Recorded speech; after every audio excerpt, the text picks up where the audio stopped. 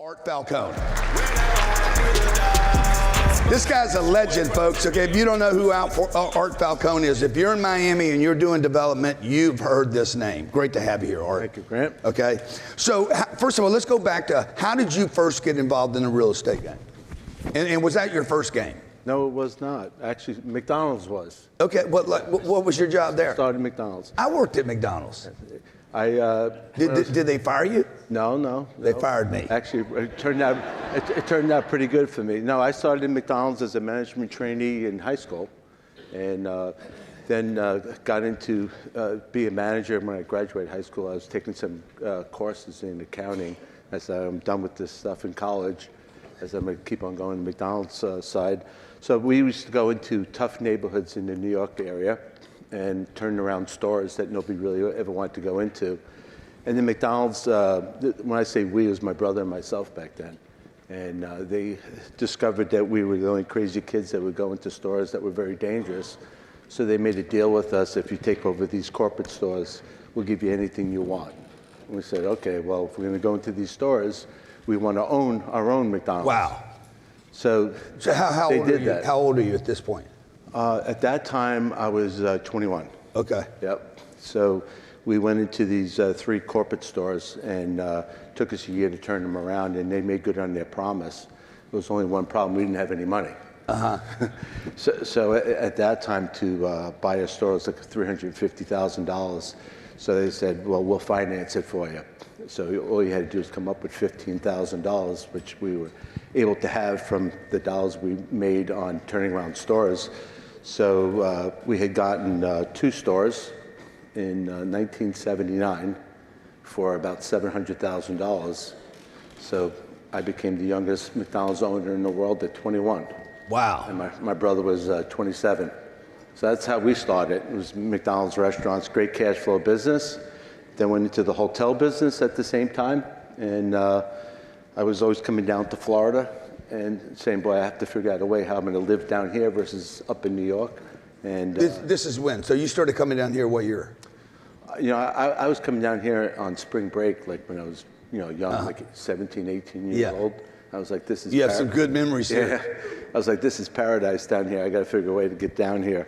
So I bought a condo down here in '83 as a young man when interest rates, remember, were like 18%. Yeah. And everything was going bust. So we were buying condos on the ocean at really super cheap prices, and ran into a young guy in a bar that was spending money like a rock star, and introduced myself to him. And he was my age at that time. He was 24 years old. And he said, oh, what business you in? I go, I'm in the fast food business. And at that time, we had 9 McDonald's and a hotel. And I go, what business you in? You had 9 McDonald's? Yeah. Wow. So I go, what business are you in? And he goes, oh, I'm in the fast food business as well. And, so we think, we're doing really well with 9 stores. I go, how many, what do you have? He goes, I own Wendy's. I go, how many? He goes, 100. I said, 100 stores? I go, you're 24 years old. How'd you get 100 stores? I thought we were doing okay. He goes, well, my sister is Wendy. So his father was Dave Thomas.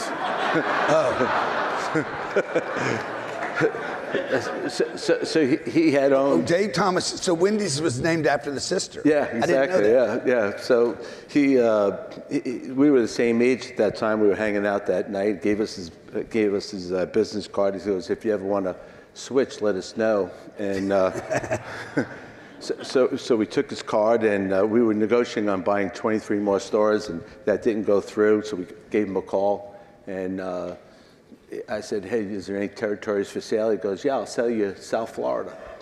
Oh my gosh. And a day later, he flew up to New York, and we made a deal to buy all the territory rights of Wendy's for all South Florida.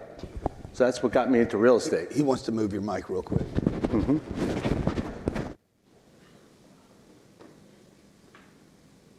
Okay. So that's how did that get you into real estate? Well, McDonald's is in the real estate business. Yeah. A lot of people don't realize that. They basically own the real estate and lease the store to their. Yeah, as opposed to like Wells Fargo, Bank of America, they own no real estate. They're leasing the real estate. Correct. Yeah. So in the Wendy's business, everything is, other than McDonald's, you build the real estate and then you lease it to your restaurant company. So when we came down here, we You bought the real basically estate have a with guaranteed that. tenant. Yeah. So we were on the operations side and on the real estate side. And so when we came down here, we started off with 33 stores and a bunch Right, of real so estate. you went from 9 to 33 overnight. Yeah, and then grew that to 60. So in looking, obviously where... So let me interrupt you a second. So what is driving you at 23 years old to even think about the possibility of doing this? Did you grow up poor and you wanted to be rich? Had you seen a rich person? What was it? What was driving Art Falcone at that point? I mean, desire to succeed. I think a lot of it had to do with, growing up, being in sports. I think that's a really great, base to have. Yeah. Your football coach, pushing you all the time, and you want to be the best. But in the late 70s, early 80s was really the beginning of money being created with people like us. Versus it being a Rockefeller, right? Right. The market started getting diversified. Yeah, regular people. So, at that time, in our generation, the baby boom, we were like, you just want to succeed and you're going to work your ass off. So, from the time I was young, I would always work, 80 to 100 hours a week because that's what we were trained to do. Right. Because we had no other choice, right? My father was a police officer, so it was like, okay, you're either going to be a police officer, a fireman, or you're going to do something else. So, we decided to do something else and try to be successful and do something better than our grandparents and my mom and dad, which were fantastic people. So. Yeah, so you have, 33 Wendy's, 9 McDonald's. No, we sold the McDonald's. Oh, you got rid of the loser. Yeah, no, you can't own both. Oh, you can't own Mickey and... No, once you go to the other side, you're a trader, so you're out. Beds. Now you're a trader, like McDonald's hates you, right? So... Yeah, so then in growing in... Now, did you ever meet Wendy, though? Yeah, of course, yeah. Dave Thomas was fantastic. I got to ask the next question, right? What's that? Did you ever do Wendy? Oh, come on. No. Okay, I was just curious. You're in South Florida, dude, it's the 70s. No. No. I just had to ask. I'm sorry, God, please forgive me. No, now, it's Sunday. Now we're in the 80s now. Okay, we're in the 80s, even worse. This is 1980. Cocaine's everywhere. Yeah, no, this is 1985 now. Okay. So where do restaurants go? Okay. Where people go, right? Yeah. All right, so we're always stuck. And Miami was just being built. This is everything from the Keys through Palm Beach. Yeah, so we own the whole territory. There's nothing here, really. No, there was a lot here in '85. Oh, yeah? A lot of growth. Yeah. So you're always looking, the growth was west, right? The western suburbs. So you're always looking where houses were going to go. Yeah. And master plan developments. So I was always studying where that was going to go so we could put a restaurant there and buy the real estate. Yeah. So you're buying the real estate, you're building a shopping center. And then you have the out parcel, which would be a bank or a fast food restaurant. And that's the business we started in. That's what got us into real estate. Yeah. Is McDonald's and Wendy's. Yeah. So you're buying the real estate to put the Wendy's in. Correct. And then when did you say, aha, there's a hotel or an apartment? 88. Okay. Yeah. So in 1988. This is a great story. You guys enjoying this story? So what are you worth at this time? I don't know. You're worth $1 million or something. $1 million? No, we're worth a lot more than $1 million at that time. Yeah. No, it's. You're just piecing deals together, borrowing money, or what? How are you doing? Well, your deals? you have a lot of cash flow. But back then in '85, our cash flow was about $1 million a week cash. $1 million a week. Yeah. Jesus. So you're taking the cash flow and you're investing, you have profits and you're investing into other things, and we're in the hotel business as well.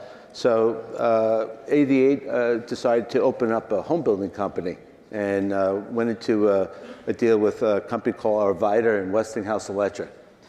So they had owned Weston, which a lot of you probably know about Weston, Florida, and Westinghouse Electric owned Coral Springs and Parkland. So we became an approved builder for them, not taking risk like we did afterwards, and then started a home building company called TransEastern Homes, and then in the Great Recession of 1990, was that 92? The savings and loans, yeah. Yeah, 1,400 banks went under. Yeah. So at that time... Couldn't get a loan back then if you guys aren't... No, it was a terrible time. 1,400 banks in the U.S. went under. And we looked at that as an unbelievable opportunity because I wasn't taking real estate risk. I was just building houses and making a profit, but no dirt. So we're looking at, there was a thing called the RTC that was set up, Resolution Trust Company, that the government set up to take in all these assets. And I was looking at how things were trading. It was like ridiculous, like 10 cents on the dollar, 20 cents on the dollar. So we went out and raised $100 million at that time of equity and blew the company up really big. We became. This is 1990. Who do you go to get $100 million from in 1990? Because that would be like $1 billion today. Yeah, so it was actually, it came through a successor of Michael Milken, if you know who that is. Yeah, I know Michael. Yep. So at that time, a lot of the Milken guys went to a company called Jeffries. And the chairman and CEO of Jeffries today was actually my original investor, which he worked for Michael Milken during the Drexel days. Yeah, yeah. And so he was the one that gave us the $100 million at that time. So it blew the company up to be really large size. We became the largest private home builder in the state of Florida, doing over $1 billion a year in sales. Then sold that company in 2005. So during that period of time, we became vertically integrated. Vertically integrated. Explain that. Yeah, so we're doing large master plan developments. Always have done that. When I say large, I'm talking about things like from 500 acres to 20,000 acre developments. So you camp out and you build homes, apartments, retail, commercial, hotels for a 10, 20-year period of time. I always like to do large-sized deals to control where my destiny was going to go. This guy. Well, actually, dude, how do you do this? Like, are you guys sitting there wondering, wait a minute, how do you go from Wendy's and couldn't even close her to then getting $100 million and doing a development deal with 20,000 houses? And this is Miami. It's only have 385,000 people was the population in Miami. Well, now this is the whole state of Florida we're in now. Oh, you're doing the whole state at this point? Yeah, at that point, we had the largest private home builder in the state of Florida. And, but how do you know you can go build plan a community and build a bunch of houses? I wouldn't know, like, how do you know you can even pour the slab? God gave me the gift of creativity. Yeah. And what I love and enjoy is creating things. So, you have to find what your natural talent is, somewhere along that line. Yeah. And, I figured out that was my natural talent that I love to do. Yeah. And that was the path that I took. So to this day, I love creating new developments, new areas, new cities, and that's what gives me a thrill. Yeah, in your career, what do you think you've developed in total in your career, in dollars? Give me the dollars and then the square feet. It's tens of billions of dollars. 20 billion? Plus, yeah, plus, somewhere in it, yeah. I'm the kid of a policeman, 20 billion. But, God's been good to me. Yeah. Yep. So, and how many square feet? Like, what have you done? You've done hotels, apartments, housing? We've developed over, let's say, 74,000 residential units, many millions of square feet of commercial space. Where I'm in the hotel resort business. We do large-scale resorts as well. So if any of you's ever been to the Margaritaville Resort in Orlando, that's a 340-acre resort. We've got about 4,500 hotel keys there, and 1 million square feet of commercial and water parks and all that kind of good stuff. So we're doing that around the United States right now. We love the resort business. We're in the residential business for rent, for sale, houses for rent. Houses for sale, apartments for rent. So, and we do high-rise condos. So if it looks and talks like a residential and you're in the customer service business, that's what we do. Yeah. Now, all this stuff, you sold what percentage? Here, let me get you some more. I'm going to show you the best water you've ever had in your life. You got to open that but up. I need 10 minutes for this for you, okay? Let's get him a regular water. This is good. This is on for 10 minutes, okay? I'm going to hydronate your water. Okay, good. You're going to wait for 9 more minutes, okay? Bring that up here, though. Give him a spot right now. So you did Miami World Center. These guys are going to Google. I want you guys to Google satellite, the Miami World Center, and punch out from it. And then he, if you've never been down to Brickell. Not Brickell. Not Brickell. No, Miami World. I'm sorry. Miami World Center is Miami World Center. It's not So Brickell. across from the American Airlines, the old American Airlines Center. You guys know where the Heat play there, right? Yeah. On the new place, yeah. Yeah. So they're going to put it up on a Google map here in a second. You did how many? 30 acres. Yeah. So we assembled. What year was this? This is about 15 years ago. No, I started assembling that in around 04, 05, not knowing we were going to buy the whole city. So it's 21 years. Well, the first piece was an auction piece. Nobody wanted it. Okay. So we're like, let's buy it and see where it goes. But at that time we were doing so much suburban sprawl. We were used to doing large master plan developments. And like, we're going to run out of land because you got the Everglades and the ocean. Sooner or later you run out. So let's go focus back in the downtown environments. So that's, we bought the first piece like in 04, but most of it we bought during the Great Recession. We bought a bunch in 05, but most of it was like 08 through 2011 through 43 different sellers. So you see a piece of land. Did you guys find it? Y'all know how to Google satellite? These young guys ought to know how to do this, okay? Put a young person on there, okay? Okay, tell me what I'm looking at right here. What is this? Is that it? Well, you're looking at Bayside. So everything, you see the towers along the front line there? So everything from there all the way to all aboard Florida, which is the Grand Central Station, is on our property. So, and then 395 is our northern boundary. When you did this, there was none of that there. Well, show me where on there. Is that it right there or down here? No, you see the towers, everything across the street. Tell me when I'm close. Yeah, right there. So from... There you go. There's a little thing. So from here... You guys should have Googled satellite. I said Google satellite, Miami World Center, put it into a search bar, and then it'll get you a satellite, and bang, you drop on it, and you can see it from... So everything from here to here, and then going back to there. So there was nothing there right there. It's flat. Well, it was warehouses. Junk. It was the old arena, if you remember that. And we had about 2,000 homeless folks, living on our property. That we created Camilla's house on the other side of 95 and built a $35 million facility, helping them out, moving those folks there. Yeah.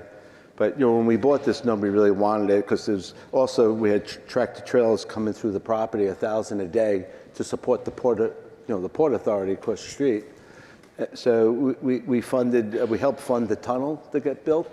DOT had funded $950 million. We funded the $50 million and got the tunnel built so we can get all the trucks off. But in the beginning, it was kind of a crazy thing to do. But it was more of a long-term thought process of how you can create a city within a city. Yeah. Now, are you rich at this point? This is 2005. Are you a rich guy? Are you loaded? Well, and then you're like, okay, I'm going to go risk it for the biscuit. Like, I'm going to go, I got a bunch of money, I'm going to throw in this project. Are you still short of money and you're having to? No, we weren't short of money. You're not short? No, I had sold my home building company in 05 for quite a bit of money. And that was a result of. Oh, so you had a score. You had a score. Yeah, we sold TransEastern for $1.6 billion in 05. So that was a result of probably having too much cash to do this. So too much cash. Talk to me about too much cash. No, go in some more, guys. Just keep going in. Hit 3D. My God, I got to work the computer. Yeah. There you go. So there you go. It's all this. So what was there, Art, when you saw it? Like, there's warehouses, homeless people. Yeah, it was a rough area. Yeah. Those of you that have been around Miami for quite a bit of time. No one person owns it all. No, it was 43 different sellers. Okay, so how do you not get gouged when you're coming in and everybody knows Art Falcone got $1 billion in his pockets coming to town? And nobody knew it was me. Say that again. Nobody knew it was me. So how do you make sure nobody knows it's you? We went through 10 different people over a 7-year period of time.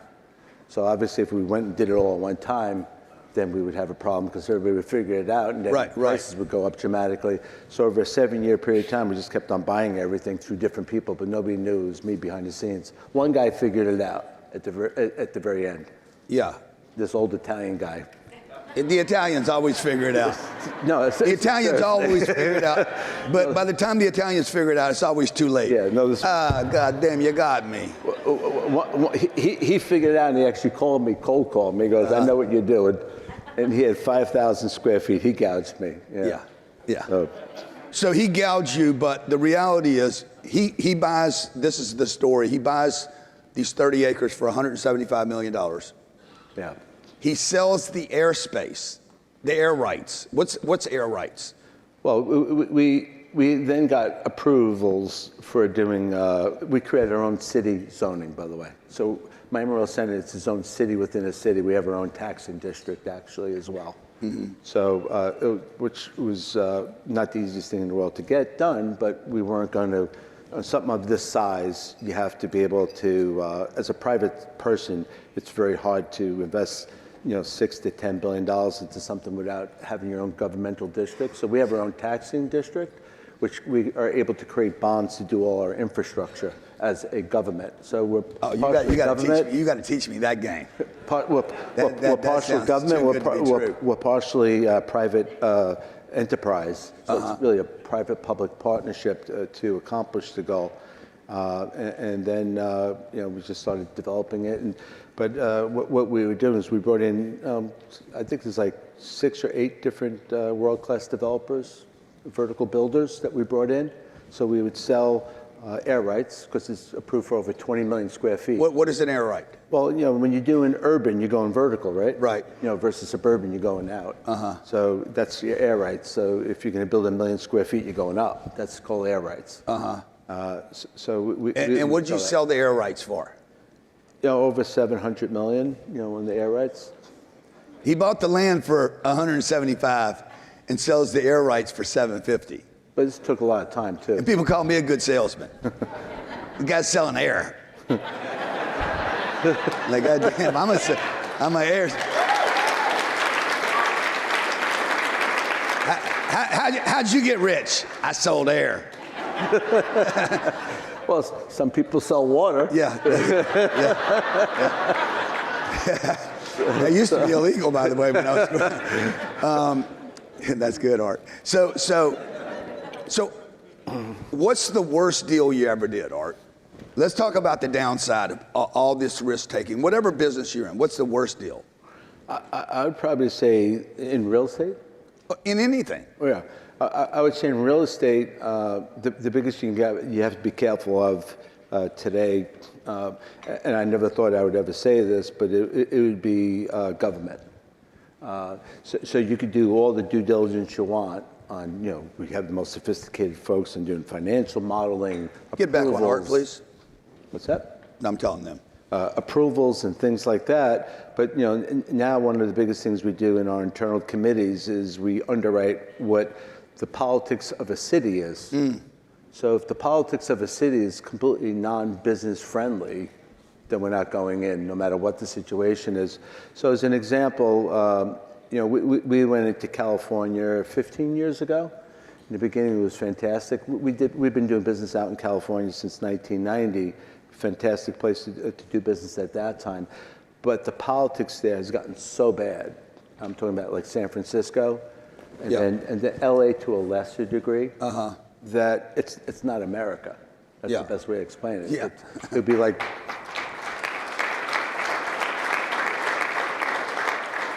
it really borders on Marxism. Yeah. And as an American, it's hard to actually say that, from that standpoint. Yeah. So when we went in there, our values, like, we were fantastic, skyrocketing. Then COVID comes around, and with their policies and how crazy they got, everybody's moving out. Yeah. So you have a population like in San Francisco that declines by 30%.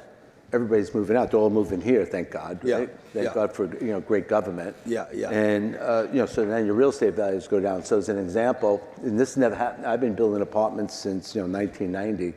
I've never had a situation in my lifetime that our rents went down. Have you ever seen that before? No, not since World War II. So nothing to do with what you and I do for a living, but politics of government. And all of a sudden you're getting $650 a foot rent, and now there's nobody around. And the folks when he says $650 a foot, like a rent. So let's say foot, $5,500 a month. Yeah. And all of a sudden now you can't get $3,000 a month in rent. Yeah. Okay. So that's a very bad thing. Yeah. And your equity is basically getting wiped out. We were we were under 50% levered. But there's no buyers. Right. And pretty much the government wiped out your asset values. Yeah. Completely. So, I mean, that's now, good for something. Do you still, today, do you think like the Seattles, the San Franciscos, San Diegos, Do you think you would stay away from those forever, or do you think they come back and they're good again because of the barriers to entry there? Yeah, you can't put all California in the same basket. Yeah. San Diego's pretty good. Yeah. We're in LA. LA has come back quite a bit. It really depends. I mean, if staff within government, which we see that with the United States government too, you can have the best president in the world as president, but when you have 2 million employees thinking one way of how they want to do things in bureaucracy, and the insanity that we go through as a developer of many different agencies to get approvals and everything else, and what the costs are, and then people say, well, why is rent so high? Why does it cost so much to own a house? Like in our master plan developments in California that we sell lots to national home builders. That's a big part of our business. We have a deal. They'd like to sell to a Hortons or? Yeah, so we have a 5,000 house community in California that we sell to all the big nationals, and the starting price of a house. This is all the way east of San Francisco by an hour and a half. The starting price of a house is $1 million. Yeah. Like, where do people get $1 million as a starting home in their 20s and 30s? It makes no sense, right? But when you look at the cost of bureaucracy, what government has done. You're talking about before the build, permits? Yeah, permits. Many parts, like in California, they have a thing called impact fees. And impact fees like for sewer, water, police, fire, and so on and so forth. In the state of Florida, maybe that averages 18,000 a unit. So what we have to do is we pay an impact fee for roads, school, park, fire. That's what builds schools. That's what builds roads and stuff like that. In California, it's 100 to 150,000 a house. So for every house or single unit, you're going to pay 150,000 to get that. That's the high amount. The high. $100 to $150,000 to pay for a permit. There's no cement. There's no plumbing. There's no walls or roof or shelter. There's just the permit, a piece of paper. Well, and then you got to go. But doesn't that create an opportunity then if you can actually go in there and buy stuff? No. If you could find. No. No? No. When you're doing the master plan development in California, on average, it takes us 8 years to get approvals. 8 years? 8 years. Okay? So, compared to what would it take here? Well, again, every municipality in the state of Florida is different, but normally in our state, it would be 6 months to 18 months. Yeah. So all that costs money. For the permit, not for the build. To get your master plan development to start building and then, with a permit. And then how long to build? Well, build a house? 5 months to build a house. Yeah. So why can I go to Dubai? Why can they start a deal in Dubai in January and have it approved, foundation, building done in 7 months? Well, it's no bureaucracy, right? You got one cat that's basically making all the decisions. King. You got a king. It's good to be king, right? Not necessarily good for our country, but it's they're able to go from point A to point B. Right. From that standpoint, we're doing some consulting work for MBS in Saudi. They have the new thing called NEOM. Have you seen that yet? Yeah, he's building a new country. That's the line? Oh yeah, the line. It's unbelievable what he's doing there. You're going to build something over there? No, we have a seat on his board. Okay. And we're advising them on different things on building this new country. It's mind-boggling what they're doing. You go into a meeting and he talks about the first phase is $1 trillion. I'm like when you think you have money, you go over there. It's like you feel like a pauper. Yeah. So it's pretty interesting. So back to the worst deal. The worst deal you ever did, was it because you lost money? The deal took too long? Howard said he was in a deal with you that took too long. He said it repeatedly yesterday. Well, he always complains, yeah. Who's Howard? No, Howard was actually an investor of mine in Miami Center from the beginning of time. But Howard's funny because he buys real estate on his own. He'll stay there for 20 years. But then when he's doing it with me, he'll bust my chops. Yeah. So worst deal? California. Okay, you bought a deal. Tell me what you bought a deal. It started off great. I was finishing up the story, and then COVID came. So now I got 3 buildings, 3 separate apartment complexes in development during COVID. Oh wow. Okay, in California. Yeah. So in California, stop. Got it. No construction. Got it. And in each one of these buildings, $200 million apiece. So let's say you're halfway through a building, you have 100 million in, and each building's 300 mil. Oh yeah, I'm sorry I brought this up. Right? And I'm like, what do you mean you can't build anymore? Right. You're like, no, we have COVID, you can't have anybody exposed. Nobody goes outside. No building. Yeah. So they created this thing where nobody's building, everybody's out of work, nobody's working. And then, so what happens now, 18 months later, you got all that cost, and they open up the trap door and say, okay, we can go back to building. Now you have major supply-demand problems, right? You got a demand that's skyrocketing because you got guys like myself that needs to get the thing built, people getting back to work. So what happens with the subcontractor trades and everything else? Costs go way up. Your general contractor comes to you, I can't hold costs. Yeah. So you have huge cost overruns. Right. So that's what it could affect us in development if you have bad government. Best deal you've ever done, so that we heal you. Best deal I've ever done. Yeah, best deal, fastest deal, most money you ever made in one deal. In real estate? Whatever. Well, I sold TransEastern. That was good. That was $1 billion. $1.6 billion. $1.6 billion. See, these rich guys, they take it personal. When you miss the number, they're like, no. Don't freaking cut me by $600 million. I work for that shit. Okay, we said backstage, I said, hey, do you regret selling any of the real estate? Because he builds it, sells it, a guy like me will buy it. Do you regret selling any of the real estate that you've ever sold? Yeah, of course. Yeah. Like what percentage do you regret selling? We just really started holding real estate probably after selling TransEastern in the last 15 years.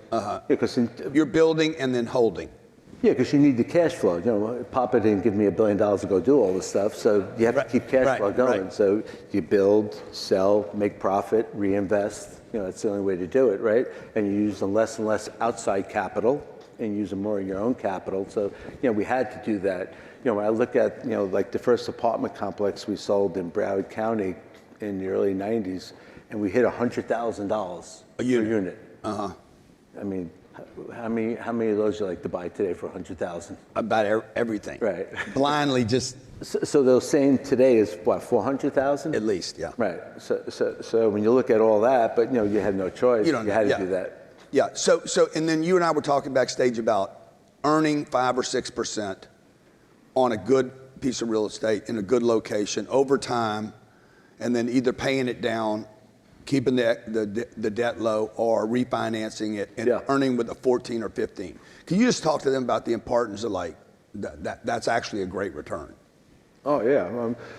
Well, when you look at it, the S&P 500, right, if you're going to put money in different spots, S&P 500, if you're go out, you can buy an ETF of S&P 500 over the last 35 years. It's got you about a 10.5% return a year by doing nothing, right? If you have the stomach to be able to have the ups and downs, sometimes that S&P goes down 20-25%. Yeah. That's happened many times in our lifetime. So in real estate, if you have, I always say there's never a bad real estate deal as long as you have time and no debt. I mean, I've had deals 20 years, but no debt. So you can go through anything from that standpoint. But in relationship to multifamily specifically, anytime, when we're underwriting multifamily today, we'll look at underwriting, let's say, at a 7 yield on cost, okay? A 7 yield on cost. Right. So if you're building something for $60 million, you want to get 7% yield on cost. So levered, you're getting a much higher return, right? Because leverage is less than 7%. Now, 7% includes the cash flow or includes the exit? No, that's your cash flow. Okay. Right. So, but you're talking about a build now, not a buy. Building. So you're taking the risk. My company only builds and develops. We don't. You only own what you built. Yes. Okay. Yeah. So it's different than what you do. We like taking all that. I let you take all the risks. Exactly. You risk, I'll buy it. Exactly. Yeah. So when we're building development, and you look at it over a 10-year period of time, and if you're getting a 3% increase in rents a year, you'll easily, over a 10-year period of time, get a 15% return just on the compounding effect of money, right? The rent growing. Right. Yeah. So, what's inflation these days? 2.5%? Yeah. Right. So in my lifetime, over the last 40 years, rents have grown in Florida a hell of a lot more than 3% a year. Would you agree with that? 100%. What do you think it is, like 7% a year? I think they double every 10 years. I think the easy way to think about it is if they were $2,000 today, 10 years from now, they're going to be $4,000. Yeah, I would agree with that. I don't know whether it's 3% every year or nothing, and then boom, they explode. If you own a life insurance policy, every life insurance policy in America, 15% of all that goes to life insurance policy is going into real estate. Yeah, you guys understand what he's saying right now. If you own, who owns life insurance? 15% of all the premiums you paid for life insurance are invested in apartments. MetLife, New York Life, Allstate, State Farm, the big insurance. Because that's their staple. That's their staple. That's how they pay you, your wife, when you die. Yep. Or when you wreck the car. So they are all underwriting to a 3 to 3.5% increase in rents per year. I know that because I sell to them from time to time in my past life, right? Yeah. So so from that standpoint, no different than a lot of people say, well, how do I start out? Well, start out on buying a house. One of the hottest things in America today, which we're doing in scale, is building 200 houses and renting 200 houses in one development. That has now become a major staple business besides apartments, is for rent home communities. Are you doing that now? Well, we own, Ryan, how many units is that in Weston that we own? 600. Okay. So I bought 600 units in Weston. They're condo approved. No, I'm talking about houses. Oh. Yeah. Well, I don't own single families.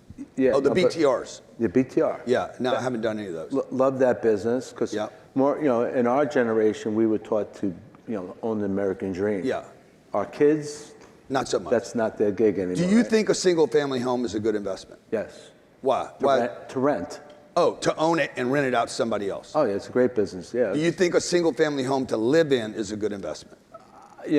Is it an investment? I've never looked at it as an investment. I looked at what I wanted for my family. Yeah. It's a consumption item. And that's a choice, right? From that standpoint. But you have a big house? Yeah, I do. How big? Big enough. How big is it? How big is it, Mark? Come on. Dan, you told me about Wendy, you can tell me about your house. It's a big house. It's a big house. Okay, good. So, but it's not an investment. You agree with that? No. It's a place to live. Yeah, it's your choice. Yeah. Right. But our kids these days, they're more mobile. Yeah. They don't want to go, and they don't want a long-term commitment. That's so house communities are the hardest thing. So people starting out, a great thing to do. How many people we know that started off with one townhome, rented it out, made a bunch of money on that, bought a second one, then graduated up to an apartment complex. That's a great way of doing things. How old are you? How old are you? 66. Dude, that's awesome, man. Yeah. That's awesome. Huh? Does he look good or what? What's interesting is when I see a guy like this, I'm like 66, he's had all these accomplishments, and he's going to wake up tomorrow morning and go do a deal. Am I right? Are you still doing deals? Every day. Yeah, all the time, yeah. Yeah, what markets do you like in Florida right now? We're throughout the whole state. Yeah. We love the whole state of Florida. We love the Carolinas. We love Texas. Everywhere where it's business friendly. Yeah. We jump over Georgia. I don't get Georgia as much. We love Tennessee. Mm-hmm. Arizona. We go in and out of Arizona. Right. We're in and out of Nevada from time to time. Nevada's more of a boom bust marketplace, so we're more careful there. But the southern states are a fantastic place to do business. Jacksonville is very hot. Yeah, I showed you a project this morning. They're showing it on the satellite right here. You got to zoom in, and then Ryan, once you get the 360, put the 360 on it and show Art the hotel, the apartments, the hotel, and the condos. So I showed him a project this morning back here while we were having breakfast. You got to go in. Via Meissner, you're talking about? Yeah. 101 Meissner. Yep. So. Great spot. Yeah. When I showed that to you. I live around the block. Oh, you do? You live in Boca? I live on the Intercoastal right there. Yeah. Well, There it is. There it is. See where that big Go lake in. is? Go in, guys. Go in. Closer. There you go. Closer. Now rotate it south. Go, flip the map south, and then go in again. There you go. Now, you have 3D? No, you don't have 3D.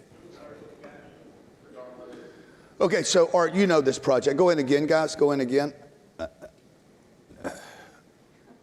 Yep, I drive by it every day. So there's 366 units. There's the Mandarin Hotel in the middle right there.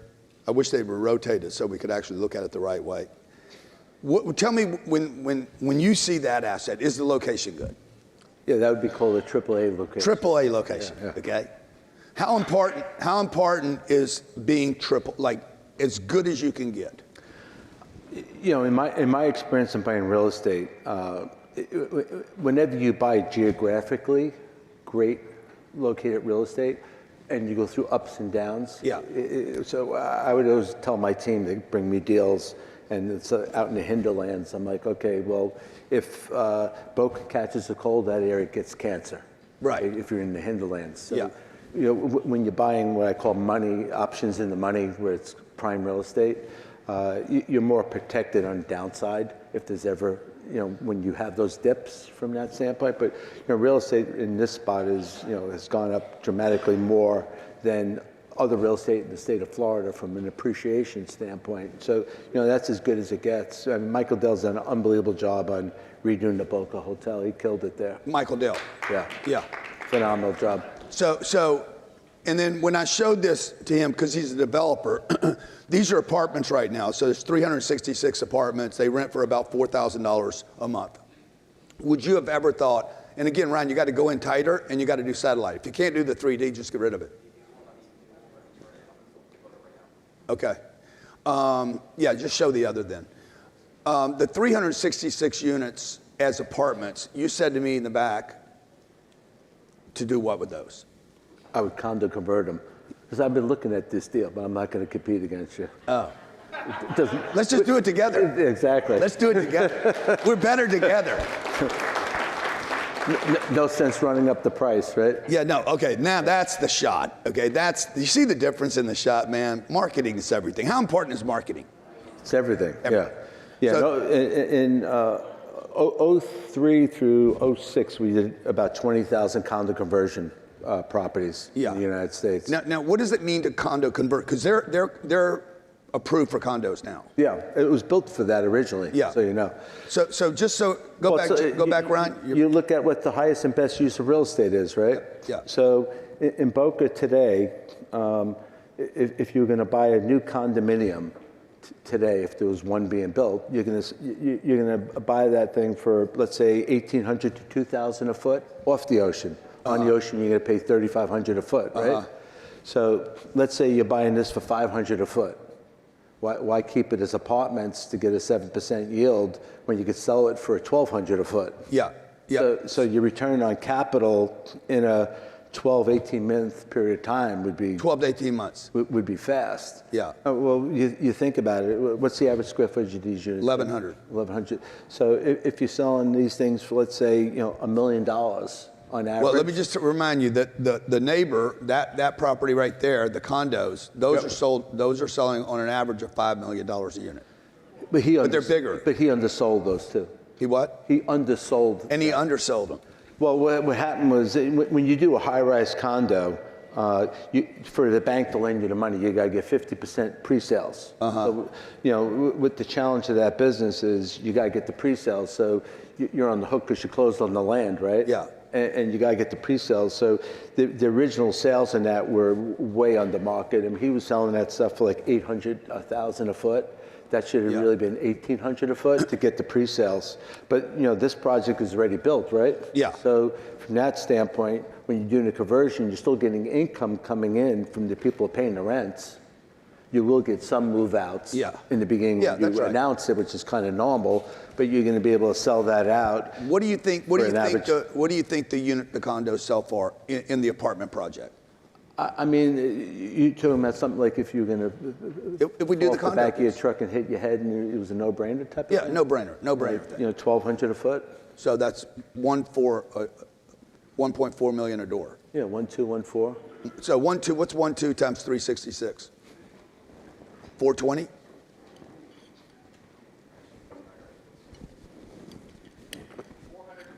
Yeah. So we're trying to buy this for 220 a door, or 220. No, you can make real money. Yeah. Yeah. Yeah. As soon as I showed it to him. Now, guys, what you're seeing right here, how important are conversations like this? The ones we're having. How important are conversations like this? People doing this. Like, that's how we get things done, right? Yeah. You met the guy at Wendy's in 1980 or whatever it was. Boom, the next thing you got Wendy. I know you did, Wendy. My wife is not going to like that, by the way. But you weren't with her. Were you with her then? What's that? Clip that out. Clip that out. Clip that out. She's going to ask you now. Yeah.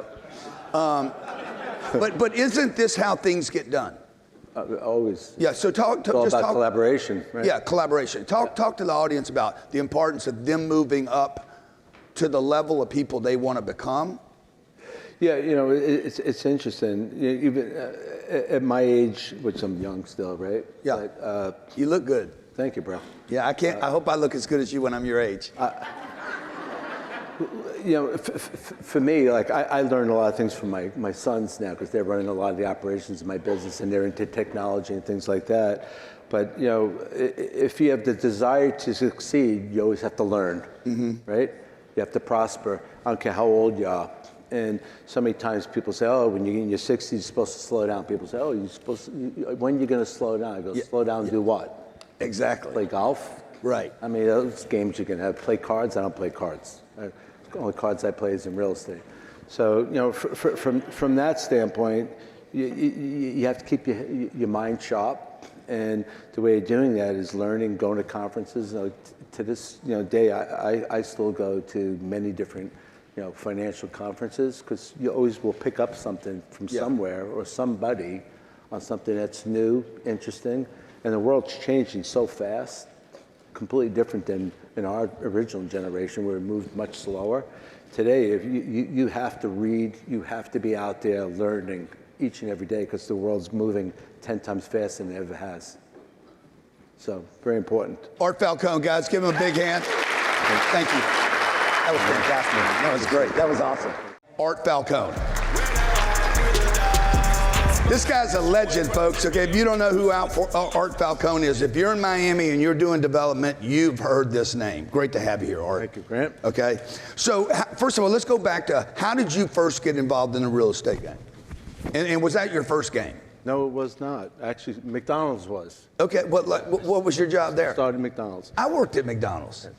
Did they fire you? No. They fired me. Actually, it turned out pretty good for me. No, I started in McDonald's as a management trainee in high school, and then got into be a manager when I graduated high school. I was taking some courses in accounting. I said I'm done with this stuff in college, as I'm going to keep on going to McDonald's side.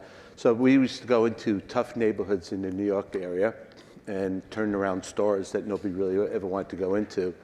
And then McDonald's, when I say we, it was my brother and myself back then. And they discovered that we were the only crazy kids that would go into stores that were very dangerous. So they made a deal with us, if you take over these corporate stores, we'll give you anything you want. And we said, okay, well, if we're gonna go into these stores, we want to own our own McDonald's. Wow. So how old are you? How old are you at this point? At that time, I was 21. Okay. Yep. So we went into these 3 corporate stores and took us a year to turn them around, and they made good on their promise. There was only one problem: we didn't have any money. So at that time, to buy a store was like $350,000. So they said, well, we'll finance it for you. So all you had to do is come up with $15,000, which we were able to have from the dollars we made on turning around stores. So we had gotten 2 stores in 1979 for about $700,000. So I became the youngest McDonald's owner in the world at 21. Wow. And my brother was 27. So that's how we started. It was McDonald's restaurants, great cash flow business. Then went into the hotel business at the same time. And I was always coming down to Florida and saying, boy, I have to figure out a way how I'm going to live down here versus up in New York. And This is when? So you started coming down here what year? I was coming down here on spring break, like when I was, young, like 17, 18 years old. I was like, this is You have some good memories here. Yeah. I was like, this is paradise down here. I got to figure a way to get down here. So I bought a condo down here in '83 as a young man when interest rates, remember, were like 18%. Yeah. And everything was going bust. So we were buying condos on the ocean at really super cheap prices, and ran into a young guy in a bar that was spending money like a rock star, and introduced myself to him. And he was my age at that time. He was 24 years old. And he said, "Oh, what business you in?" I go, I'm in the fast food business. And at that time, we had 9 McDonald's and a hotel. And I go, "What business you in?" You had 9 McDonald's? Yeah. Wow. So I go, "What business are you in?" And he goes, "Oh, I'm in the fast food business as well." And, so we think, we're doing really well with 9 stores. I go, "How many, what do you have?" He goes, "I own Wendy's." I go, "How many?" He goes, 100. I said, 100 stores? I go, "You're 24 years old. How'd you get 100 stores?" I thought we were doing okay. He goes, "Well, my sister's Wendy." So his father was Dave Thomas.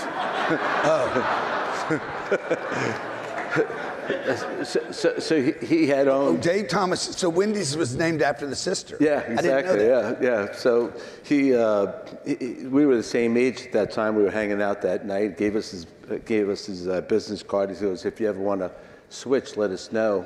And so we took his card, and we were negotiating on buying 23 more stores, and that didn't go through. So we gave him a call, and I said, "Hey, is there any territories for sale?" He goes, "Yeah, I'll sell you South Florida." Oh my gosh. And a day later, he flew up to New York, and we made a deal to buy all the territory rights of Wendy's for all South Florida. So that's what got me into real estate. He wants to move your mic real quick. Mm-hmm.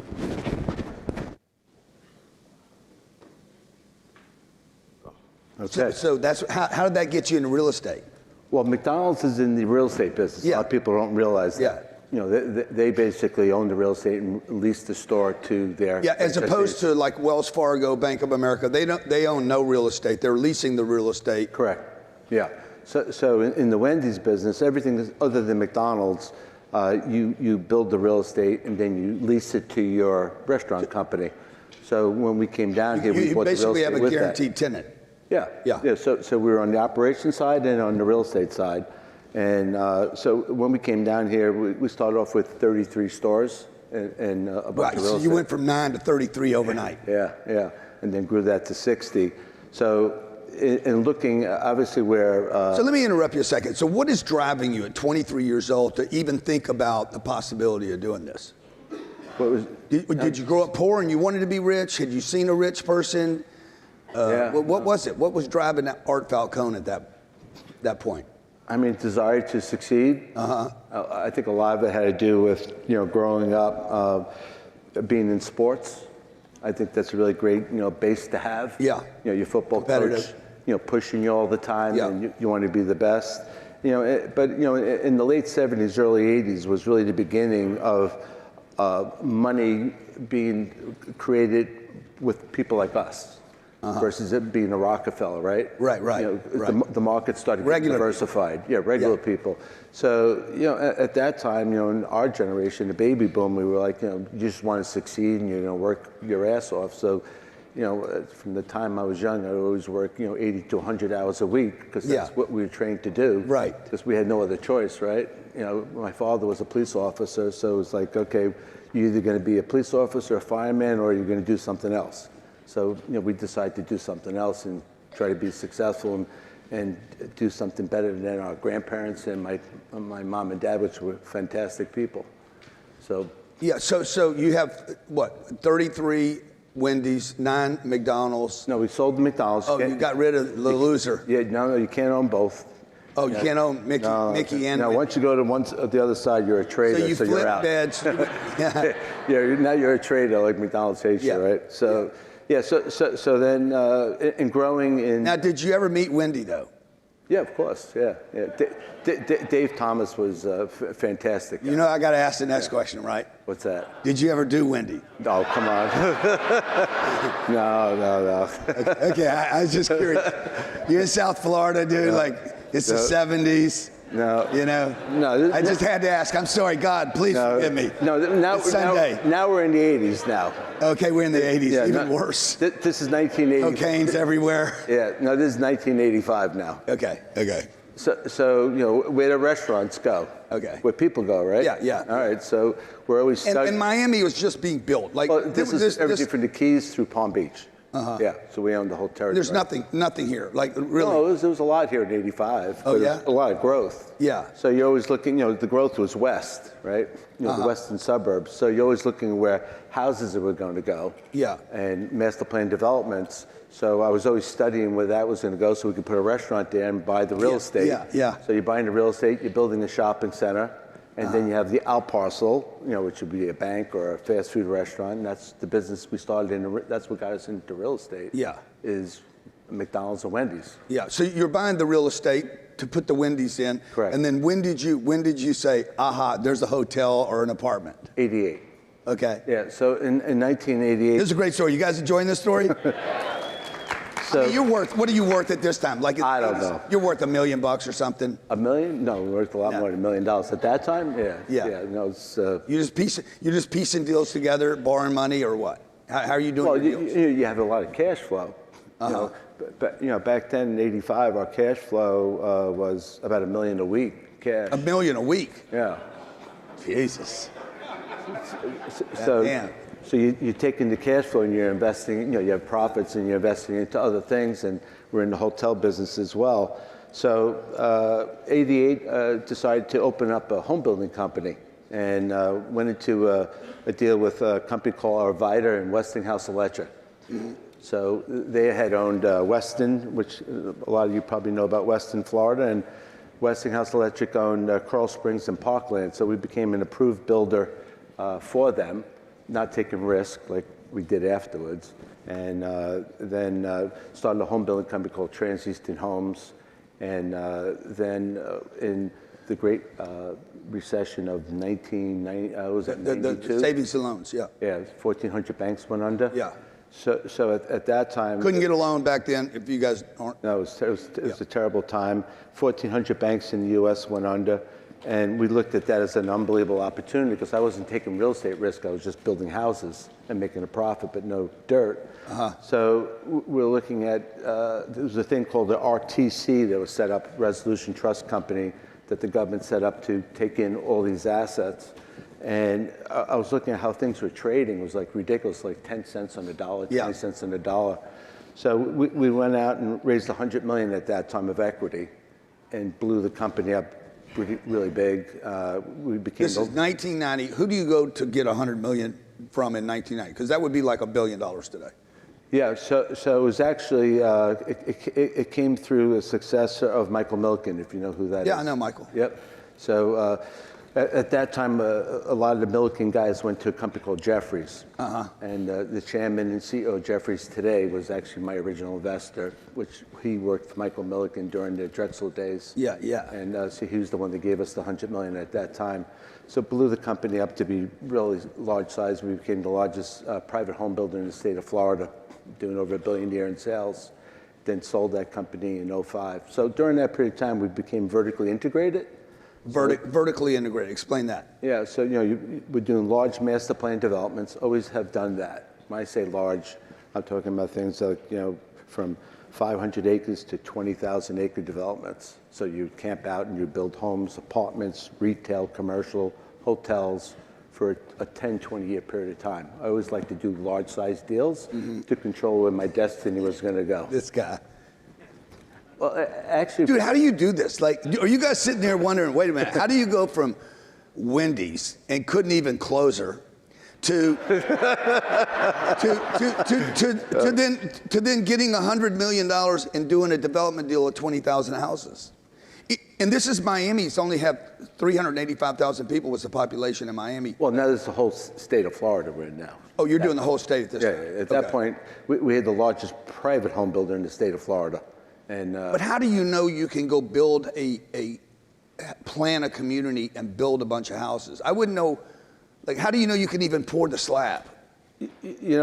God gave me the gift of creativity. Yeah. And what I love and enjoy is creating things.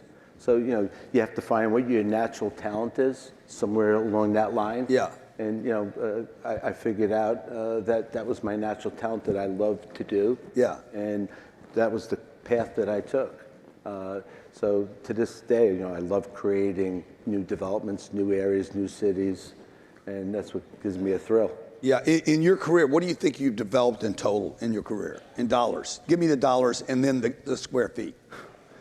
It's tens of billions of dollars. 20 billion? Plus, yeah. Plus, Somewhere,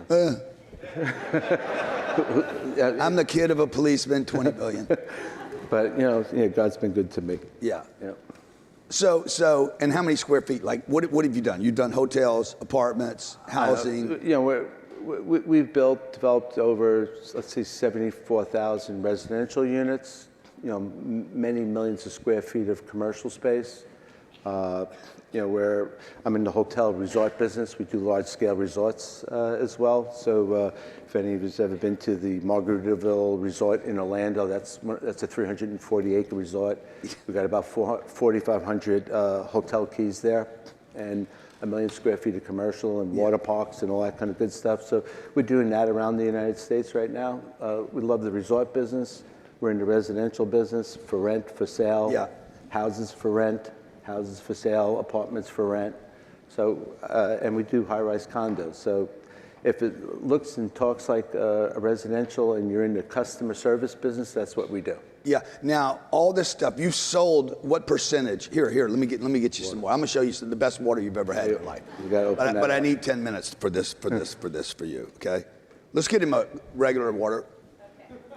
This is good. This is on for 10 minutes, okay? I'm gonna hydronate your water. Okay, good. You're gonna wait for 9 more minutes, okay? Bring that up here, though. Give him a spot right now. So, you did Miami World Center. These guys are going to Google. I want you guys to Google satellite, the Miami World Center, and punch out from it. And then if you've never been down to Brickell. Not Brickell. Not Brickell. No, Miami World. I'm sorry. Miami World Center is Miami World Center. It's not So Brickell. across from the American Airlines, the old American Airlines Center. You guys know where the Heat play there, right? Yeah. On the new place, yeah. Yeah. So they're going to put it up on a Google map here in a second. You did how many? 30 acres. Yeah. So we assembled. What year was this? This is about 15 years ago. No, I started assembling that in around 04, 05, not knowing we were going to buy the whole city. Oh, so it's 21 years. Well, the first piece was an auction piece. Nobody wanted it. Okay. So we're like, let's buy it and see where it goes. But at that time we were doing so much suburban sprawl. We were used to doing large master plan developments. And we're going to run out of land because you got the Everglades and the ocean. Sooner or later you run out. So let's go focus back in the downtown environments. So we bought the first piece like in 04, but most of it we bought during the Great Recession. We bought a bunch in 05, but most of it was like 08 through 2011 through 43 different sellers. So you see a piece of land. Did you guys find it? Y'all know how to Google satellite? These young guys ought to know how to do this, okay? Put a young person on there, okay? Okay, tell me what I'm looking at right here. What is this? Is that it? Well, you're looking at Bayside. So everything, you see the towers along the front line there? So everything from there all the way to All Aboard Florida, which is the Grand Central Station, is on our property. So, and then 395 is our northern boundary. When you did this, there was none of that there. Well, it was, show me where on there. Is that it right there or down here? No, you see the towers, everything across the street. Tell me when I'm close. Yeah, right there. So from... There you go. There's a little thing. So from here... You guys should have Googled satellite. I said Google satellite, Miami World Center, put it into a search bar, and then it'll get you a satellite, and bang, you drop on it, and you can see it from... So everything from here to here, and then going back to there. So there was nothing there right there. It's flat. Well, it was warehouses. Junk. It was the old arena, if you remember that. Uh-huh. And, we had about 2,000 homeless folks, living on our property. That we created Camilla's house on the other side of 95 and built a $35 million facility, helping them out, moving those folks there. Yeah. But when we bought this, nobody really wanted it because we had tractor trailers coming through the property, 1,000 a day, to support the port authority across the street. So we helped fund the tunnel that got built. We're live. Hey guys, welcome to the 10X Wealth System. I'm going to be spending about 90 minutes today talking to you about the most important thing in your life, which is your health. And health comes from the word wealth, by the way. They're connected. If you go back and look up the word in the dictionary, wealth actually meant W-E-A-L, well, to be well. And the truth is, without money, without understanding finances, it's very, very difficult on this planet to be healthy without creating some wealthy.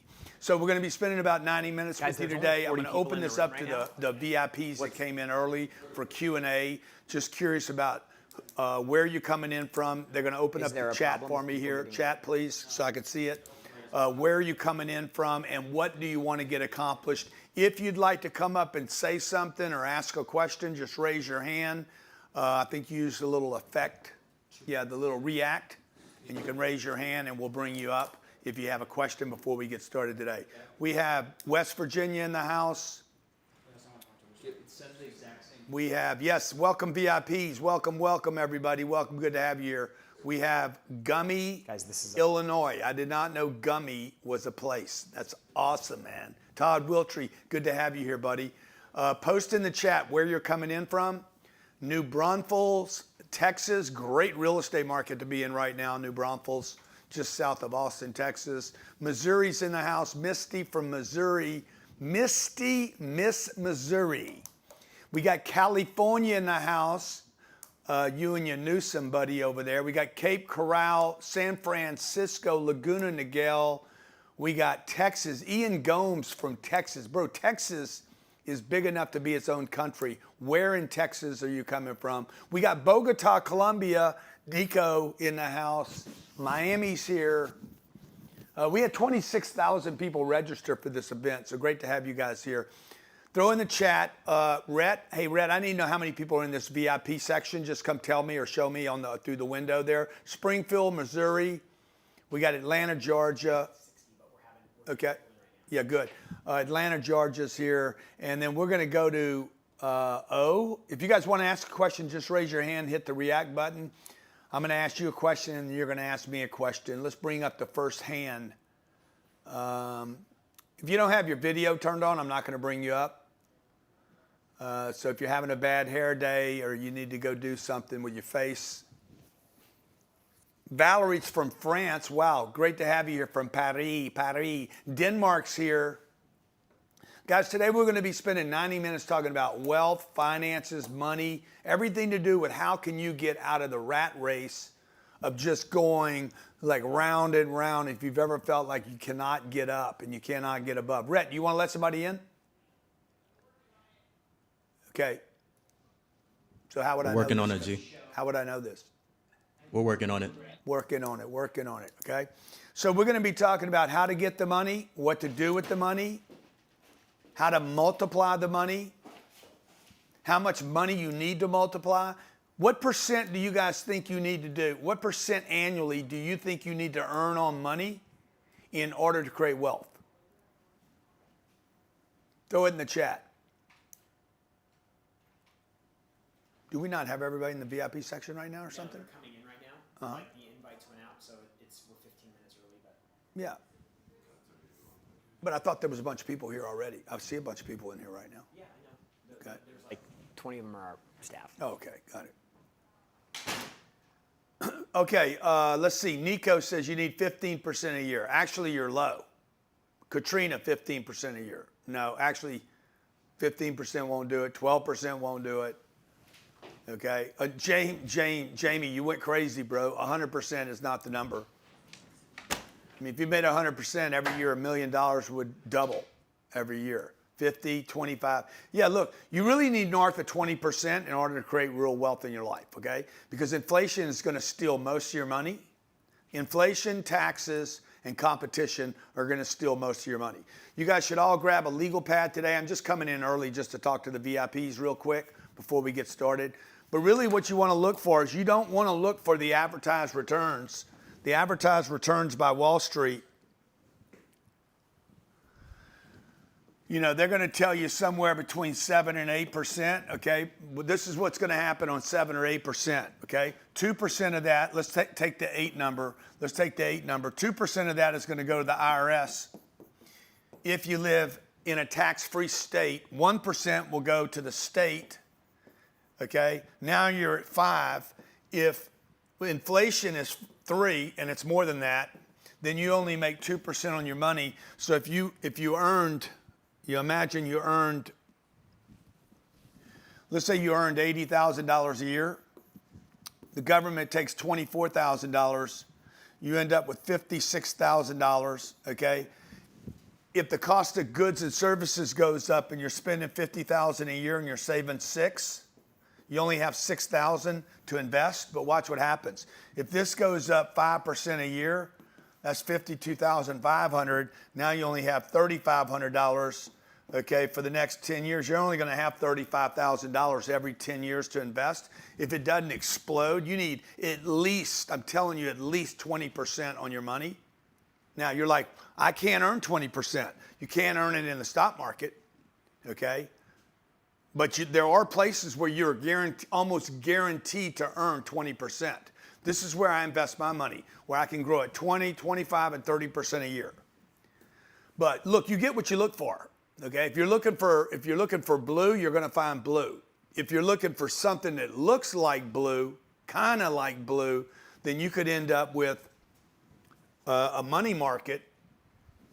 83% of all women's finances are sitting in a money market today, and the average money market today pays 1%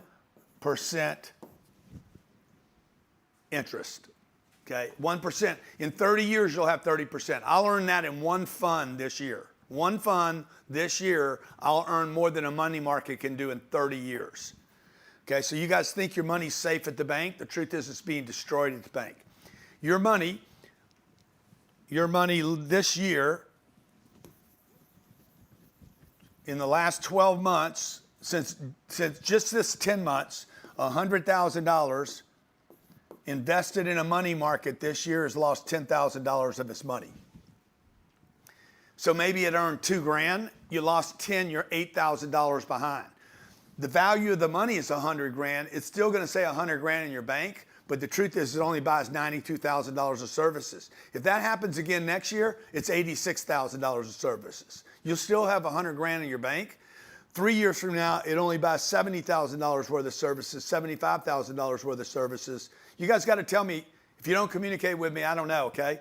So I need to know whether the VIP section can talk to me or not. The people that are in there can talk to you. Okay, good. You can bring people up. Yeah, that's what I'm asking for. So I'm asking for people to raise their hand and ask questions. That's what I wanted to do with the VIPs before we got started today. So Rhett, can you please bring people up? If you have a question, I'm going to ask you a question first. If you want to ask a question, just raise your digital hand. Introduce yourself. Omid? Yep. How you doing, sir? Hello. Where are you coming in good. from? How are you? Yeah, sure.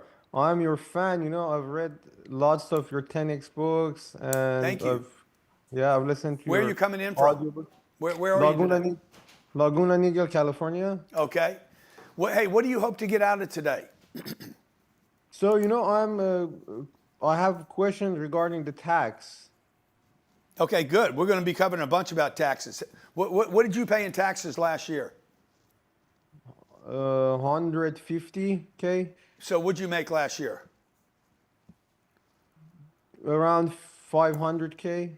Yeah, so he made $500,000. Okay, the federal government took $200,000. I'll bet you paid more than 150 last year. Yeah, that's a rough Okay, number. you paid 13% to the state. You paid $150,000 to the state. I'm sorry, you paid $80,000 to the state. You paid $200,000 to the federal government. You paid $280,000 last year. Okay, all you had to do there's one thing for everybody here. Stay today. Stay as long as you can today, and I'm going to show you how Omid could have. How much money are you sitting on in an account right now? How much Around liquid money? 250K. Okay, he's sitting on $250 that earns probably less than 2%. Where's your money sitting at right now? It's in Robinhood. Yeah, it's earning nothing, right? You're waiting to invest it? Part of it is stock. The rest, no, it's just sit there. Yeah, okay. So let me just see what we could have done to offset your tax bill last year. 280 divided by 0.4. Yeah, so if you would have invested 250, you got 250. 250 would have bought 750. I could have on 750. Where in California are you? Laguna Niguel. Yeah, if you Orange would have County. been, this is what I would have done last year for your tax bill. If I was planning your taxes and working with you, right? I said, look, I want you to take the 250 that you have at Robinhood, and I want you to invest you in a $750,000 real estate project that generates $25,000 a year in income. So you're going to get somewhere between $18,000 and $25,000 a year in income. Passive income. You're going to get rid of your 250, but with that 250, I'm going to buy a $750,000 asset, and I'm going to get you a $280,000 deduction from your federal tax bill. Your taxes last year have been zero. You'd have earned an extra 20 grand a year, somewhere between $18,000 and $25,000 a year in income, and you'd have got a refund from the federal government for 280. In your case, it'd have been like 200 from the feds, 80,000 from the state. You'd have got refunds from both of them. You'd have got that in March of this year, boom, so you could put that money back in your Robinhood account. Oh, I see. So the thing is, So they're going to withdraw. You're still going to pay taxes. You're going to pay taxes for a second. You're going to make an investment with your cash. You're not going to have any cash. You have to wait. To beat the IRS, you need to use money for a second to get the money back, but you end up with an asset. If you do this for 10 years in a row, you'd pay no taxes for 10 years. For 10 years, you'd save yourself $2.8 million in federal taxes and state taxes, but you would end up with, in 10 years, watch what happens. In 10 years, you did this 10 times. Oops. Okay, if you did this every year, and I would, by the way, this is what I did. This is how I created my wealth, okay? If he did this for 10 years, it's 2035 now. Okay, remember he did one of these in 25, 26, 27, 28, 29, 30. Okay, these would have gone up in value over that period of time. So I would end up with $750 million over time. Maybe it's 750. Well, yeah, 750, right? What did I do? 750 a year? 750 a year. 750, you'd have $7.5 million of assets that are now 10 years old. One of them's 1 year old, 2 years old, 3 years old, 4 years old, 5. Some of these ones you bought down here, though, have already doubled. So let's assume that this is now 13 million conservatively. The income, by the way, 25,000 bucks a year times 10. Now you're earning $250,000 a year in passive income. You've almost started to catch up with your earned income. What do you do for a living? I'm a software engineer. So My you're wife still is a doing the software engineering thing. It's changed, though, because now it's 2035. You're older. You got gray hair now. But this is getting bigger and bigger every year. And your tax bill every year was zero. I see. How So many exemptions do you have? Do you take? 2 child, Two? How many? 1 child. This year, 2 children. Yeah, but I didn't ask how many kids you have. How many exemptions did you take? I don't know what is that. They have nothing to do with each other. You don't even need kids to take an exemption. I don't know how to do that. Yeah, and your tax guy's not going to tell you because he's an idiot.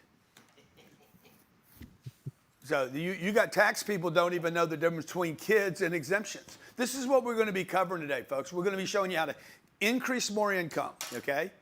This would automatically, by the way, I'm putting him into a money vacuum here.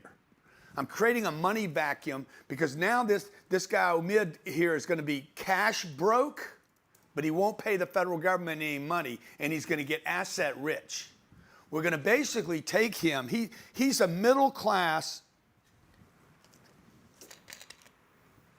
this is the wealth grid, okay? It's a pyramid of wealth. Wealth is at the very top. I want to get your income. I don't need to change your income. I can keep your income in the middle. You're a middle class earner in California. $250 a year is middle class income. You agree with that? Yeah. You're not rich No. and you're not poor. Yes. You're in the middle, dude. You're like a pickle. Yeah. Okay? All right? But what I want to do is I want to get your assets into the wealth. I can move your asset. I can get you assets here, and you can keep your income here. I don't need to move your income to create net worth wealth for you. So some people are rich. They're rich in income and poor in assets. Some people are poor in both income and assets. They never get out of poverty. So we're going to be going over that. Thanks for being here today. I appreciate you being here. Let's go to somebody else with a hand up. Thank you. Let's go to Miroslav. How you doing? Yeah. Hello, Grant. Great to have I'm you happy here. to be here with you. I hope you are doing well. Yes, sir. I have a question. What would you do in my case when my family has a land with some building, and do you recommend to sell it and invest in real estate in a program as you He has teach, a bank. or has a piece of land. you recommend to have some strategy to Yeah. borrow money and find investors and to build together with investors development projects on our land? What is Yeah. So I mean, I don't know enough about the land that you guys have, or where it is, or how valuable it is, or what can be done with it. All those things would need to be, figured out. But what you might want to do with that land is figure out, is there a better use for that land? There's a thing that wealthy people do is they never fall in love with anything. So like, why fall in love with it? Somebody wants it and can do something better with it. You could either JV and donate it. I had a guy in my office yesterday. He's like, I got an asset right now. It's extremely valuable, but nobody will pay me what it's worth. Could I donate it to you as a JV? You could do a JV partnership. Okay? Or you sell the land. How much is the land worth, you think? well, it's supposed to be with it's 700 meters square Yeah, in what's a it worth? residential area. What's and it worth? estimation is between ChatGPT gives me a price from 600,000 to 800,000, Okay. and in case there is possibility to build apartment house with 3 floors, Yeah. which probably is, Yeah. it could be worth up to 900,000. Okay, So this good. I actually, would don't not understand, but do the building. I wouldn't do the building. I can show you a list of. I can show you graveyards filled with builders.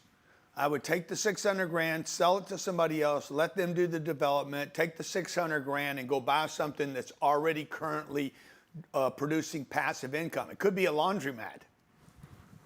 It could be a current business. In America, for instance, there's 32 million small businesses. 10 million of them are for sale today. You could buy them with no money down. So we bought a business 3 years ago with less than 600 grand. I mean, we bought it with nothing. We bought it out of future earnings that makes that much money every week now. Okay? All right. So guys, welcome. Great to have everybody here. I think we I got have one more everybody loading question, up one in the more rooms question. right now. Thank you for being here. Appreciate it. Thanks for coming. This is the 10X wealth system that I'm going to be introducing you to. There's a whole bunch of people in the VIP section that we're going to be doing Q&A with at the end, and we'll be taking your questions during this event. If you want to join us in the VIP, how do they get there? You go to grantcardone.com // /VIP. Yeah. grantcardone.com/VIP. To all the VIPs in the room, welcome. Great to have you here. If you have a question during the event, throw it in the chat, or at the end of this, we'll bring a bunch of people up and see if we can answer all your questions. Today, I'm going to be focused on money, finances, investing. I'm going to be sharing with you what I've learned. I did not grow up wealthy. My dad died when I was 10 years old. I didn't have anybody teach me about money. My mom, great mom, unbelievable human being, best friend that I ever had in my whole life. Spent 80 years with her, and my mom taught me a lot of stuff, but she could not teach me about money. She didn't know how to get it. She didn't know how to keep it. She didn't know how to spend it. She was terrified of it. She was worried about it. She believed everybody was going to rip her off. She had no clue about investing. Everything was conservation, save your money, save for a rainy day. A penny saved is a penny earned. It was tremendous amounts of scarcity in my environment, even though, by the way, we were in the middle class. We were not starving. We had air-conditioned heat, food. I never missed a meal. I had a great family, basically plenty of love. I never went without clothes. I actually ended up being homeless for a short period of my life after I left my house. Okay, as long as I was with my mom, man, everything was taken care of. But we lived like we were poor. Okay, not how we lived. We had a car. We had a nice car. We always had oil in the car. There was always gasoline in the car. Okay, we were able to take care of our stuff. How many of you can relate to this? You had enough, but you were scared all the time. That was my family. That is most people, right? Yeah. 99% of Americans. We'd go to the store. I'd see something. We can't afford that. Okay, you can't do that. Okay, so we went and bought a car. We had to shop for that car for 6 weeks before we bought a car.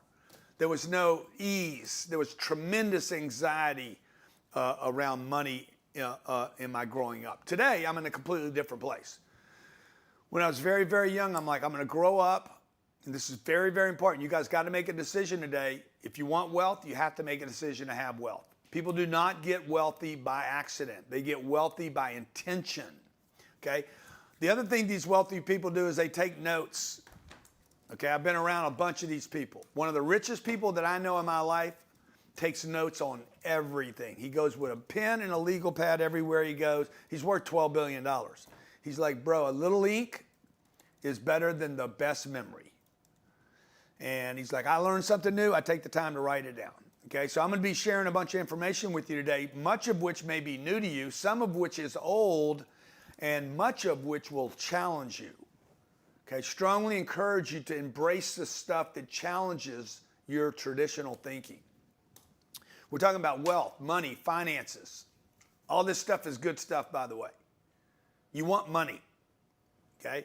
How many of you had, and throw this in the chat, how many of you were negatively programmed around money? Money's bad, money's evil, rich people aren't happy, money is the root of all evil. You have enough, you have plenty. Yeah, you don't need more money. Money won't make you happy. These things. This is misinformation. Money has nothing to do with happiness. Okay, I was telling my wife the other day. She said, "What makes you happy?" I said, "What makes me happy is knowing there's an obstacle and I can figure out how to overcome it. That's the thing that makes me happiest. It doesn't matter whether I'm playing a game, a puzzle, Xbox." I'm watching a football game and I'm like, okay, this is what's going to happen. Anything that I can figure out how I can mold it so that I can win. Okay? You give me a challenge that I believe I can win at. Okay? Whether I win or not is not what makes me happy. It's being in the challenge. Here's an obstacle. I know what the obstacle is. I think I can overcome it. Okay? I'm happy. Now, if you told me, hey man, change the oil filter on your car, I'd be like, bro, that does not make me happy. Okay? I don't know what to do with the oil filter. I don't know where to find it. I don't know anything about that. Again, I grew up without a dad. If you ask me to do something I can't do, I'm not going to be happy. But ask me to overcome something I can do. For instance, money. Okay? I don't want to be broke. I don't like the idea of being broke. I'm like, okay, I want $1 million. How do I get to $1 million? I don't have $1 million. How many would like to have $1 million? Just throw $1 million in the chat if you want $1 million. Yeah, good. Okay, good. So the way to get money is first you got to say, I want $1 million, right? This is my target. You got to have a target. The second thing you got to do is break the target down so it's achievable. Because if the target's so big that you can't possibly achieve it, you're going to give up on it and say, nah, $1 million is too much. I'm just going to go for 10,000. This is how people stay broke. I can't earn $1 million, so I know I can earn 10,000, so I'll go get 10,000. And guess what? Everybody knows how to get 10,000, okay? Now, if you're in Gaza, if you're in the Gaza Strip right now, okay, and I say, hey, $1 million, no. 10,000, no. How about dinner? Oh, yeah, I could do dinner tonight, okay? It ain't gonna be a great dinner, but probably just shelter would be fine. You understand? So you start diminishing the goal because you don't know how. So the next most logical, analytical thing to do is, I'm just gonna reduce the target. If you guys have been following any of my information, I've written 11 books. I own $5 billion of real estate. We have 5 companies today that probably have a total market value of 7 or 8 billion, maybe $9 billion. All this was done with no money, no connections, and no credit. We have a company, an education company, that does $150 million a year, no debt. We have a consulting company in Arizona. It'll do $150 million, no debt. I have 2 homes. I got one in Malibu and one right here in Golden Beach, no debt. Paid for them in cash, wrote checks for both of them, no mortgages. I have $5 billion of real estate. I have $2 billion worth of debt on those properties, and I've raised $1 billion from the marketplace. I've done things that I never imagined I could do because I started with 0, and when you don't have anything, okay, the thing I had going against me was I had debt. I had $40,000 of debt. I had no mentorship, no guidance, and I had a college degree. And I'm gonna tell you, the college degree made it harder for me because I thought the certificate was gonna help me, and it actually prevented me from thinking like this. It actually had me thinking about this. How do I get a job? How do I make 10 grand? Okay, so we're gonna change all that today. So 3 things I'm gonna do. I'm gonna tell you some things you already know. I'm gonna tell you some things you don't know, and I'm gonna tell you some things that challenge you. The things that challenge you, you should pay the biggest attention to. The things, when I say it to you and you disagree with it, you need to say, hey, the things I disagree with the most are the things that you should pay attention to the most. We're gonna be about 90 minutes here. It's gonna be fantastic, okay? I promise you, in 90 minutes, you could change your entire life, okay? Okay, now before we get started, I want you guys, I know some of you have already used the chat. I gave you a target right here. Here's $1 million. If I don't know how to break it down, break the $1 million down, then I'm gonna reduce the target. Could have been something you already wrote down. You gotta reduce it to something that's possible. I'm gonna show you how I would do that with this target right here. And then I'm gonna ask you guys to set a new target. Okay, I take $1 million, and what you wanna do is you wanna do the math on the target. Okay, first I have a target. I do this in everything I do. I've been doing this for 30 years, okay? What was the target there? 4,000? 4. Yeah. Okay. I have a target of $1 million. That's my target. I'm going to do the math on $1 million. Okay. How many days in a year? I'm going to take the target. I'm going to say $1 million divided by 365 equals, I need to earn $2,739 a day divided by 24. I need to earn $114 an hour divided by, I think I did that wrong. Yeah. $1 million divided by 365 divided by 24, $1.90. I need to earn $1.90 a minute. Okay? So what I'm gonna do is I'm gonna break things down. Now you're like, yeah, but I'm not working 24-hour days, okay? I can't work 365 days of the year, and I can't work every minute of the day. Okay, well, that's your problem. I'm sorry that you quit so easily. You don't need to work every minute. You need a commitment to get to the $1 million, okay? And if you guys can't figure out how to work every minute using the technology that exists, it's because you're a quitter. You simply have more excuses than you have commitment, okay? I want you guys to write this down. Anytime you come up with a reason not to, it's either because you haven't done the math or you have more excuses than you have commitment. The math will be a reason. If you don't do the math, you will reduce the possibility. You will shrink down the target. Okay, I wrote this in a book called If You're Not First, You're Last. Never reduce the target, never reduce the target. That's how you end up with numbers that don't hit where you want to be. Okay, because somebody reduced the target and made sense of, well, if only 2,000 people show up, whatever, okay? We're still going to do, Grant will go in there and do whatever Grant does, okay? Or you'll do whatever you got to do, blah, blah, blah, and you reduce the target. So the second thing, you're either going to do this. You don't do the math. If you don't do the math, what are you going to do? You're going to reduce the target if you don't do the math. Second thing is, when you come up with reasons you can't work every hour of the day, Amazon works every hour of the day, Facebook works every hour of the day, YouTube, TikTok, Instagram, okay? Amazon works every 24/7, 365, FedEx, Visa, MasterCard, Apple Computer, what else works every day? Money. Money works every day, guys. Money don't sleep, but it gets bored. The ATM works 24 hours a day, works best at 3 o'clock in the morning when you're drunk.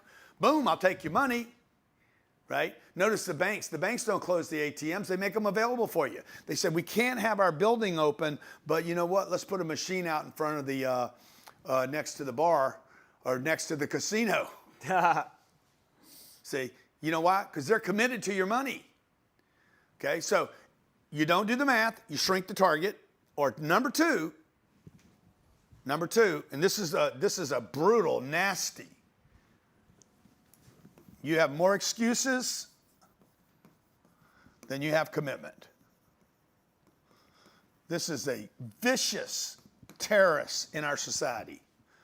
More excuses than commitment. Vicious, okay? You guys worried about Madami in New York City? This is what you guys need to worry about. You worried about California. You worried about Donald Trump. You worried about Islam. You worried about, the devil. You need to worry about your damn excuses. You guys have more excuses than you have commitment.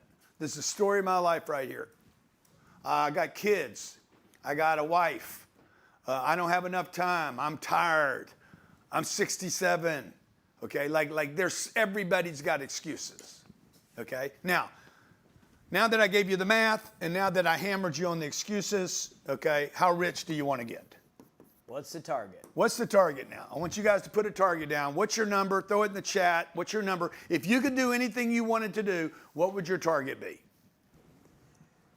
50 million, 5 million, 20 million? Come on, put a real number down, okay? Don't just throw a number up there. 1 billion. Do you guys really believe that? See, if you say 1 trillion, okay, 1 trillion. All right, bro, I hope you live in the desert, okay?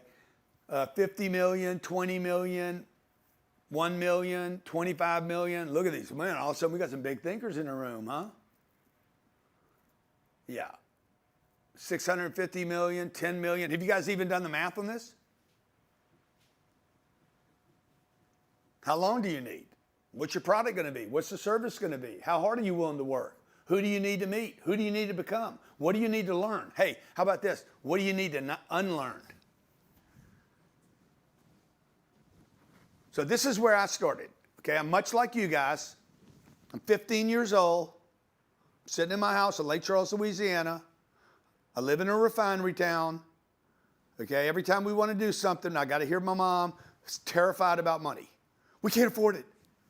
Mom, I want a car. You got to buy a used car. Okay, that was her go-to response, buy used.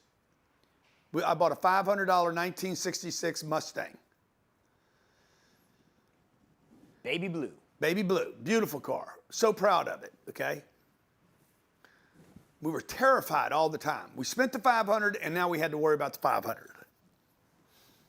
So every time, every dinner, every breakfast, lunch, and dinner that I had, it came with a story about how people were starving on the planet. Because my mom didn't do the math. And my mom didn't have a target. She never had a target to get rich. Okay? She didn't do the math. And she didn't understand that wealth was possible for anyone. Okay? She didn't even know, much like many of the people in the room today, hey, what is real wealth? What is that number? What is the difference between income and net worth? What is the difference between passive income and earned income? Okay? Why do rich people have their own companies and they take them public rather than staying private? Why do people say, I don't even want any money? Okay, we were looking at Steve Schwartzman's. Yeah. Tell them what we saw in Steve Schwartzman this morning. So Steve Schwartzman is one of the founders of BlackRock and Blackstone. Blackstone. And we were looking at his compensation for last year, and his base salary is $350,000 a year. That's his base salary. He earns $30,000 a month. He runs a $1 billion. a 10 bill, no. I think they have $1 trillion. No, 10, 10 Blackstone's, what's Blackstone worth? What's assets under management for Blackstone? $1 trillion. 1 trillion, 1 trillion, yeah. He earns 350 grand a year, okay? That'd be like you earning $1,000 a month or Yeah. something. There's no money. So he earns $85 million a year from carried interest on investments that they've made in the business. But because of his stock ownership in Blackstone, which is a public company, and they pay a 3% dividend, he earned $980 million in dividend income from Blackstone stock. Yeah, which dividend income, just so you know, is taxed lower. Like in his case, it would be 15 points lower than earned income. Okay, so we're going to be talking about that today. So you guys can start thinking about, how many agree if you're not looking for something, you won't find it? Things don't just pop up into your life. If you're not looking for it, you're not going to see it. Okay, like you got to go to the grocery store. You probably have to look for something. You have to think of it before you see it. There's 58,000 items in the store. You don't see 57,300 of them. You're like, oh, there's so many things here, but you didn't really see anything. Okay? You see what you look for. If you go look for the Montreal seasoning, you're going to see it. You were on that. You've been in that store 1,000 times. You never saw it until you looked for it. So same thing about wealth, money, finance, right information. You will not find it until you look for it. So I'm going to give that to you today. Okay? In the next 90 minutes, this is what I'm going to share with you: how to reduce your tax bill to zero or even lower. 2, how to set real wealth targets that are achievable, including billion-dollar targets, of which I have personally, proudly achieved. Number 3, how to escape the middle class and why you never want to be involved in it. I would rather, by the way, I'd rather be broke than in the middle class. And I'll explain to you why in a little bit. Number 4, how to quit committing financial suicide. Most of you, by the way, are committing financial suicide on a daily basis. And you've made sense of it. You don't see it as suicide, but it is. Okay? Number 5, this is free, by the way. Everything I'm giving you today is completely free. It'll cost you $1 billion not to execute on it. It costs you nothing to listen to it and $1 billion not to execute on what I'm telling you today. Okay? And number five, build a financial plan for financial freedom. I'm also going to be sharing with you what the wealthy do, and in every case, the wealthy have done and have done for hundreds of years, and this will not change, okay? Now, I want to share this with you, okay? There's a difference between income and net worth. I'm going to show you a pyramid here.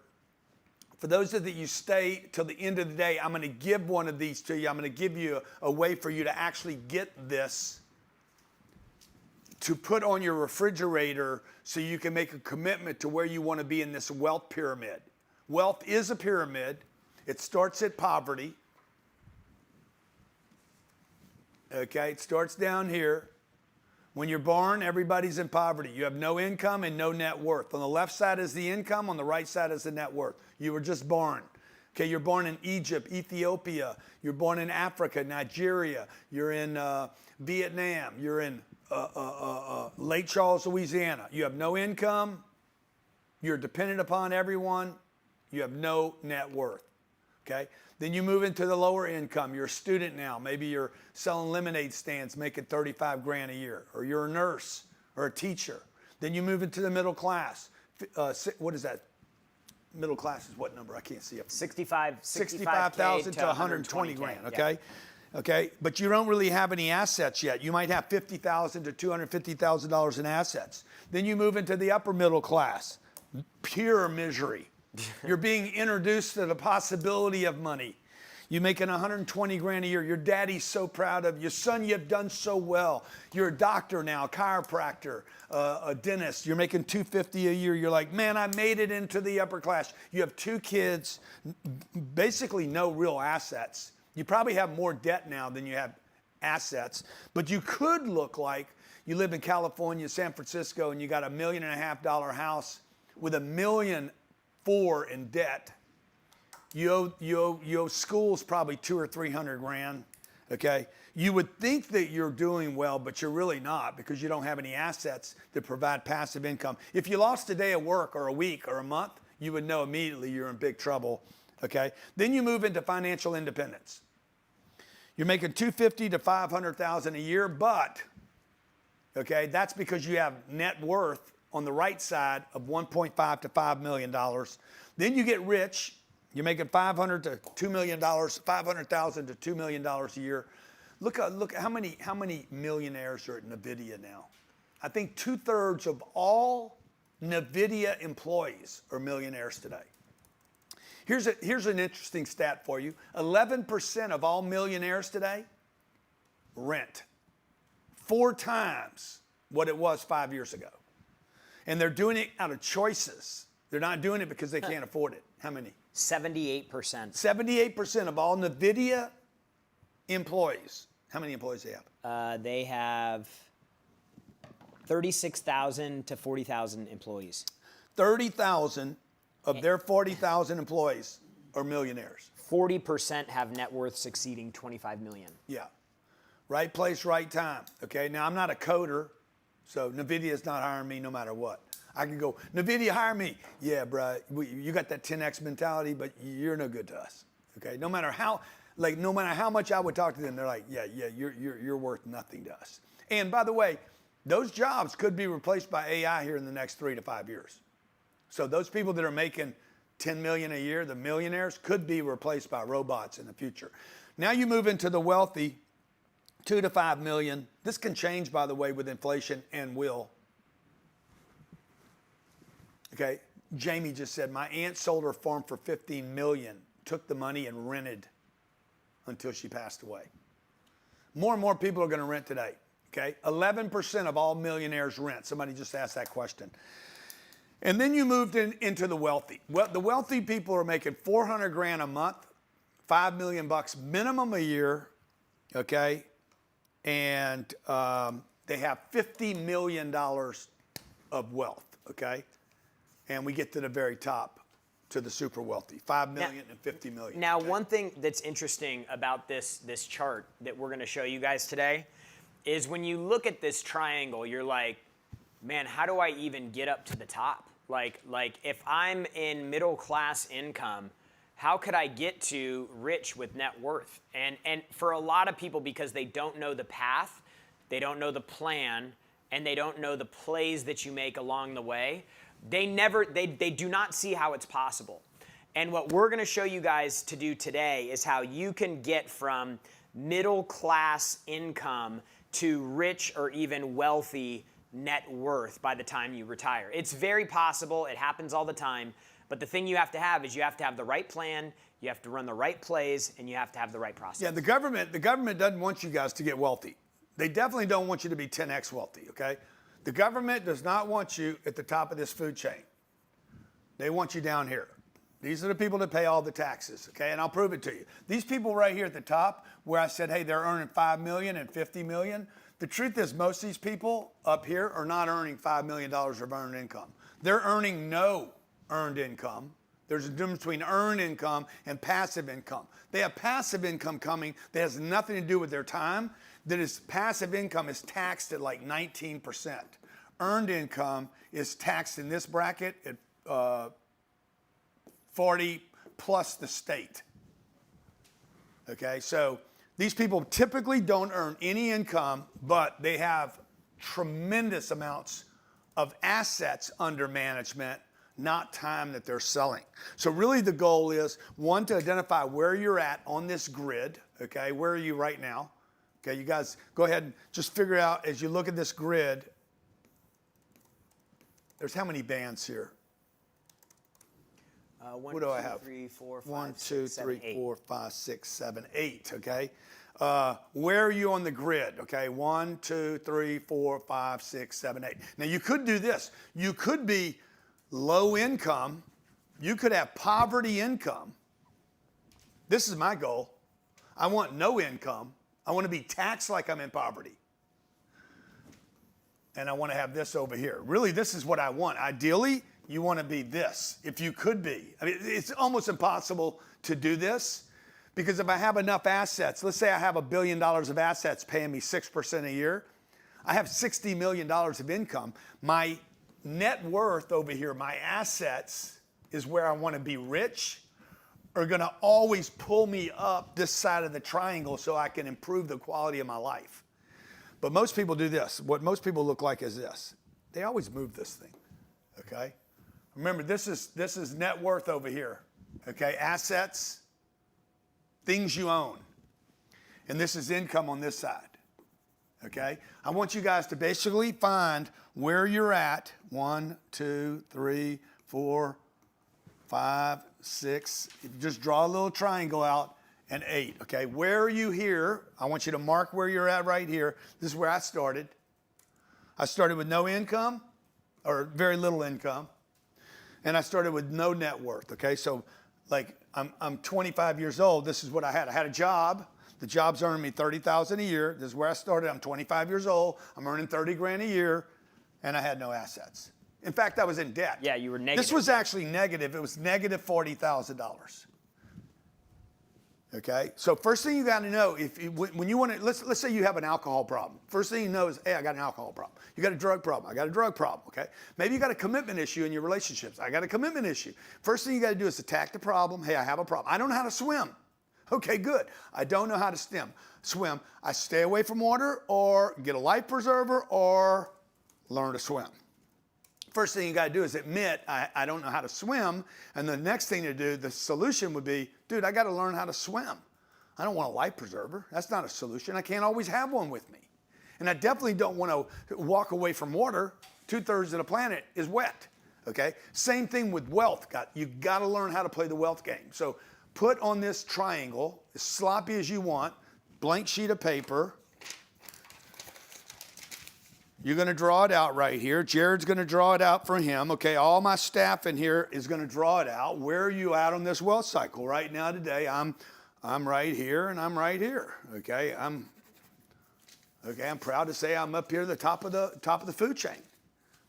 Now, inside that little thing, if I wanted to play a game with myself, inside this little block that I'm at, dude, like, where am I at in there? Okay, if I just wanted to humiliate myself, I'd be like, okay, I'm back at the bottom. I'm back at the bottom of the top. Now I need to reach to the guys that got to the top, say, what do you know that I don't know, dude? Okay, so it doesn't matter where you're at here. It matters that you know where you're at. And second, you want to do something about it. If you don't want to do anything about it, nothing's going to change. This goes back to what? If you have more excuses than you have commitment. Now, what I do to get out of this is I literally rub this in my face so hard every day on a daily basis. I'm so hard on myself. Because when I see this, and I see little Grant over here, created by God, okay? I know what I'm capable of. I have a little secret. All of you guys have a secret. Jared has a secret. Your secret is you know what your value is to mankind, and no one else knows. No one knows, okay? That whole thing about, oh, we were all created equal. I've never thought I was created equal. I always thought, hey, dude, you got something going for you, bro. I've always believed I had something going for me. Even in my worst, darkest moments, I'm like, I know there's something special about me. You're, by the way, if you're here today, you already know something special, so you wouldn't have come to this. Yeah. Why would you come? You know there's something special. That's what you know for sure, and that's why you came today, because you know wealth is possible for you. So I've always known, okay? How many of you know there's something special about you, and you deserve to have a great life? Better than the one you're living right now.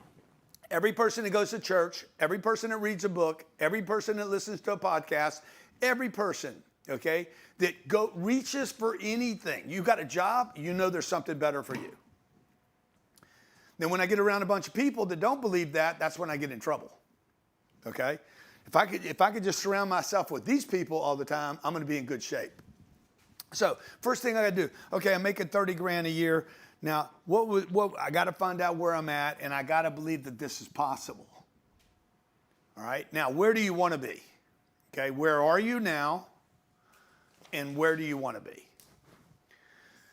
The reason I do these things is to show people, bro, I did this. If I can do this, you can do this. Okay? If I did this, what I did, come out of a refinery town in Lake Charles, Louisiana, without a dad, no money, no connections, no credit, no knowing, and to get where I'm at in my life today, do I have an obligation? I believe I have an obligation to share that with other people. That's what I'm doing here on a Saturday. Yeah, thank you for that. Okay? And a whole bunch of you joined today. 26,000 people joined us, registered for this event. So clearly people are concerned about this. You guys can bitch about the government. You can complain about the government. Trust me, the government wants you right here. They don't really want you down here, but they'll take it. Okay? They'll take it. They want you right in here. And they even came up with names to make you feel good about it. The middle class. What if they called that poverty? What if they called those, if you show the triangle again, can you show the triangle? What if they actually renamed poverty, lower, middle, and upper middle class poverty? Then the government would be responsible for taking care of all these people. By that would represent 250 million people in America. You'd have an upheaval. Okay, they burned the White House to the ground. Now, I will tell you this. I've met the Trump family. They don't care if you get rich. They like it. I've met all those people. I've met a lot of government people. Most of them have they do not believe that you can get out of this right here. They do not believe in this concept. I was doing an interview once, and the lady said, "Do you think everyone can be rich?" And I'm like, "Yeah, I do believe everyone can be rich." She's like, "Well, then who's going to be poor if everybody's rich?" I'm like, what are you talking about? Okay, why does anybody need to be poor? See, this is my wealth transformation. I made this comment earlier. You got to see it to achieve it. You got to go look for it. Okay, so I want you guys to take 30 seconds, and right now in your mind's eye, I just want you to write down what would wealth look like to you as fast as you can. Where do you live? How much do you earn? How are you traveling? Who's rolling with you? What are you doing for trips? Just 30 seconds.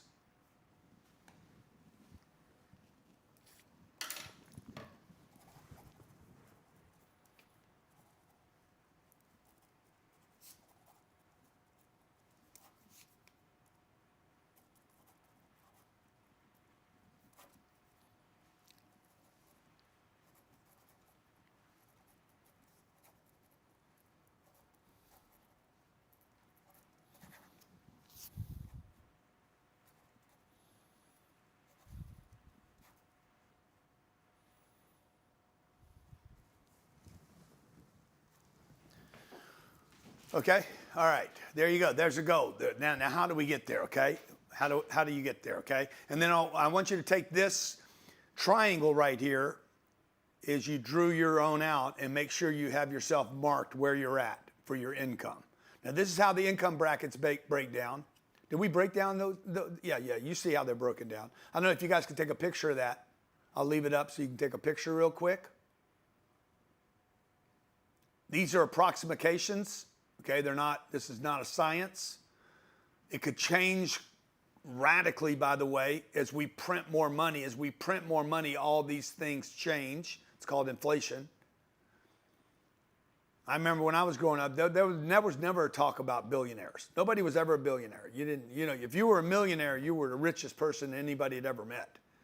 Now billionaires, there's 3,000 of them. I believe we're going to have like 100x billionaires in the next 10 or 15 or 20 years. Okay, all right. So you got to see it before you can achieve it, okay? Here's some financial advice that may be keeping you down the pyramid. Number one, spending, the way you spend money. You're a consumer. Okay, people spend 95% of their time spending and not enough time earning. Number two, saving. Financial advice that could be keeping you broke. Okay, I want you to make a note on number two, on saving. It is impossible to save money. Next time you go to the bank and you're like, save your money with us. It is impossible to save money. Anybody tells you that you should save your money, save more money, a penny saved is a penny earned. It is impossible to save money. In my lifetime,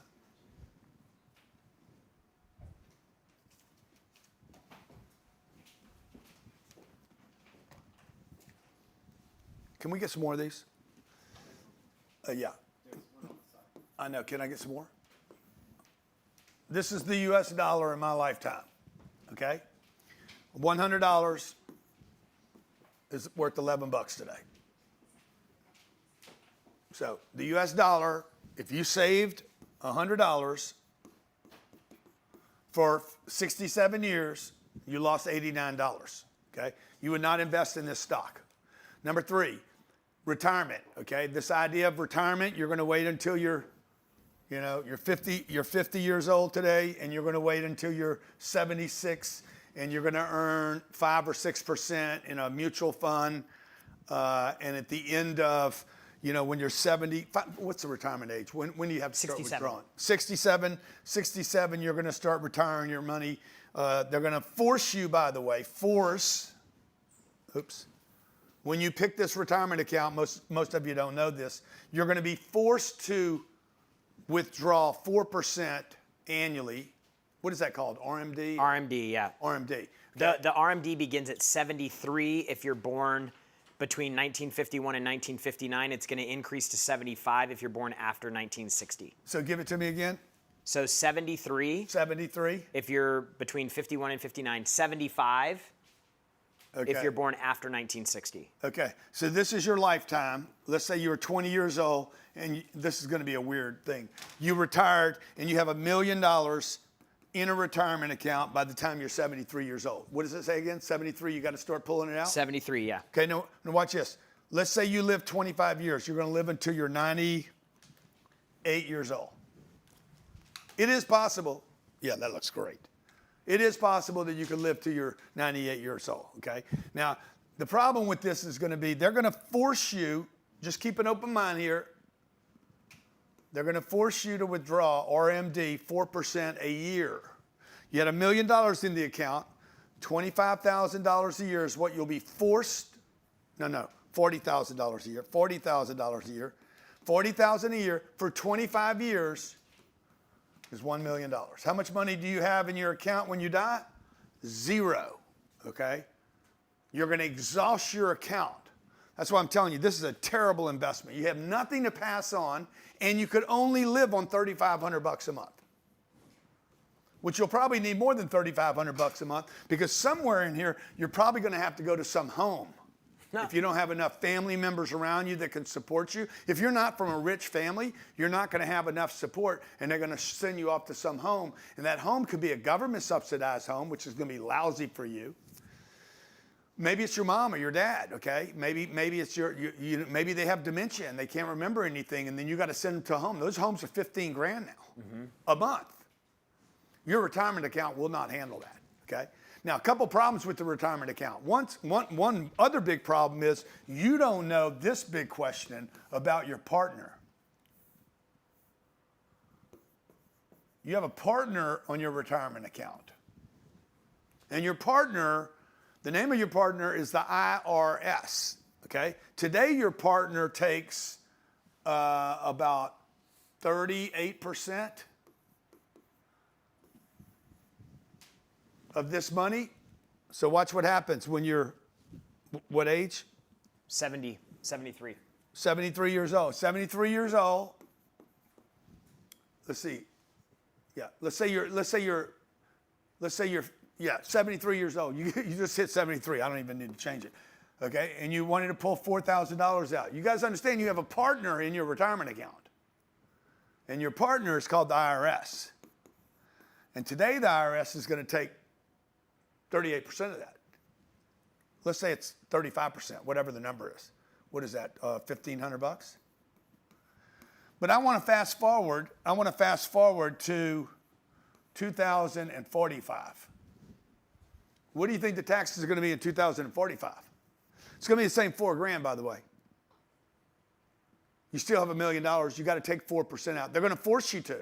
Even if you don't need the money, they're going to force you to take it out. Well, the 4,000 is going to buy way less also. Well, the 4,000 went down in value. Yeah. Okay. And 2, good point, Jared. It went down in value, but the taxes went up as well. If we keep printing money, they're going to tax you. In Canada, last year, they raised it to 69%. Or I think it was 67%. It was 67%. Trudeau approved 60. It went from 39 to 67%. It was there for like 7 months. and the Canada rebuked on it, and the new guy came in and promised to take it back. But imagine in the future if your taxes on that $4,000, 2/3 of it. We had 90% taxes in this country before. Imagine if $3,000 of that went to fund the Madamis of the world. Social Security that's broken, Medicare that's broken, the 75 million baby boomers in this country that are going to retire. Notice what happened to the cost of health care just in the last 10 years since Obamacare. It's exploded. Deductions went up and the premiums went up, okay? So number 4, retirement's broken. This is advice that's keeping you broke. Number 4, you're going to hate this one. Buying a home is keeping you broke. The average home in America for the last 40 years, okay, 40 years, has barely exceeded inflation by 1%. Property taxes, mortgage expense. Look what you have to make when you buy a home. Let's say you buy a home for X. This is what you have to make. 7% times 30 years.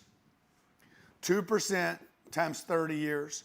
1% times 30 years. 6% when you buy it. 6% when you sell it. These are all percentages, okay? Let's say this home was $400,000. You guys understand, on $400,000, it's going to be 210% just with Bank of America. 60% if you live in Florida, because property taxes are so high here. 60% of that number, 60% of 400 is 240 grand just to pay for the property taxes for 30 years. This is maintenance, 30%. 30% of that number, 120 grand, is going to go to maintenance. 6 points going in, that's $24,000. Is that right? Yep. 24,000, and 6 points going out. So you'd have to earn 210, 270, 300, 300% plus $48,000 to break even. Is 6% really? 0.06 times 400 grand. Yeah, 24,000. Doesn't seem like anything. Oh yeah, but the seller paid for this. You're the buyer, dude. The buyer pays for everything. Okay, you're the buyer. Oh yeah, but the seller paid for this. I mean, the buyer paid for this right here. No, but you're the seller. You're going to end up with less proceeds. Okay, if it didn't cost as much to sell the house, you'd make more money. Number 5, it doesn't cost almost anything to sell a stock. Okay, like I don't pay 6%. I buy stock in Cardone Capital. You bought the stock for $5, it goes to $500. You don't pay a sales commission of 6% because the value went up, and you didn't pay property taxes on the asset. Nobody should pay property taxes. It's crazy. Imagine if you paid property taxes on your refrigerator, your TV, your telephone, your pants, your shoes. You would never own anything, okay? Number 5, these are things that are keeping you broke. How many can you check off right now?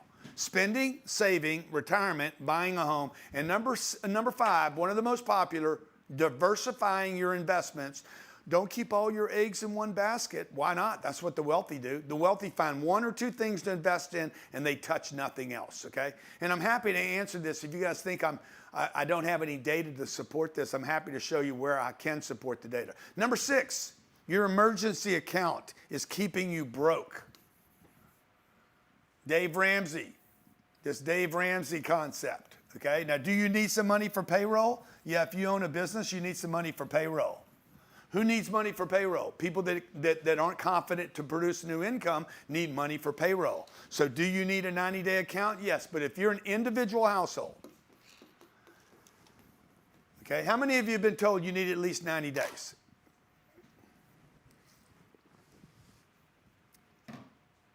Find out what it costs. Find out what it costs to live in America. What's the average? What's the upper middle class? Let's go upper middle class because I think our audience is well-to-do, more well-to-do than most people. 3 months, 90 days. Yeah, 90 days. What's the median cost of living for upper middle class in America? Okay, let's see here. Upper middle class. Typical U.S. household monthly average expenses are $6,400 a month. Okay, so 60. Family of 4 is going to be $7,800 to $9,200. Okay, so let's take $9,000. 9,000 times 3, you need $27,000 sitting around.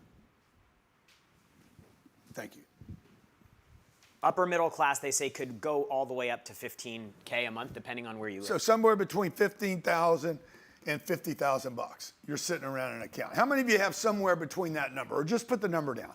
How many of you are sitting on some 3 months or 4 months or 5 months? How many of you are sitting on more than 3 months? Dude, I got on the 3-month program when I was 30 years old.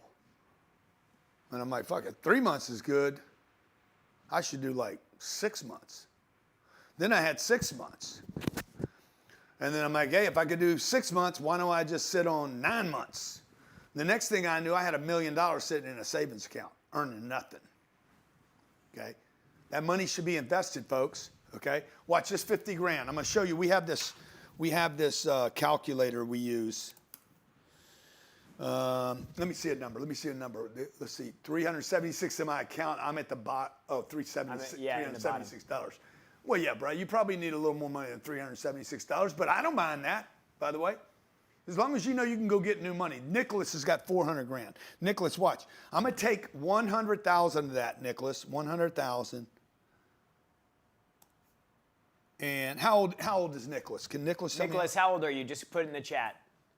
37. 37 years old. And Nicholas, we're going to say, hey, man, I'm 67, Nicholas. You'll be my age one day. 30 years. And I'm going to show you how to earn 20% on that money every year, Nicholas. Okay, and I'm going to show you what just 100 grand, and all you got to do is add $1,000 to it every month. You want to add 1,000? Every month? Or nothing. I would just do 12,000 at the end of every year. Okay, 12,000.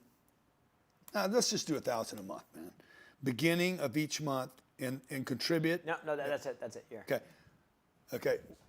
Did I get this money right? Yeah, if he retires when he's 67, that's $39 Check it out. million. Check it out, bro. I just took 100 grand.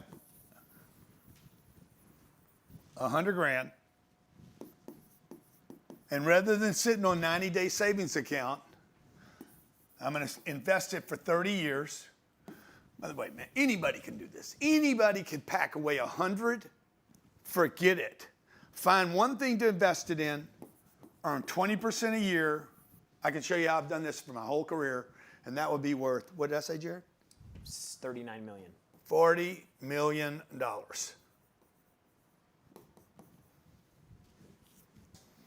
Jody says, I have $1 million. What can I do with that? Okay. Just multiply it by 10, bro. No, I'm gonna take $1 million, okay? And I'm gonna say we're gonna add 5,000 a month. Okay? 1 million. See, you guys, this is what you guys should be doing, by the way. This is what me and Jarrett do this all the time. If we could do this, if we could get this much money and we did this with it, what would it be? Okay? And that's, I think, a really important thing. Hold on, Jarrett. Hold on. Let's just do the number first. Okay. $1/3 of $1 billion. Okay? You start with $1 million. You add $5,000 a month. Now, guess what I just did to everybody watching this right now? You're like, bro, money don't make me happy, bro, but me and my wife will get on the same page with this shit. This is why you guys argue. You and the wife argue. We don't need anything else. I'm so happy the way I am. I'll have a coffee, Annie. Okay? Okay? I'm happy. We don't need anything. Babe, if we could put a program together where we were at $315 million, would you be willing to do something different? Yes. See, but the problem you guys have is when you go to your wife or your husband and you're like, I want us to do better. And they're like, why, dude? We got everything we need now. We got a house. We got the kids. We got each other. Okay? We got a nice house. It's paid for. What am I going to do? You give me more money. I've heard this 1,000 times. You give me a little more money, what am I going to do? Move across the street to a bigger house that I have to clean? No, baby. We ain't going to have a house. We're going to go wherever we want, when we want. This is where you're going. You're not going across the street, dude. You're not going to another part of town. See, you guys you don't think big enough to want to do the work. How many of you would be willing to do this? You're like, I'm going to find $1 million somewhere on planet Earth. How much liquid assets on the entire planet? Probably 400 trillion. I'm going to find $1 million and I'm going to find $5,000 a month. See, this is what they should have taught us in school. How do I find $1 million to start? Let me see. It's going to be all over the place. There's so It's much. 690 trillion is what it says. Yeah, I mean, you're not talking about any money. Okay? How many of you would like to have this in your head every day? What I'm telling you right now. Like, wow, dude, just for the last 55 minutes, you got me thinking different.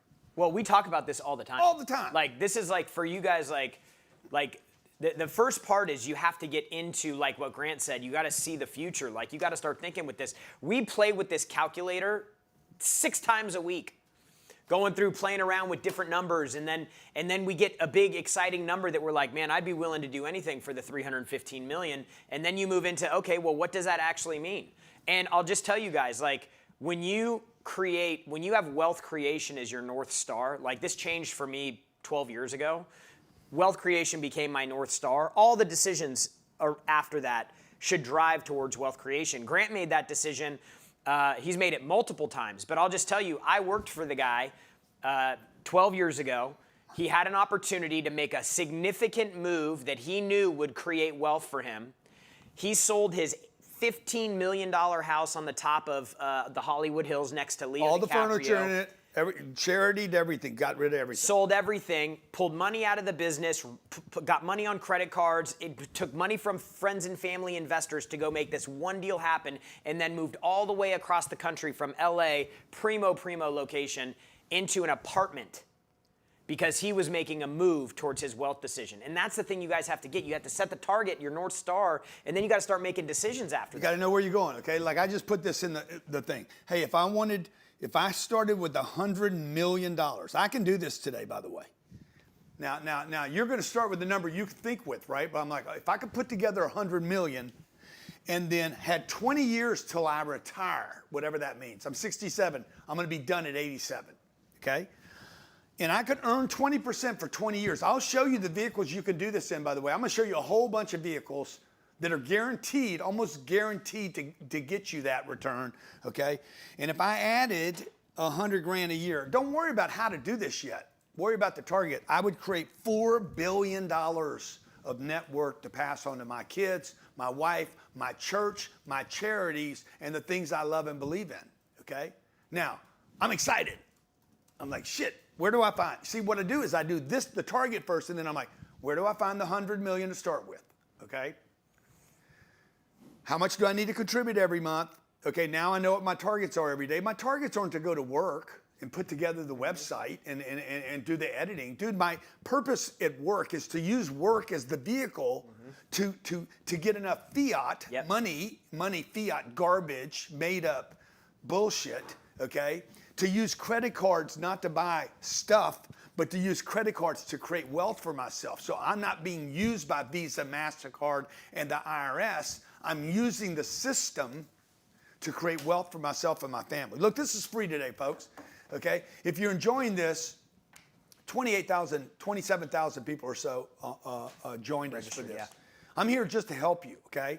For some of you, you're not going to be satisfied with just doing this today. You're going to be like, dude, how do I do something else with you long term so that I don't get off of this? There's a website, grantcardone.com/builder. We were going to call it Wealth Builder, but it was too long. grantcardone.com/builder. There's an offer there where we're going to actually put together an opportunity for you to have the things necessary for you to actually, one, reduce your tax bill, how to start a business using an LLC, even though you're still working for someone else, and how to get into this mindset, this billionaire mindset, what it takes to actually start thinking like this so that you actually see the strategies, okay? The first 100 people, by the way, that take advantage of this, I got a stupid, ridiculous call that I'm gonna put together with my tax strategist that I consult with to reduce my tax bill. For the last 25 years, I've only paid taxes 4 of those 25 years.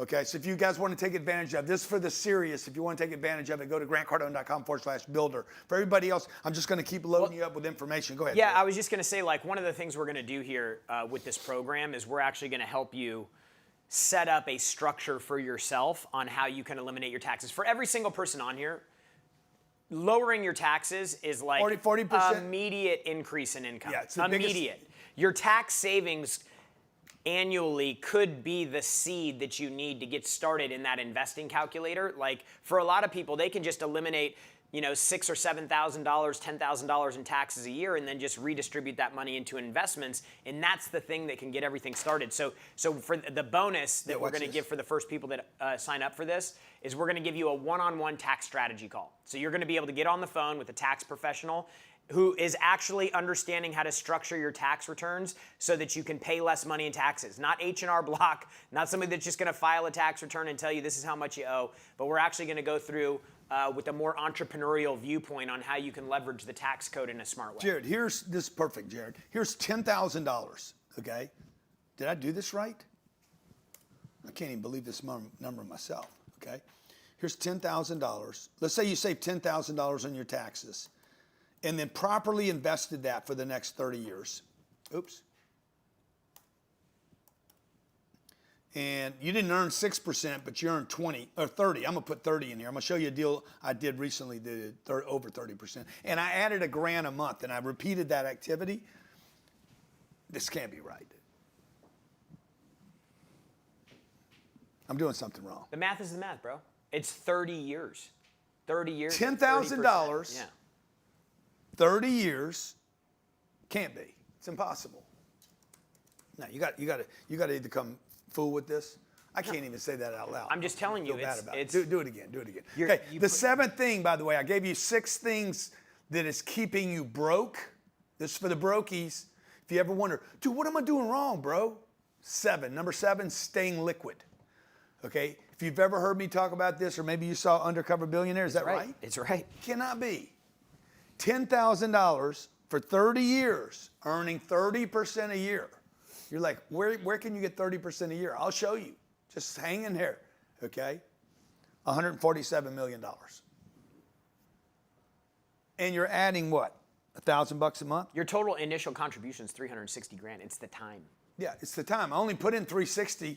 I made 40x on my money. If you look at the returns, when you guys think about how time impacts your investments, this is what the graph looks like. The more money you get in, the longer it compounds, the higher it goes. Like it's a hockey stick. That's why Warren Buffett, if you look at his wealth line, it did the same thing. It starts out, he starts accumulating, and then what happens is the compounding that starts taking place happens on bigger and bigger numbers every year. So the further out you get, the higher your return goes. Now go down to 6% that the S&P 500 is going to offer you, or the mutual fund, or the Fidelity, or the Merrill Lynch, or the bullshit, the open-ended fund that you're going to get in, and you only earn 6%. It's $1 million in 30 years. But guess what? $1 million in 30 years probably won't be any money. You need this to be enormous sums of money at the end of your life, not little bits of money. And this is why people are giving up on their wealth plans, because they don't change your life significantly. Now there's 3 things that'll cause you to quit. One is you didn't have a target.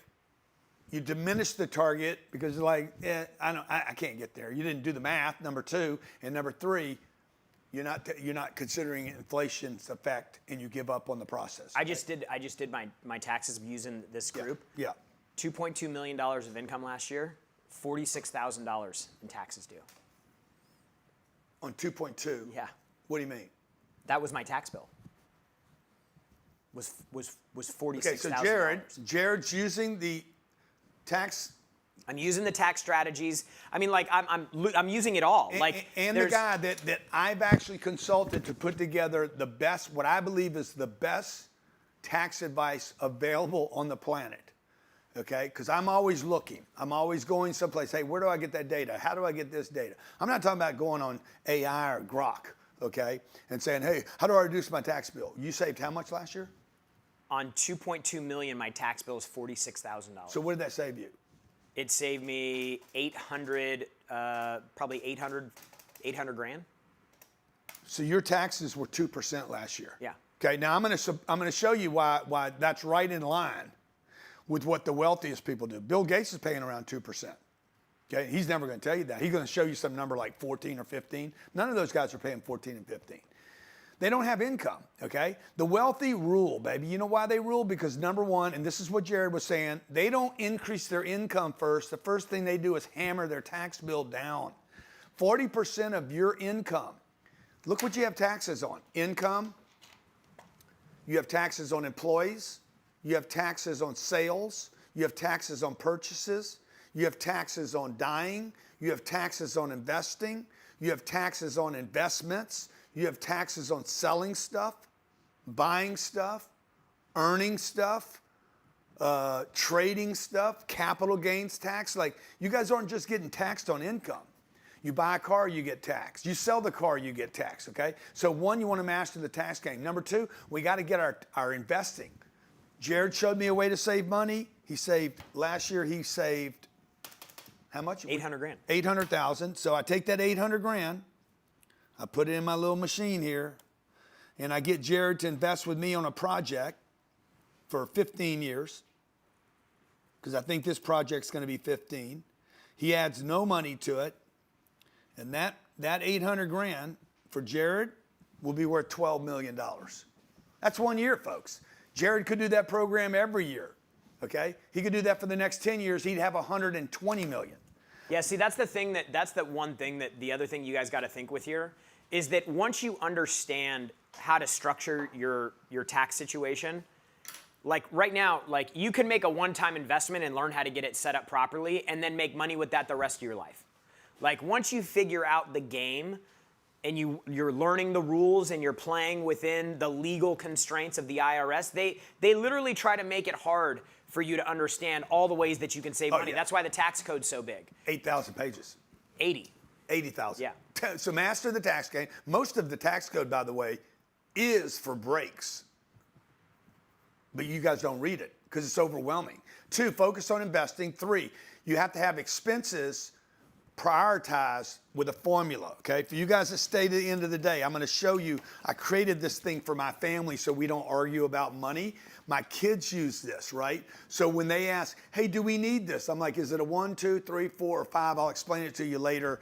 And if it's a 5, dude, like, okay, if it's a 5, it's stupid and everybody knows it's stupid. We have this little formula of this communication so we don't have fights. So, hey, do I need this $130 jacket? My kid comes to me, she says, do I need this jacket? She's like, it's reversible, so it's really half price. Literally told me this shit this morning.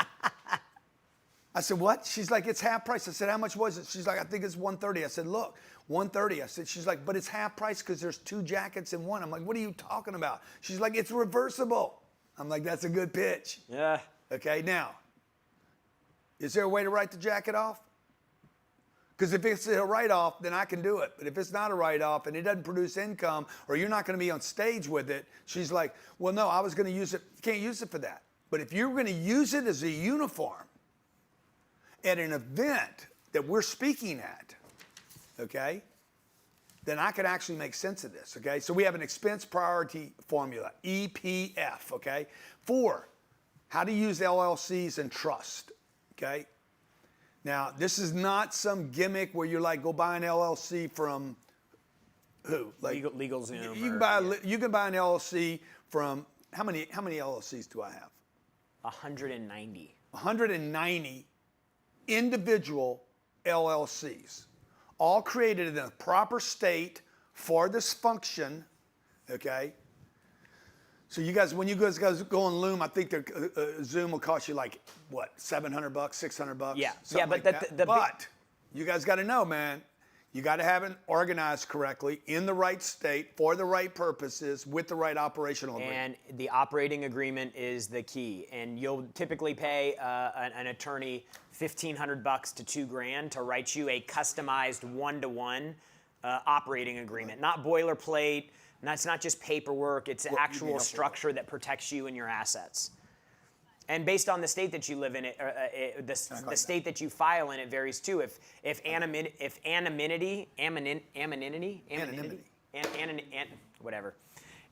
being private is important to you, then you need to look at the certain states that allow you to have anonymous entities so that people can't track you down and find you if that's something that would be valuable to you. But, this all happens in a call. Like, get on the phone with our team through the program, and they'll walk you through all this. Yeah, we have, like, I have all this property in Florida, but none of it's incorporated in Florida. Why?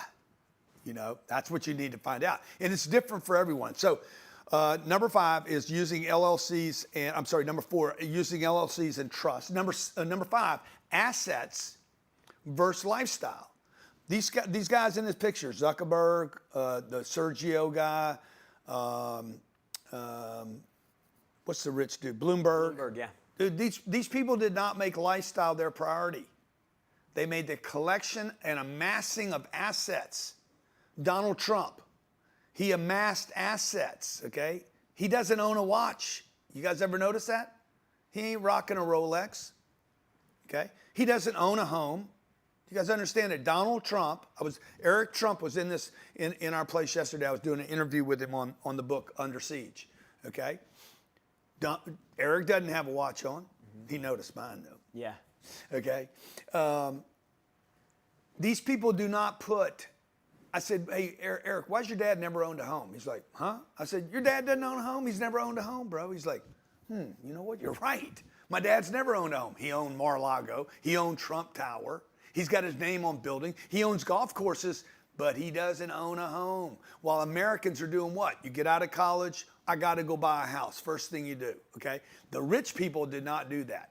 They get the stuff later, okay? But in the beginning, Zuckerberg, talked about how he walked in with hoodies and T-shirts everywhere. He just took delivery of a $600 million yacht. That came later. Number 6, family office creation. At some point, you and your family should have as a goal, what's it going to cost me to finish this family office? $5 to $7 million. $5 to $7 million for me to have the intelligence I need around my company and around our wealth to protect us. Now we're going to be, for some of you out there, you can't afford $5 to $6, $7 million. We're actually going to create this for mass numbers of people to take advantage of the proper accounting, the proper tax structures, the proper meetings, legal, the intelligence and the legal. If you'd be interested in that, put family office. You probably need a net worth of at least $500,000.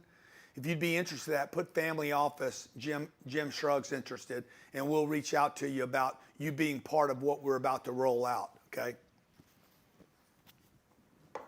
Then you're getting access. Okay, imagine I could get access to Michael Milken's tax guy. He's worth $8 billion. Or Bob Duggan, he's worth $17 billion. And I could go to the same bank that Bob just got $500 million from. Okay, that would be extremely valuable. You're all going to need this, by the way, if you're going to create this wealth. Remember, what are we talking about here? Go back to the wealth grid, the pyramid. Can you guys show me the pyramid? Where you want to be here? Okay, you want to be down here? Or you want to be up here? You guys with me? Okay, where you want to be? Yes, sir, we got it. Okay, where you want to be? You can take the numbers off.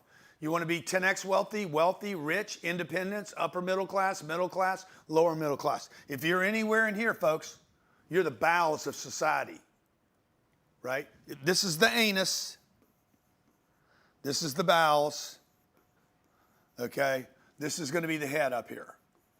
So, I mean, it is what it is. You don't like being down here. Nobody wants to be at the bottom of the pyramid. Everybody agree? Everybody's like, oh, it's a pyramid scheme. Okay, good. Don't get at the bottom of it. Get at the top of it. How do you get at the top of it? You got to think the way these people do what they do, hang what they hang, whatever they do, wherever they eat, wherever they go. Look, short of being a criminal, and I know some of these people are criminals up here.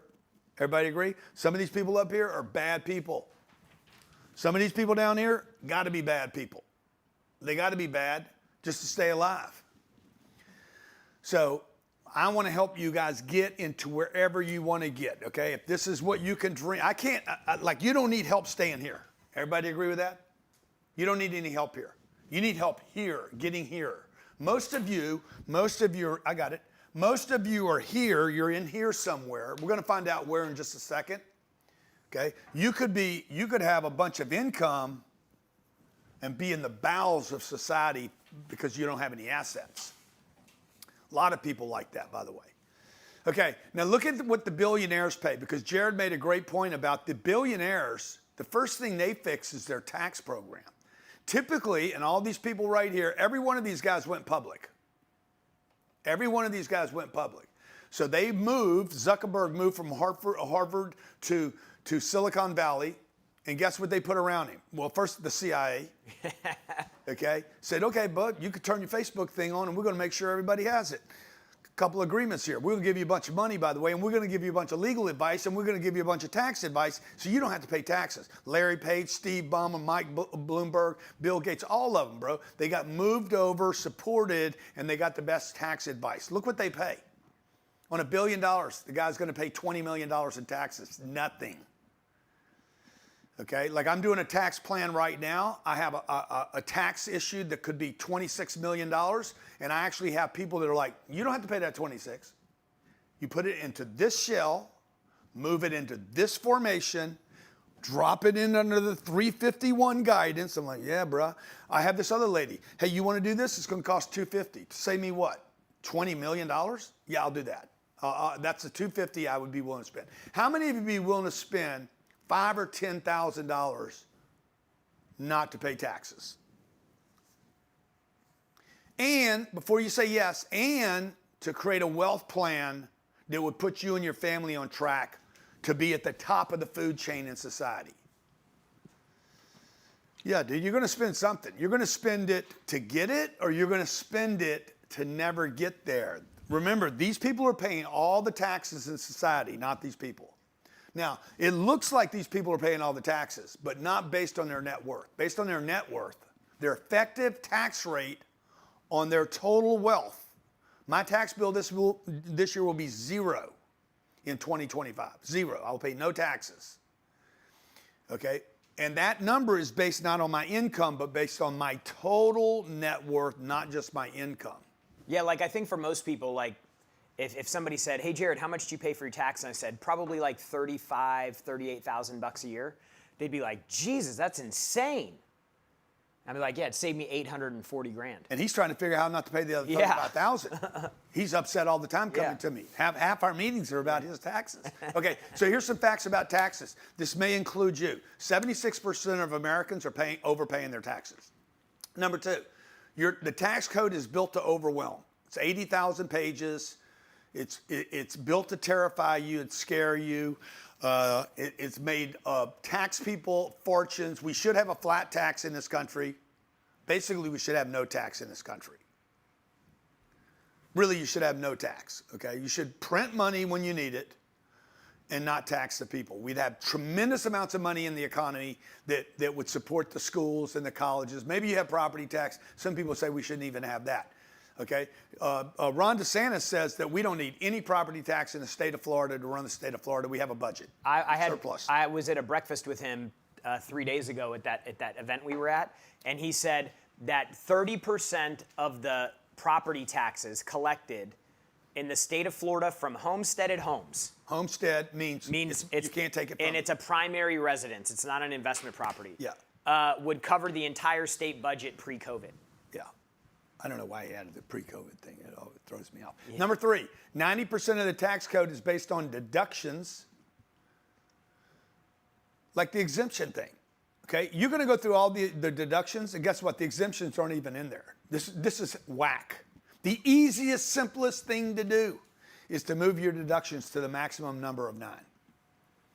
You're like, yeah, but if I do that, I'm going to owe them money at the end of the year. Yeah, and what's your point? You owe them at the end of the year rather than getting a refund? I don't want a refund. If you get a refund, you're basically being told you overpaid the country, the IRS. You overpaid them for 11 months and 29 days. Okay. Number 4, average business overpays the IRS by $12,000 a year. The average business.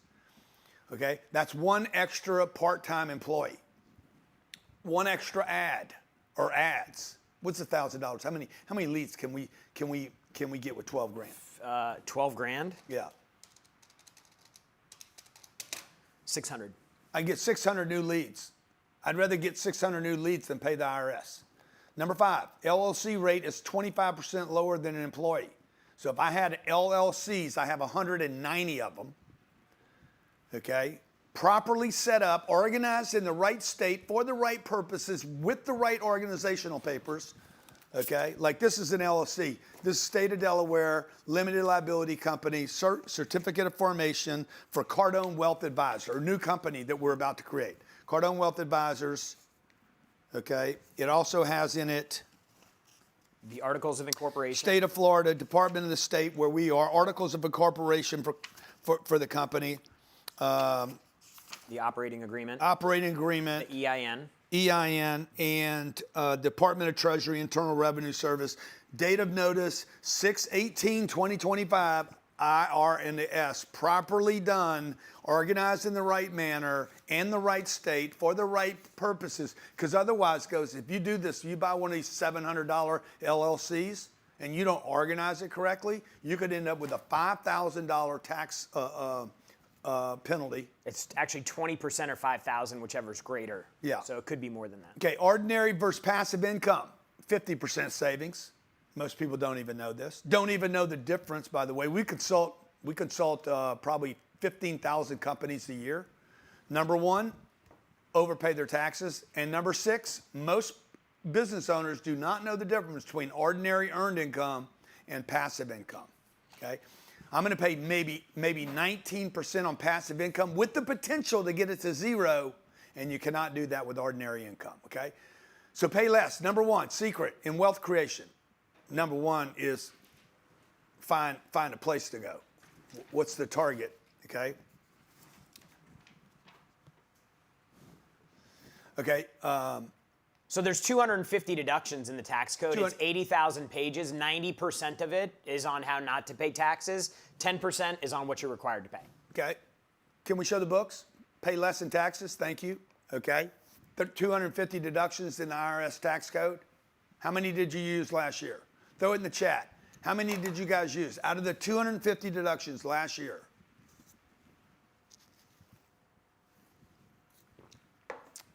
5, 0, 5 to 6, 1 maybe, a whole bunch. Joe's like a whole bunch. You don't know.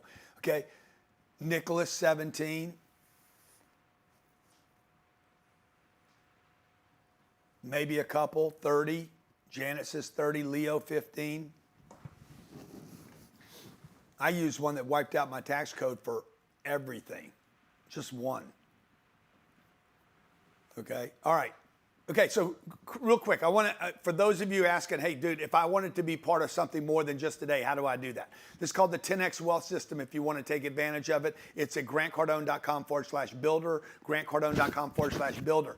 Max out your exemptions. I'm going to give you some things you could do right now without buying anything from us, without doing anything. Max out your exemptions. Set up an LLC properly. Employ your kids. Buy investment real estate, okay, rather than homes. Employ the Augusta rule. It's fantastic. Everybody should do that at least 2 weeks of every year. Professional real estate investor tax code. Okay. Self-direct your 401k. I don't know. Guys, can you stay with me, guys? I don't know who's working that thing over there. You guys are freaking me out. Thank you. Self-direct your 401k. If you're not self-directed, figure out how to get yourself directed. How many of you have a self-directed IRA or 401k? Jim? Dude, you guys should have a self-directed. As soon as you don't work for that company, make sure that you can self-direct your own 401k IRA. I did this for my sister. She had $400,000. She was, at that time, I was 57. She was 67, 400 grand. I literally took the money, self-directed her money, put it into one of our real estate events. I have paid her on $400,000. She's been in this investment, what, how many years? 9 13? years. No. Oh yeah, 13, yeah. Okay, Yeah, I paid her on that deal $400,000. Well, she would tell me exactly what I paid her. I think I paid her back $80,000 once. Then I paid her back $200,000. Then I gave her back $1.2 million. And she still owns the investment, by the way. So she's been paid 1.4, 3.2. And she still has now she has a $3 million investment in that asset. She gave me 400 grand. Oh, and I paid her 12% a year for 12 years in cash flow. So whatever that is. 12% on 400 grand is 48,000. 48,000 times 13 years. She was paid $640,000 in cash flow. This is the cash flow. That's 12% right there. That was 12%. And I returned her 80 grand once, non-taxable event.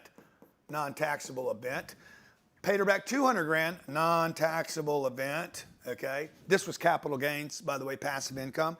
and paid her back $1 million to non-taxable event. She's paid no taxes on any of these 4 events. Her 400 grand, she got back part of it here, 20%. She got back half of it here, and she got 3 times that money back here, and she still owns the investment that will continue to pay her and will go up in value over the next 10, 15, 20 years. Now, my sister today is not 67 anymore. Now she's 77 years old, okay? Guess what?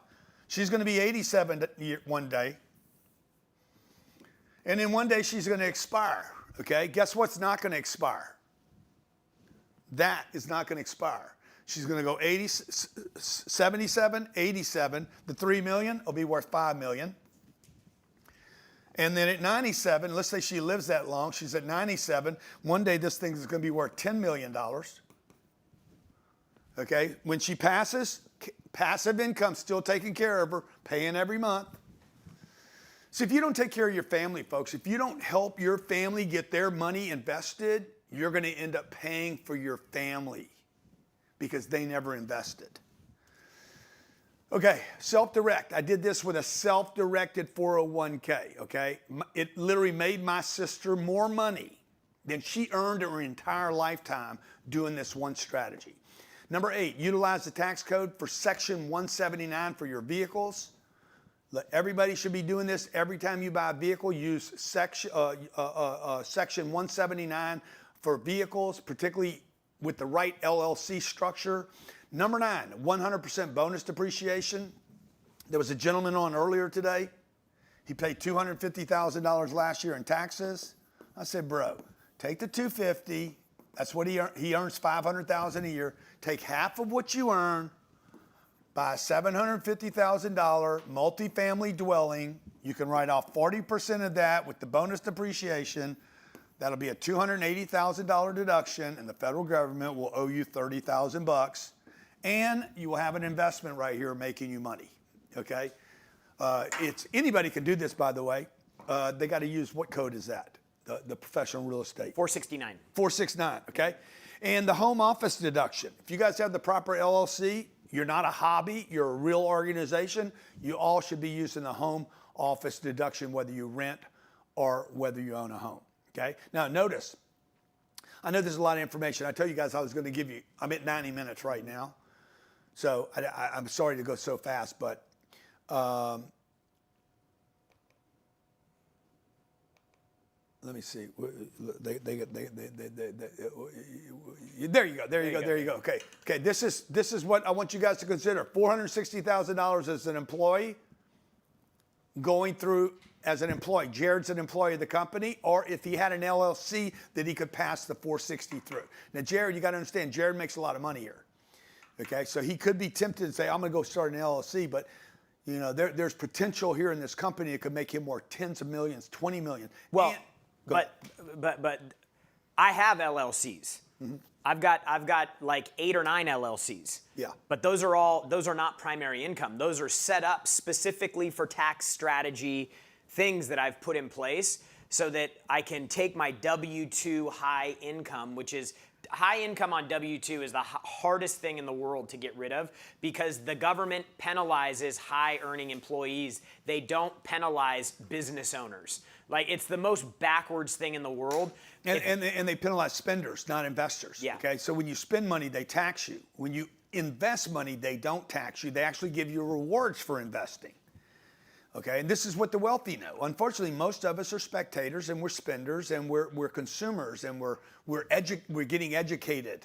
We went to college. You can't even write college off. Okay, so watch. Jared, as an employee, is going to pay 32% taxes. As a LLC, if he could push the 460 through his LLC, he'll only pay 7.6. He saved $300,000 a year. Now, what should he do with the 300? He should invest in it. All of it. Give it to me. Yeah, dude, don't spend this money. Do not spend money. Wealthy people do not spend money in the beginning. They invest everything, all right? Okay. See, look at all these tax write-offs. Every one of these things. The car, okay? The car. I can write the car off. Do you know how to write your car off? What's the second thing? What's this? What is that right there? Business trips. Trips and dinners, yeah. Is that really a trip? That doesn't look like That's a a trip. dinner. That's a business That's dinner. a business Yeah, dinner. Business dinner. Okay? I can write off 50% of that dinner. Me and my wife go to dinner, I can't write off any of it. Okay? Travel. Do you know how to write off all your travel? I went to 19 countries one year and wrote off the whole Board meeting. Okay? I was on a yacht this year, and I'm on a jet ski, and I'm passing by this beautiful yacht, had to be 400 feet. In the back deck, both sides are wide open. You could see through the back of it. They had a flip chart, family down there, super wealthy family, and they're literally strategizing their family office. They probably had their tax planners, their accountants are there, their legal team's there, and they're trying to figure out, dude, how do we take over the world? And while they're doing that, they write the trip off. And write the trip off and get a tan, dude, okay? All right? In the south of France. If you buy a yacht, Ivan Kaufman just taught me this. Grant, I'm going to buy a yacht this year. He's building a new yacht. He's like, I need you to take delivery of it. I said, excuse me? He's like, yeah, I need to charter it to you. I said, cool, bro. He cannot take delivery, but if he charters it to someone that will pay him, he can write off the entire yacht that year, okay? Wow. What is this thing in the... Investment properties. Oh, yeah, investment properties. Those are freaking... Kids' salaries. Okay, that's a Employer kid's salary? kids. What is this right here? Your uniform. Uniforms? Yeah, oh, your that's my uniform. Yeah. See this? This is tax deduction right here. Okay? My phone, tax deduction. My credit cards, all tax deduction. I carry 2 cards. This is just a little simple hack. Oh, you just had them out. Yeah. Okay? Okay, this card, if we bang this card, my finance department knows, hey, that's for personal, and this card is for everything else. Okay? So they know. If I bang this at Amazon, I might do this. I might do $20 on Amazon and $200 on the Amex.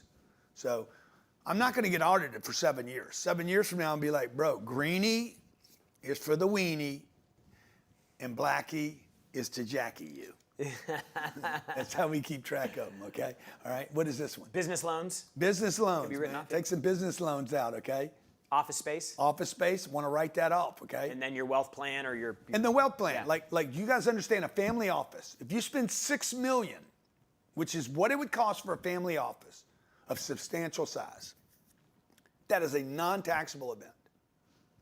Okay, but I have figured out how I am actually going to use the family office as a business, democratize it amongst many people in our audience, build a business around it, and that will become a tax deduction for me. So again, how are you going to do this? You're not going to see what you're not looking for. Okay, this is the biggest, most important thing you're going to hear today, dude, for free. I'm giving this to you. You ain't going to find wealth without looking for it every day. These people that are getting wealthy, you might not, I don't like the way they raise their kids. I don't like the way they act in public. They're bad people. Whatever, bro. You need to admire this. They looked for it. The guy that ended up with 10 or 20 car dealerships. Okay? Dude, he had the imagination. Walt Disney.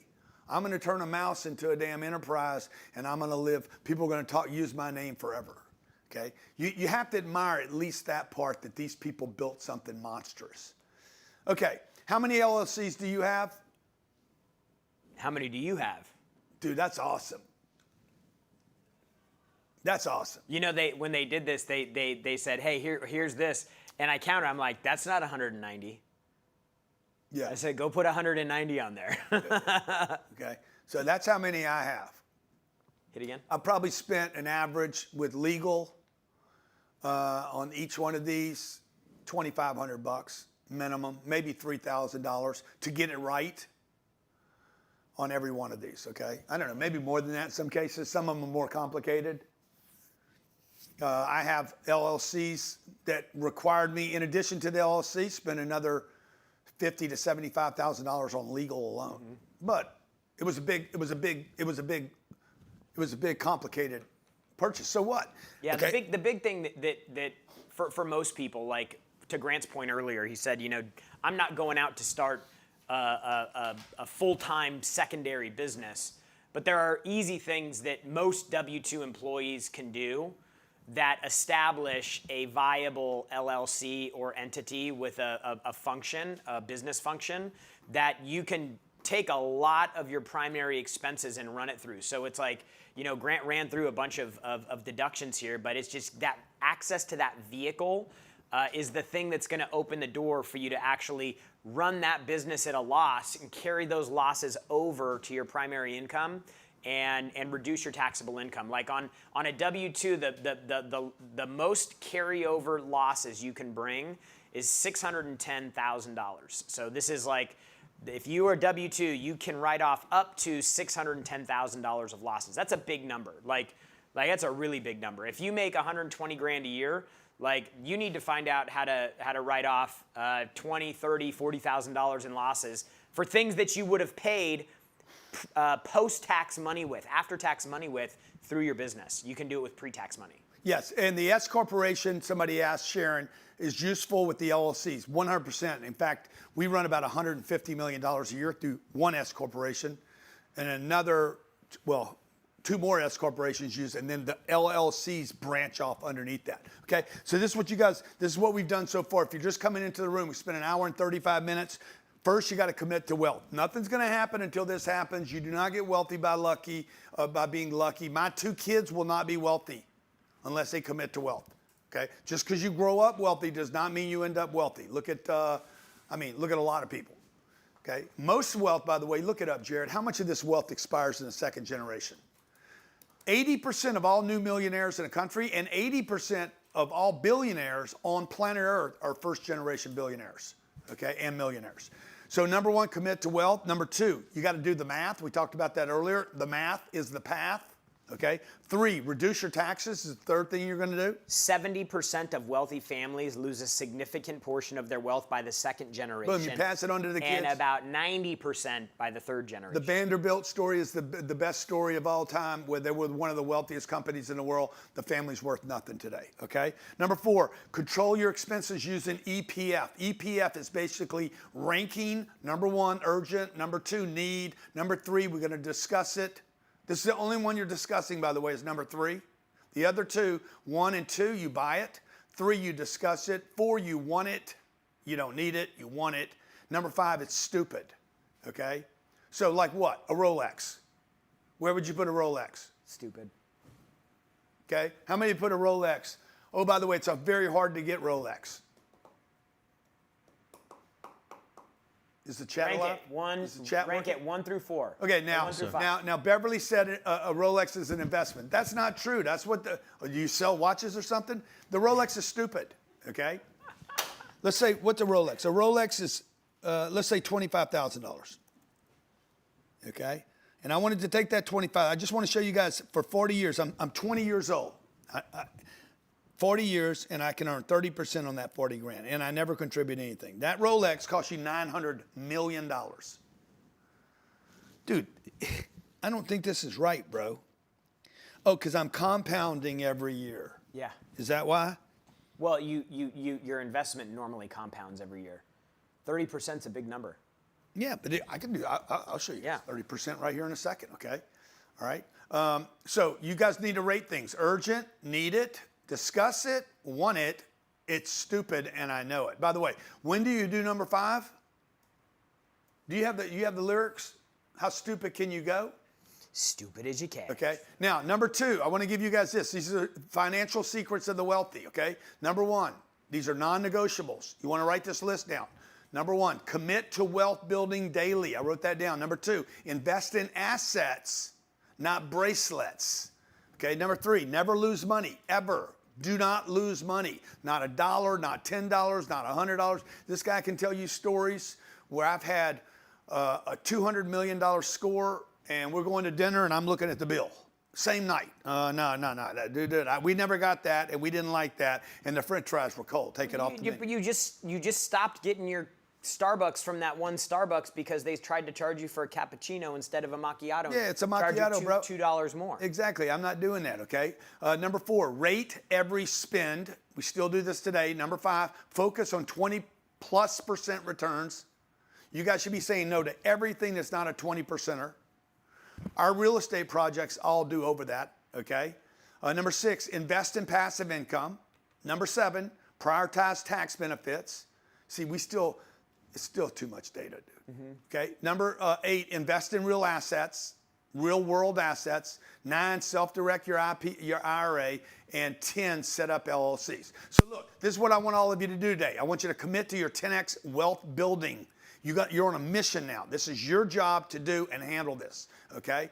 I want you to consider today, right now, start your first business or LLC. If you already have an LLC, you're going to have many, many LLCs. We're going to do this for you. LLC consultant setup. Now, this is operating important. agreement. Hold on. Articles of incorporation, EIN number, and expedited setup. You were going to say something. I'm just going to say that having somebody consult you on how to set up your LLC is the most important step. So this is not just, hey, let me go online and figure it out. This is like, how does it need to be set up for me the right way based on my situation in the right state with the right operating agreement? You guys can get rich, man, but you're going to have to do some homework. You're going to start a business in addition. Jared has 8 separate entities that he uses to shelter from his earned income. I have 192 entities. I have a job. I work for a company. It's called Cardone Training Technologies. I've worked for this company for 30 years. I also own the company. So all this income hits me at the end of the year, and I'm figuring out how to shelter it, okay? I had to start multiple LLCs. It requires a consult. We're going to do this for you guys, by the way. Done for you. You're going to get an LLC consultant setup, an operating agreement, articles of incorporation, an EIN number, an expedited setup, a liability protection, and we're going to help you reduce your taxes. Now, just so you know, okay, go on Zoom. I did this morning. LegalZoom, yeah. LegalZoom.com. You can buy this for $650.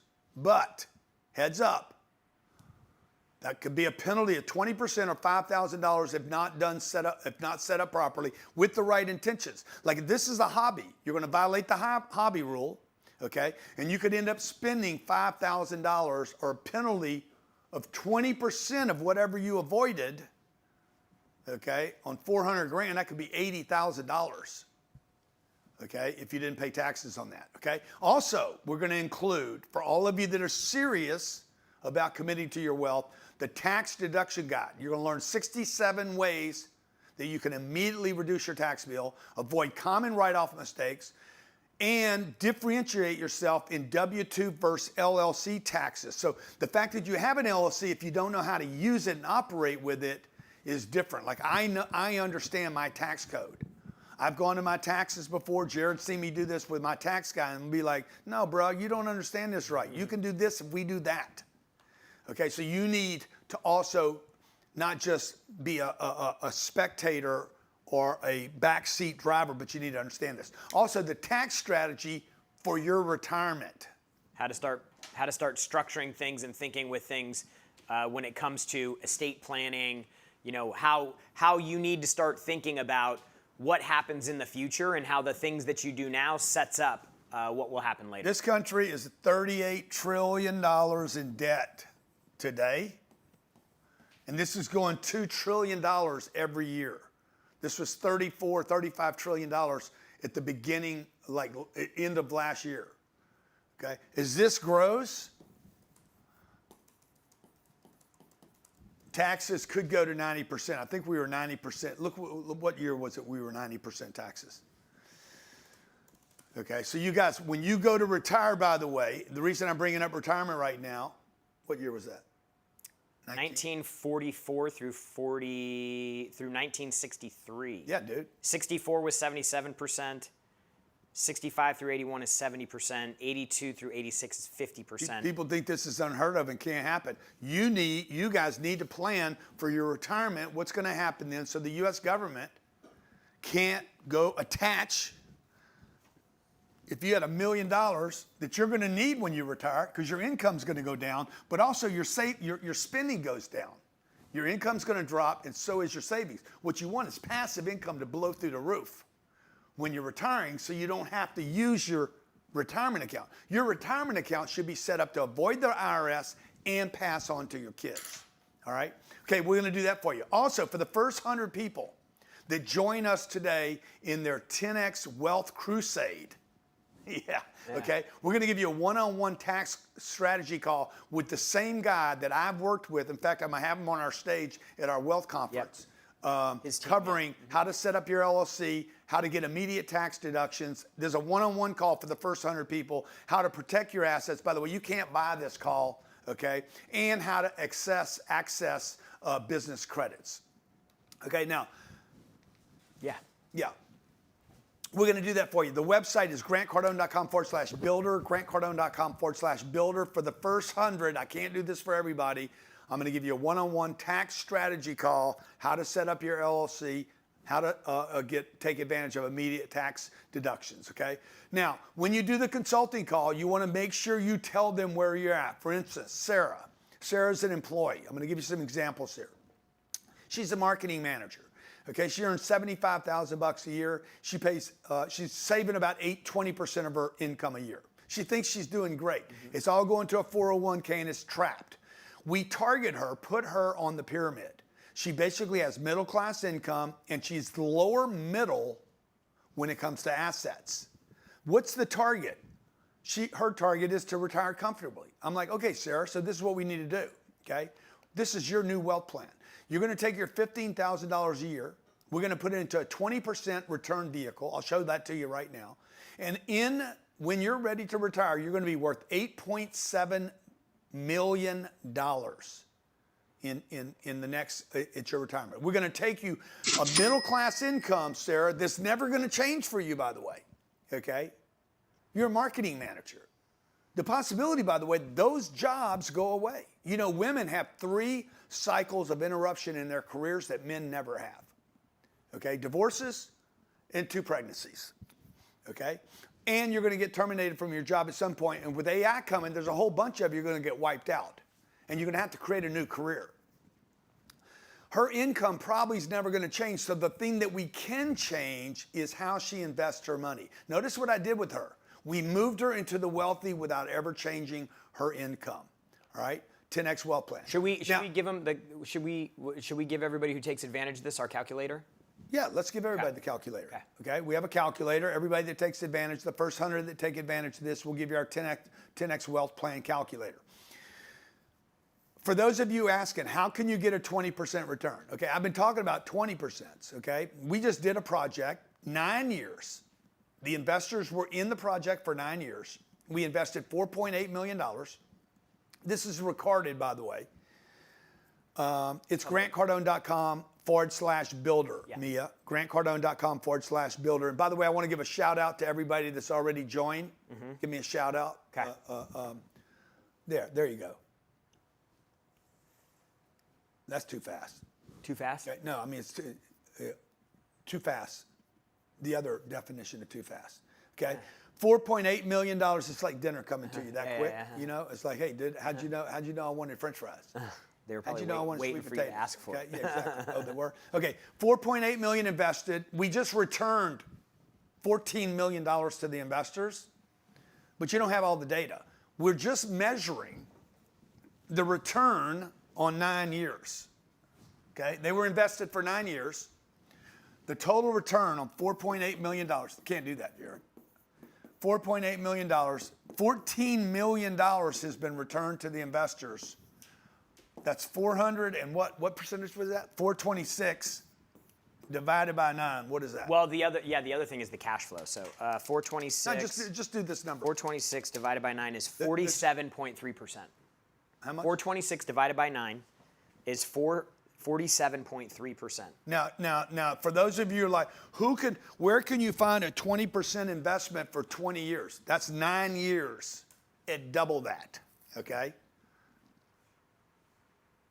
Now, what did they do? They took money, they moved it to an illiquid investment called real estate that provides tremendous tax harbors that cash flowed while they owned it, okay? The $4.8 million, by the way, averaged, what'd that deal do on average? 8, 10? I think it was 10.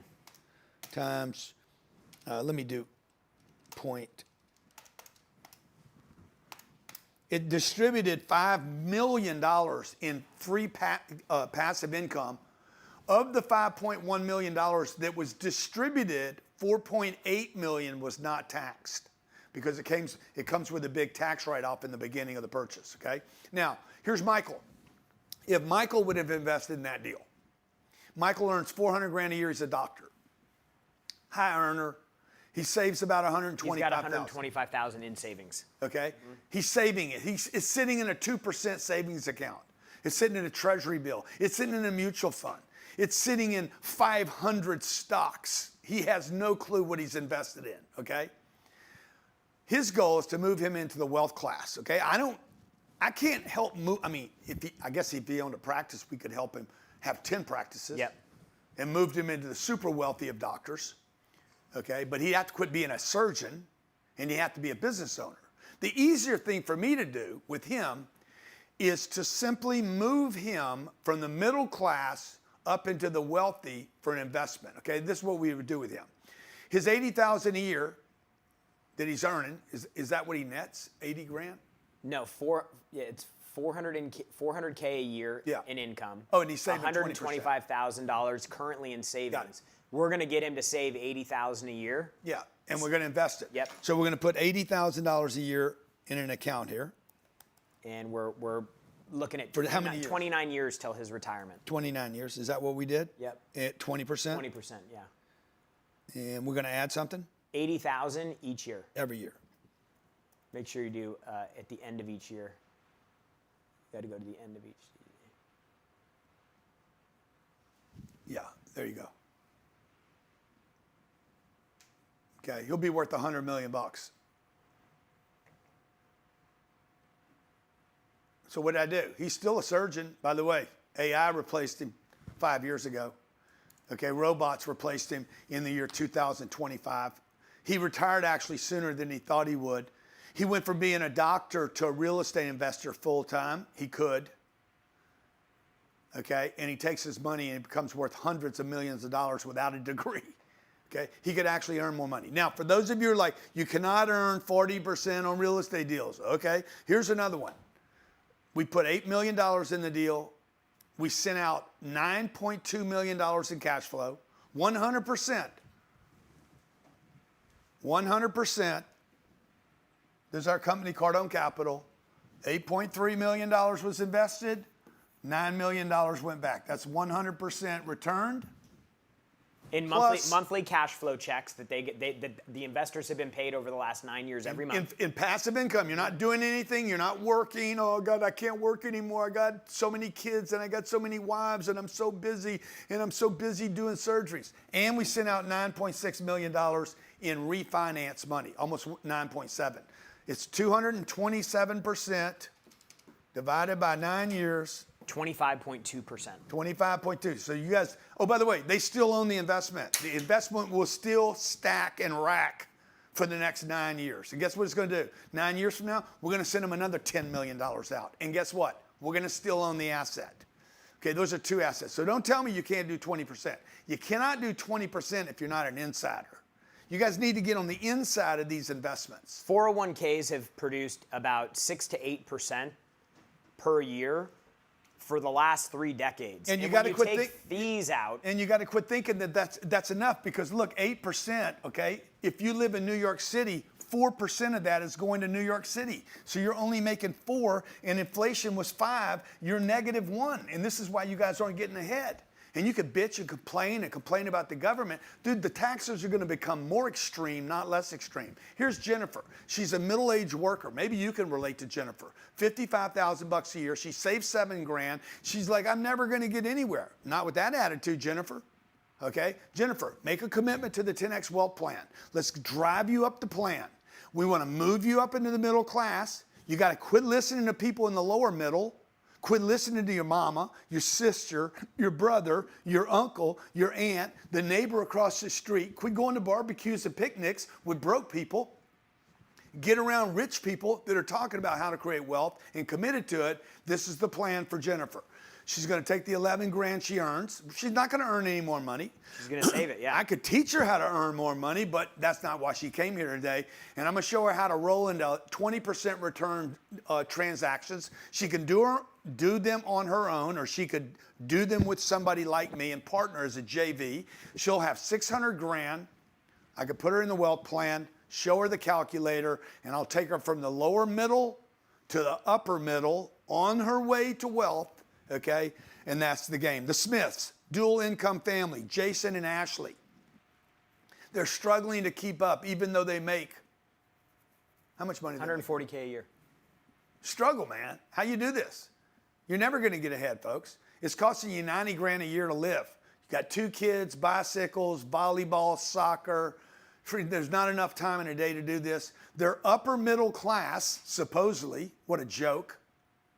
What's their income, Jared? 140. Yeah, it's a joke, dude. How does a family of 4 live on $10,000 a month? In Miami, that would cost you 8 grand just in probably in what? What are you going to spend to live in Miami?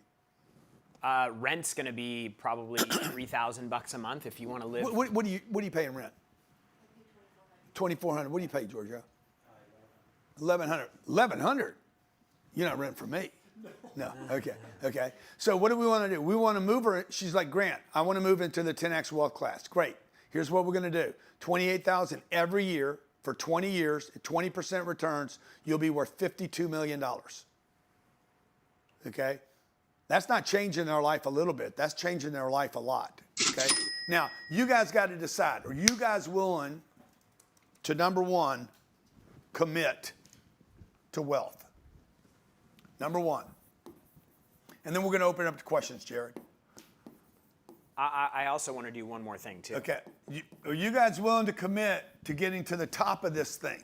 That looks like some kind of like Illuminati signal? Illuminati signal. But you guys got to commit to this. If you're happy to live down here in the guck, the muck, the bowels of society, then you're not going to change anything. No amount of information will change. You got to make that decision. I made that decision when I was very young, okay? When I was 15 years old.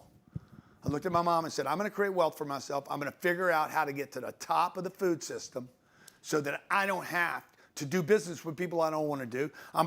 So I can spend the money I need to spend, so I can waste food if I want to waste food. Okay? Why are we not wasting food, but you go to the hotel and the hotel is wasting enough food for the entire country? They're just throwing it out. Okay? So I'm like, I'm going to do this. You guys got to make that commitment. I can't do that. I can help you with the LLC. I can help you with the taxes. I can help you with the LLC creation. I'll get you the consultant, the setup, the operating agreement, the articles of incorporation. I'll get you the EIN, the expedited setup, the liability protection, the reduced taxes. I'll show you how to pass through your taxation. I'll set up, by the way, let's add this virtual tax masterclass. Yep. When is that going to be? Wednesday, I'm going to do a tax masterclass live virtually with our professional tax attorney. I'm going to give this to you for the first 100 people, okay? You'll learn exactly how to structure the assets for the tax benefits, the tax strategies most taxpayers are missing out on, how to access your business credit lines. Like I have a credit line for my bank. Bank gives me a credit line against other things that I own that becomes a tax efficient structure for me. How to use a legacy structure in estate planning, and we're going to do a live Q&A that fits your problems. Also, I said I'm going to do that call with you. That's one-on-one strategy. The one-on-one strategy call for the first 100 people, and I'm going to give you the tax deduction guide, 67 ways to save on taxes and prepare. Also, I'm going to give you the Money and Wealth Masterclass. How long is that? 25 hours. 25 hours. I need you guys to get on this. You own it for life. This is $3,000 at our website. Is that what it is? Or $49.97? Yeah, I think it's not even for sale. I'm going to give this to you, okay? I'm going to give you the 25 hours of training from 22 experts, personal finance, tax strategies, real estate investing, stock market investing, crypto, wealth protection. Also, if that's not enough, okay? And again, what I'm doing for you is this. I'm giving you the tax strategy call, the Start Your Business LLC creation, the Money and Wealth 25-hour masterclass. Those are, and just so you guys are clear, like this entire program is 22 of the top financial experts in the world that we've brought in. We've never offered this product to the public before. This is something that we have internally that we're giving you guys access to. You're talking about the guy that ran Goldman Sachs. You're talking about Bill Pulte, who runs the largest lender in the world. Ivan Kaufman. Yep. Don Peebles. $4 billion. Brock Don Peebles, Pierce. $2 billion. Brock Pierce from he basically was one of the first people in cryptocurrency. Like we're talking guys that have touched and generated billions and billions of dollars. Also, Jared, I want to give them. When's our next wealth conference? December 12th and 13th. December 12th, 13th. If you want to come to Miami, Florida, I'm going to put you in the room for a wealth conference for 2 days. If you want to come, if you don't want to come, no problem.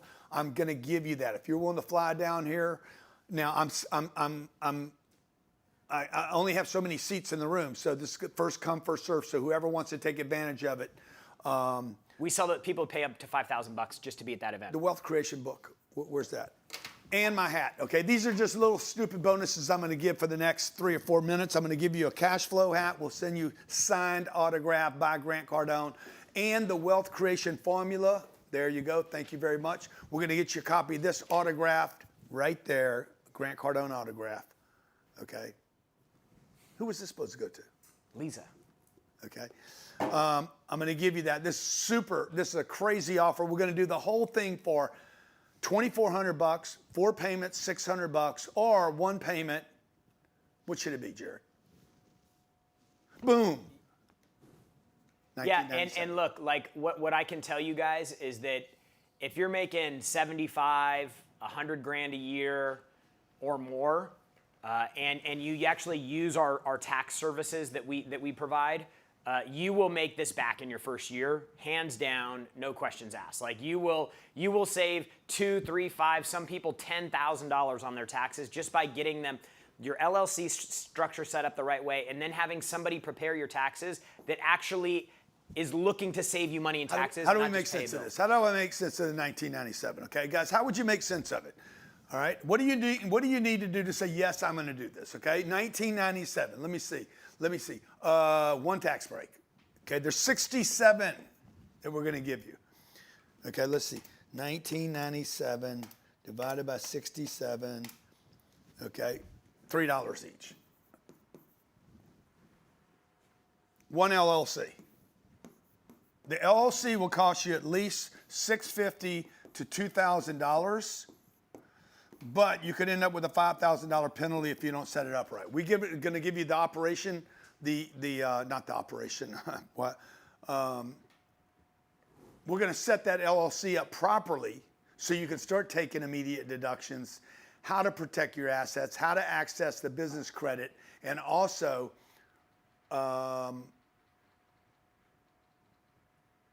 it was the one thing, the thing I'm thinking about. Oh, the articles of incorporation and the EIN number. You need to set these up so that you don't violate any IRS controls, and so you can pass through your taxation and reduce your taxes as well. Okay. The live virtual masterclass. Guys, if you get 1 tip. This is all tax talk. So it's going to be, how do you maximize your tax benefits from a professional tax attorney who's saved tens of thousands of people, millions of dollars in taxes, and then you're going to have the ability to ask questions from a tax attorney. Okay, what else, Jared? You want to do some Q&A? Yeah, let's do some Q&A. The website's grantcardone.com/builder, grantcardone.com/builder. We're also going to include the Money and Wealth Masterclass. You can't buy this. Is that what you're telling me? That's true. Okay, you can't buy this on the website. And I'm going to throw in a book, and I'm going to throw in a hat. The other thing, too, guys, I want to just reiterate one thing. It is October 25th.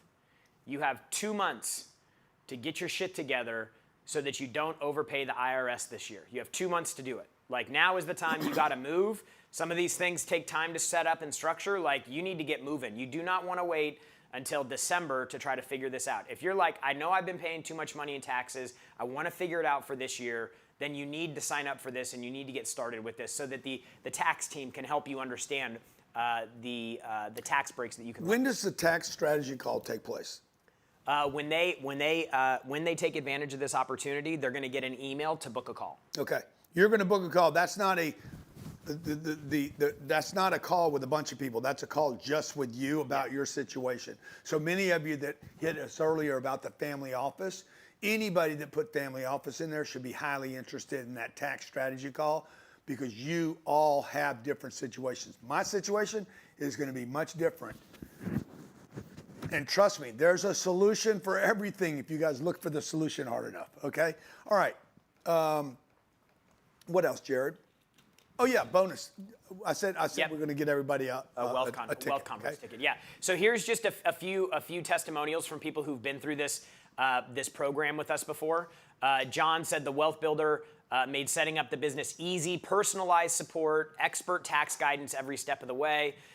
Kimberly, the Wealth Builder received additional tax liability savings for 2024 tax season to put thousands back in her pocket. Camille, the Wealth Builder gave me clarity and confidence I needed to structure my company the right way. And then Ryan, the Wealth Builder didn't just give fluff advice, it gave a tailored solution specifically to his specific situation. And then Alyssa was able to pay for her Wealth Builder just with the tax deductions that she was able to put to work for her. Great. GrantCardone.com/builder. The whole thing, one pay is $19.97 or 4 payments of $600 each. If you have a question about anything that we've covered today, or you want to ask my staff a question. You know the other thing we should do? Yeah. Tomorrow, let's Wait a minute. Let's just do this first. Okay? Any value in them calling here if they have questions? Yeah, they could call. Okay. If Yeah. you have any questions, we have people here today on a Saturday to support you. Look, I'm looking for people that are committed to their wealth. I meet millions of people every year, okay? 310-777-0255. I have a staff here that can help you.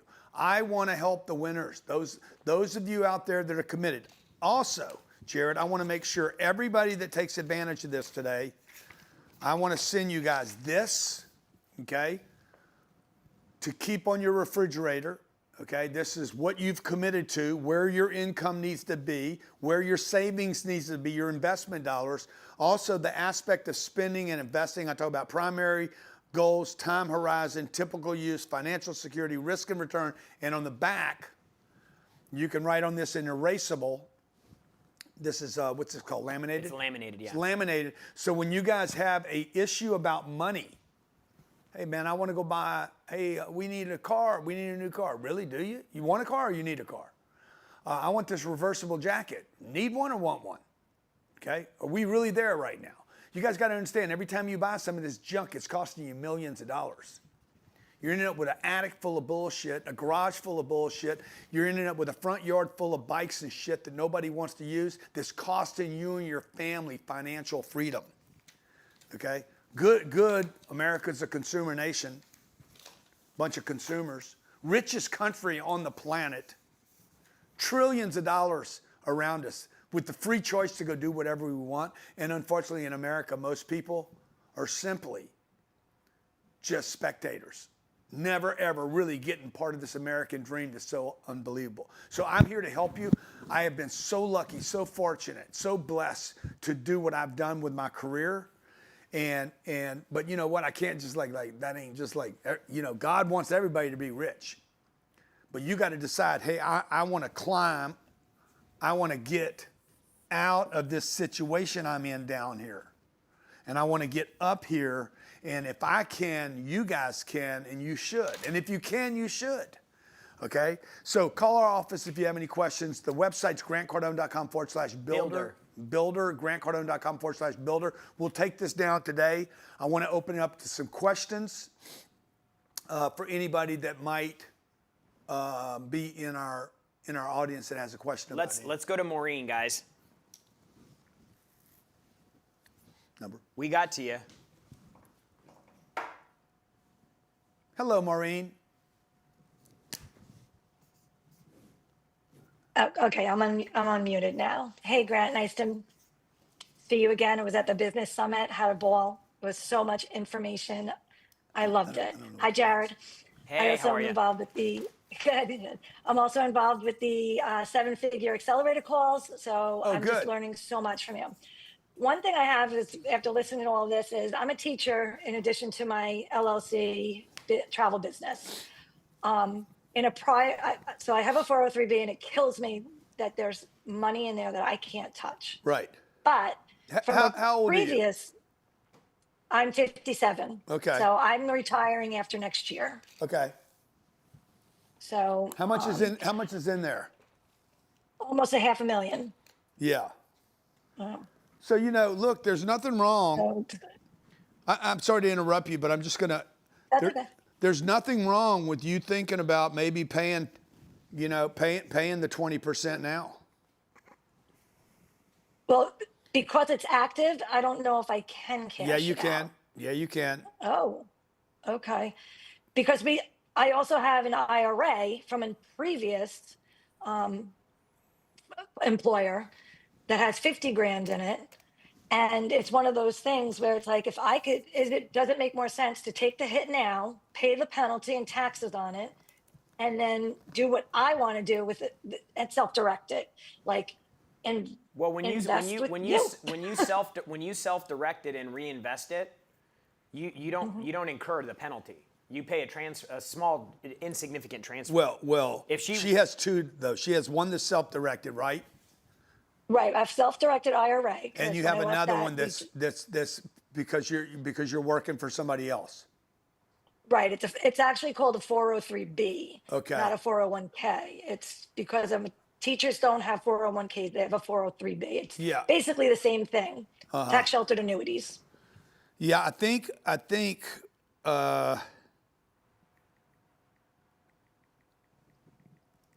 I'm asking a buddy of mine a question right now. What is it? A 40 what? 403? 403B. 403B.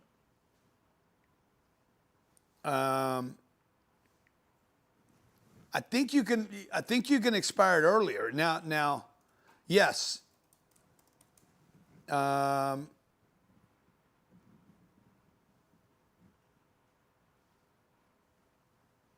You're going to pay a penalty.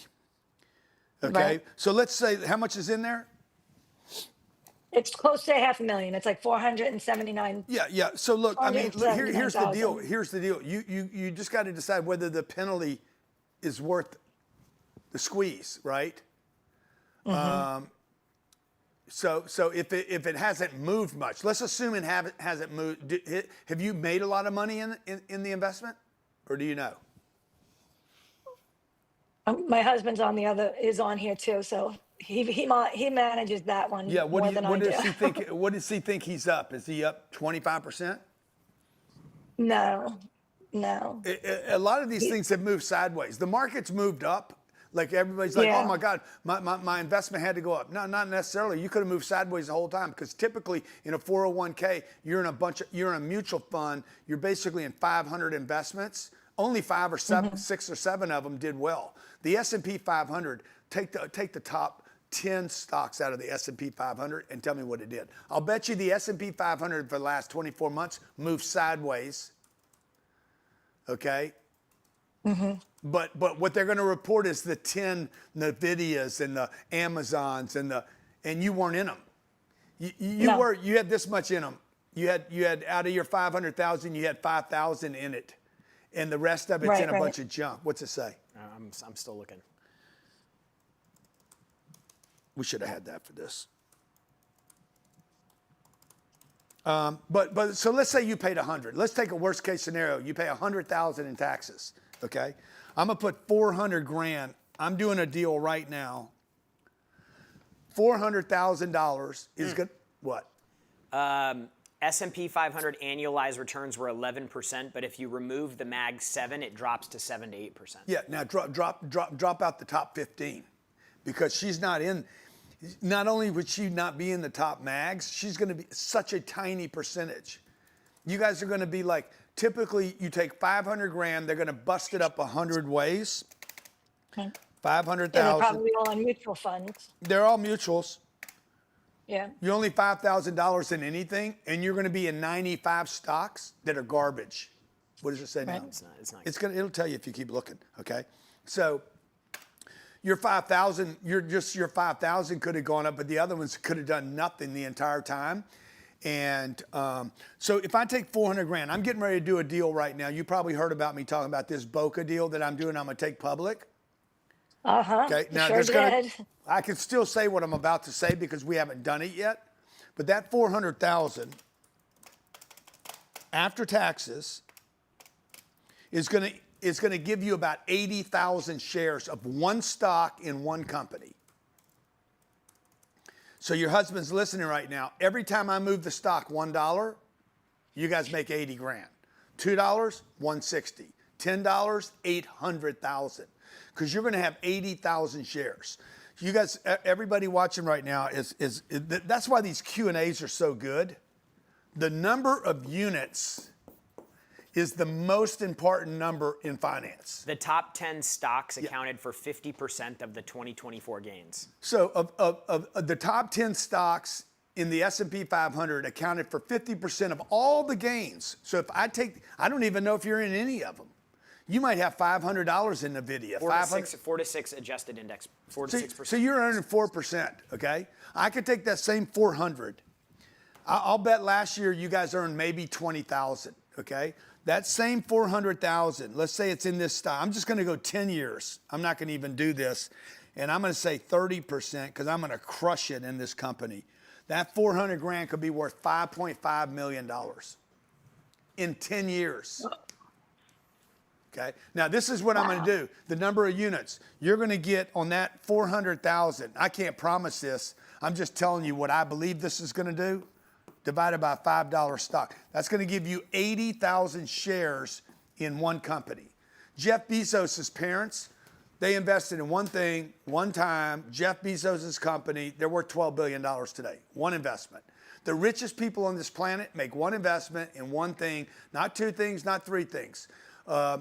Elon Musk has no investments outside of his investments, none. Steve Jobs had 2 investments his entire life. Pixar and Apple, that was it. One of the richest guys, Steve Ballmer, one investment, Microsoft. Steve Ballmer was the 6th employee at Microsoft. He's worth more than Bill Gates was, and Bill Gates was the founder. So every time I move this stock, number of shares, $1, you make 80 grand, okay? And you only had 400,000 invested. So every time you make 80,000, watch this.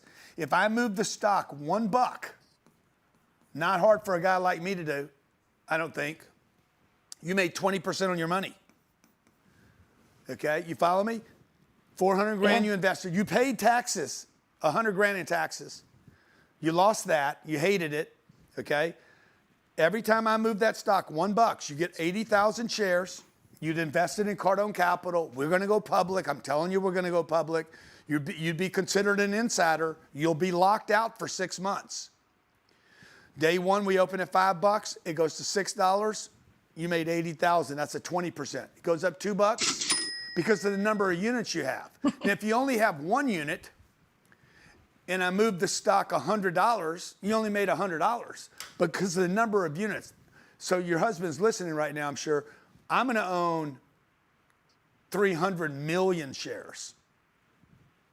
Every time I move at $1, I make $300 million. $3, I make $1 billion bucks. Okay? So all I'm telling you, for all of you guys that want to create wealth, for her family, Maureen's family, to create wealth, they're going to have to consolidate their thinking.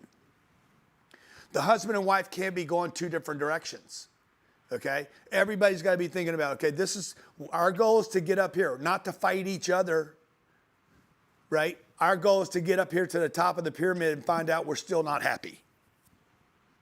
And we both are on the same page, like you and Elena. It's like, we're focused, we're 10x'd, we're on each other like all the time. And honestly, since the business summit, this has been what we've been talking about, that Boca deal, like talking about how, if I didn't have this almost $500,000, Dude, we could have done dump it out. I would tell you in a flash second, if you were my sister right now, 57 years old, Grant, is this risky? No, it's not risky. This is Grant Cardone. I know what I'm doing. I know the asset. I know what I'm doing with the Bitcoin. I know what I'm going to do with the public markets. I have 20,000 investors that are going to hit this stock, and they're going to drive that price up. This is a great business plan. I know it's going to work. I have never been in a failed business in my career. I've never filed bankruptcy, won every lawsuit I've ever been in, never filed foreclosure, paid every loan I've ever, we know how to make things work. And for all of you that are listening, when you get a chance to ride with a winner, ride. Okay, I'm not saying that's me.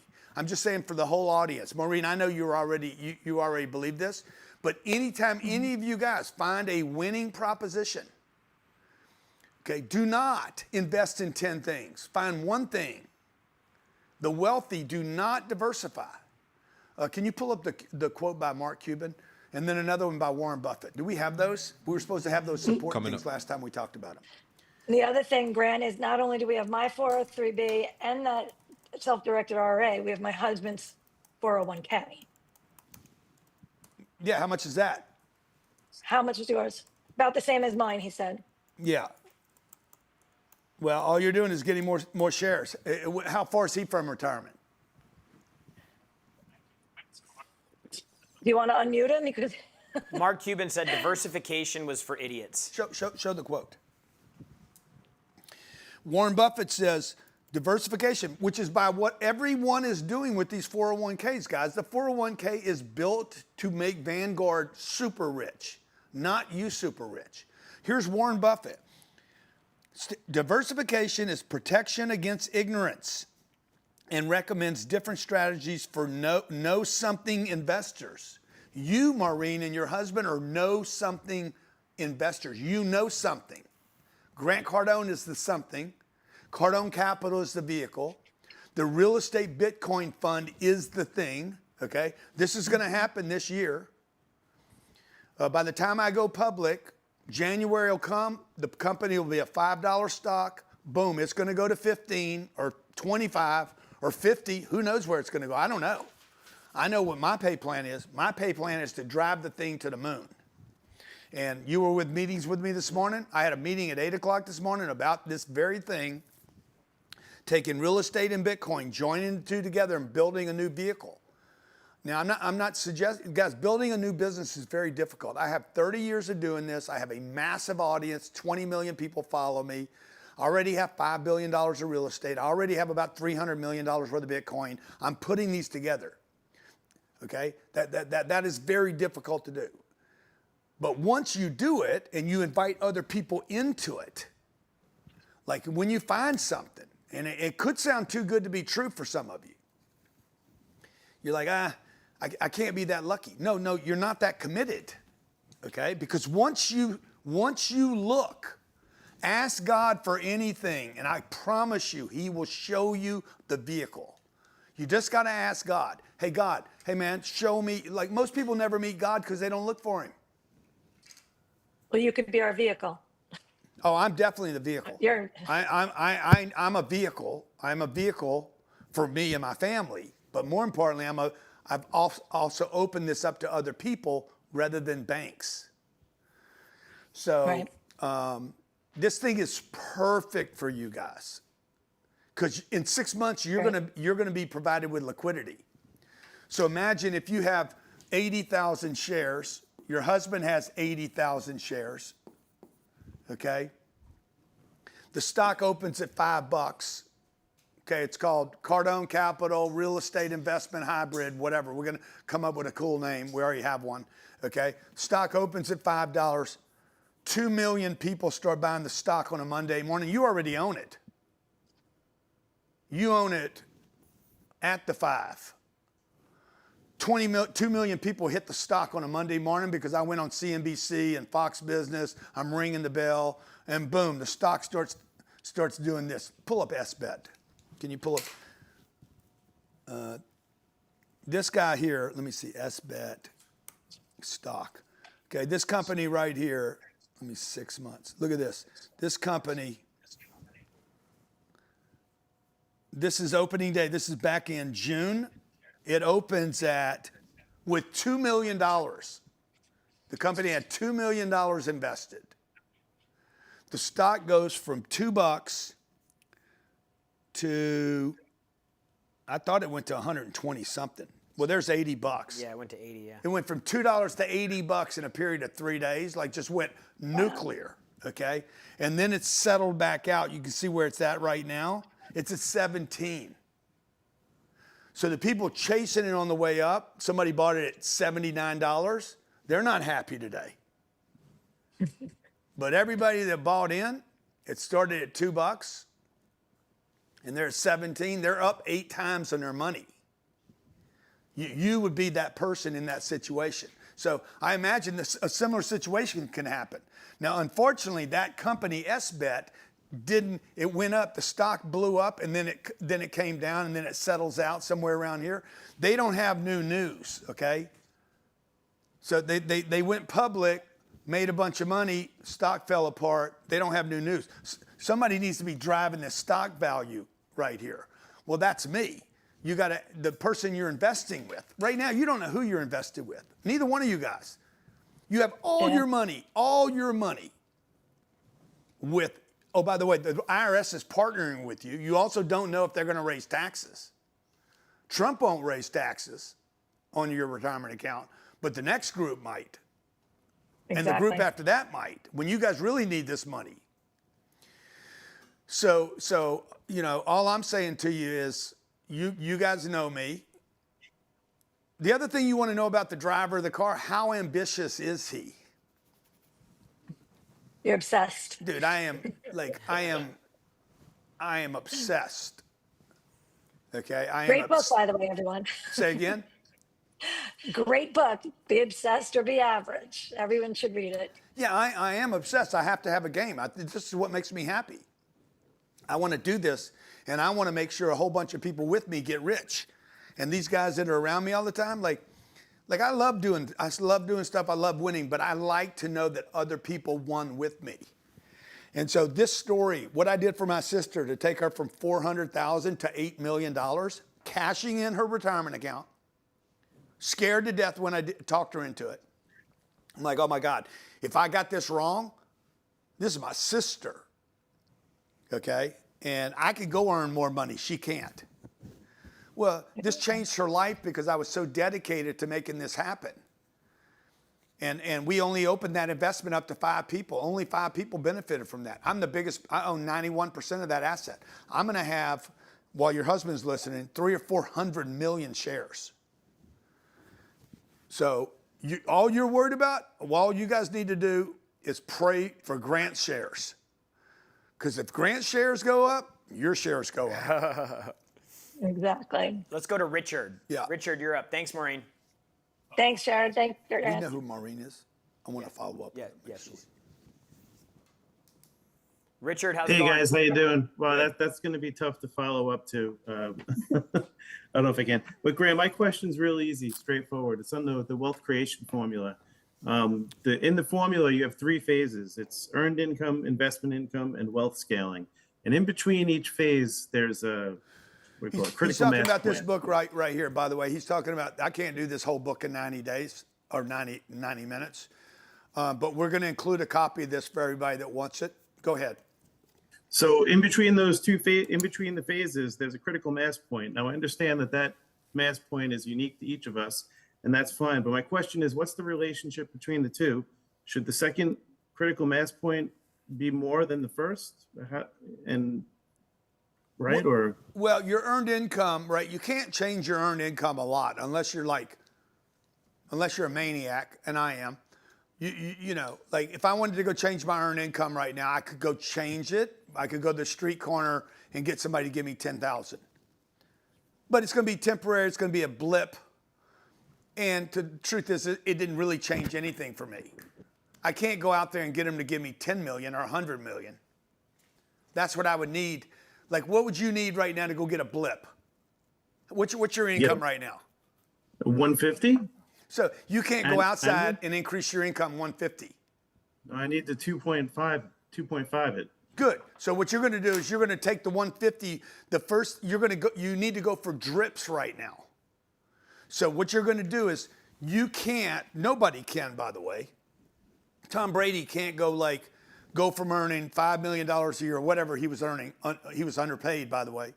He was underpaid. He had to retire from being a quarterback to becoming an announcer where he got his big payday. He went sideways and up. So if you're earning $150,000 a year, so you guys just got to be like, okay, where do I want to be? I want to be right here. I want to be here. So we're not going to change his income fast enough. What we need to do is change your assets over here. So you got to go broke in income. You got to go broke. You need to convert all this money over here to this side. You're going to be zero over here and start building your assets.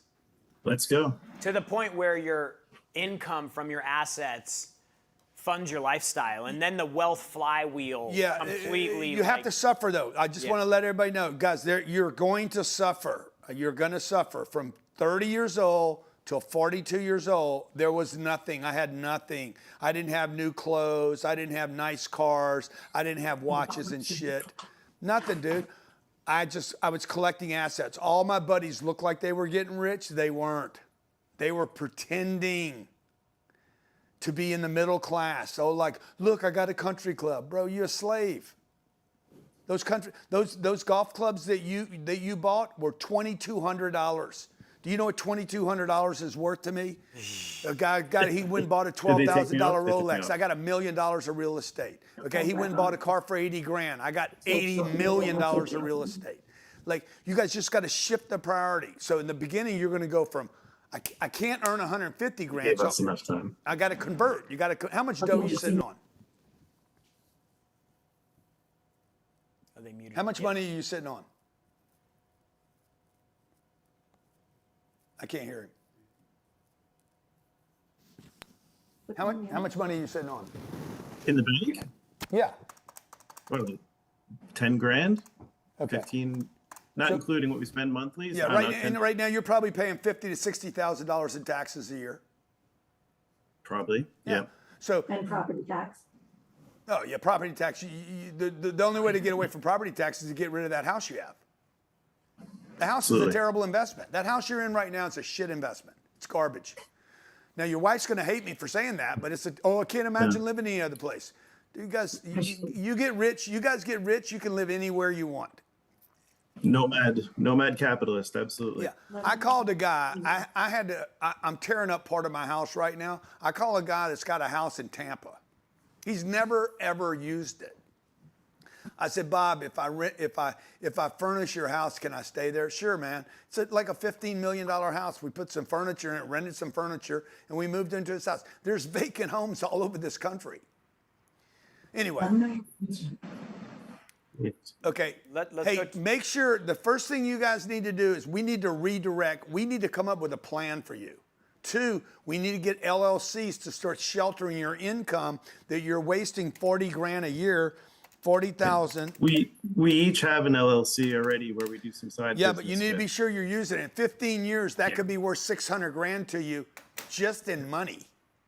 Yeah. So like, and we go to the next one. Let's go to get Lisa set up. Thanks, guys. Lisa. Yeah, thanks, man. man. I guess I blew out from my calculator. Here, I got it for you. Oh, there it is. That's 40,000 a year. Let's say he does that every year, 40,000. And go ahead. Yeah, so let's go to Lisa, Liasa. See, yeah, that's $32 million. If he redirected 40,000 a year for the next 30 years at 30%, you're talking about $32 million. It's about what you're going to focus on. Yes, sir. Yes, ma'am. Okay, it's just Lisa. Pull your microphone closer to your mouth. We can't really hear you. Hi. Hi. Is that better? Yeah. Okay. I'm sorry, 9 million. I can't hear you. Yeah. Well, I'm sorry. So it's Lisa. Lisa. Weird Okay. spelling. Lisa. Okay. Yeah. So you said owning a home is not a goal. Shouldn't be a goal. Not if you want to be wealthy. So does that would include building a home? That'd also be a terrible idea if you want to be wealthy? It'd be almost worse. The problem with a house is that it takes debt in most cases for people to buy a house, and you are the one that's paying the debt. The difference with what Grant does with real estate is he buys a property that has debt, but the renters pay the debt. So while the property produces income and the property value goes up, the debt or the mortgage, all of the expenses, all of the property maintenance are paid by the renters, not by the investor. Okay. Now let me tell you who the house is good for. Okay, I'm reading this right now. After accounting for all ownership costs and inflation, the long-term average real return on owning a home is 1% to 2% annually.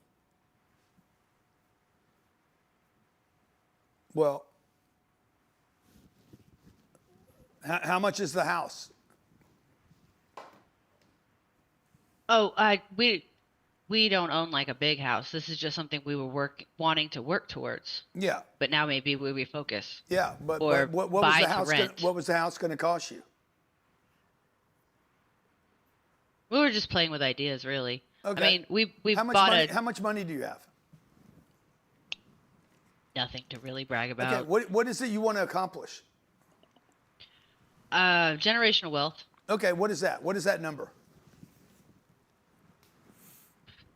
50 million. Good. Do the math.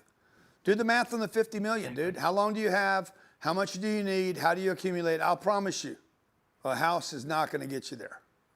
There is no house that's going to get you to 50 million. Now, you get the 50 million and you want to go buy a house, do whatever the hell you want.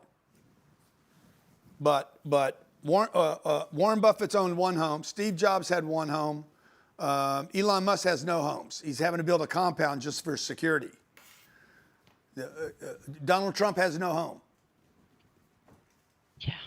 So We've actually bought a couple of trailers and flipped them. Yeah, good. Go buy We're living in 100. a Go buy flipper right 100 now. of those. Go do 100 of those. That'd be a better idea. Okay, let's go to the next question. John, What's you're up, up. John? GrantCardone.com/builder, guys. GrantCardone.com/builder. 15 minutes. I'm going to take this down. This offer is going to come down, guys. You can make 6 $400 payments or one payment at $19.97. It is tax deductible, by the way, right? And we're going to include the call.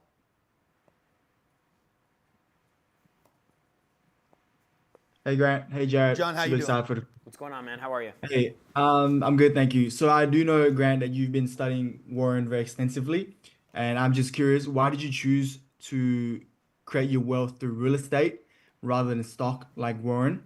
Because from my understanding, stock is a lot more scalable. Yeah, because I'm not Warren Buffett and I'm not connected to the stock market for 57 years.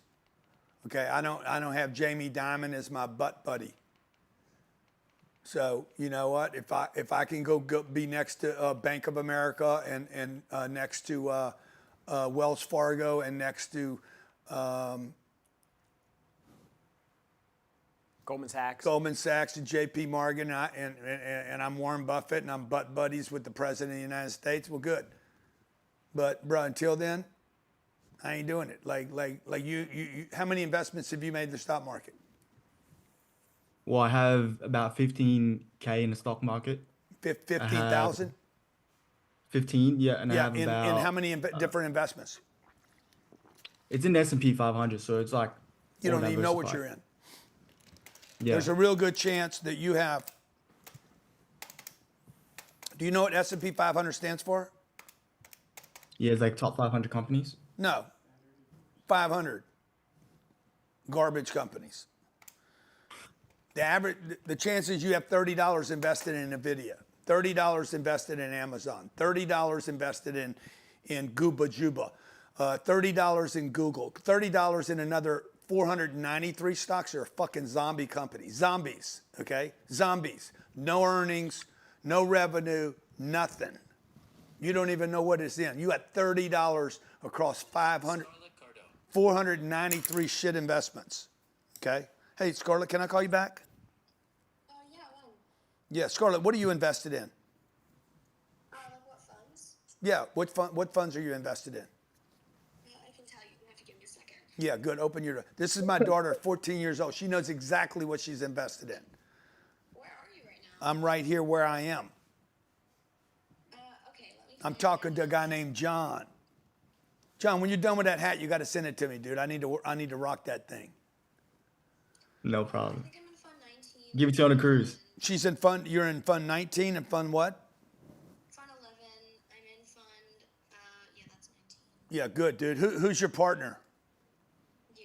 That's right. Goodbye. That's my daughter. She knows exactly what she's invested in. Okay? She gets passive income. It's not taxed. She knows who her partner is. She knows what that guy's driving to. So, bro, I would just tell you this. Take your $15,000, drop it into one stock. Pick something. Just cancel the S&P 500. For all of you out there who want to be in one stock, just put the whole 15 grand on one color, NVIDIA.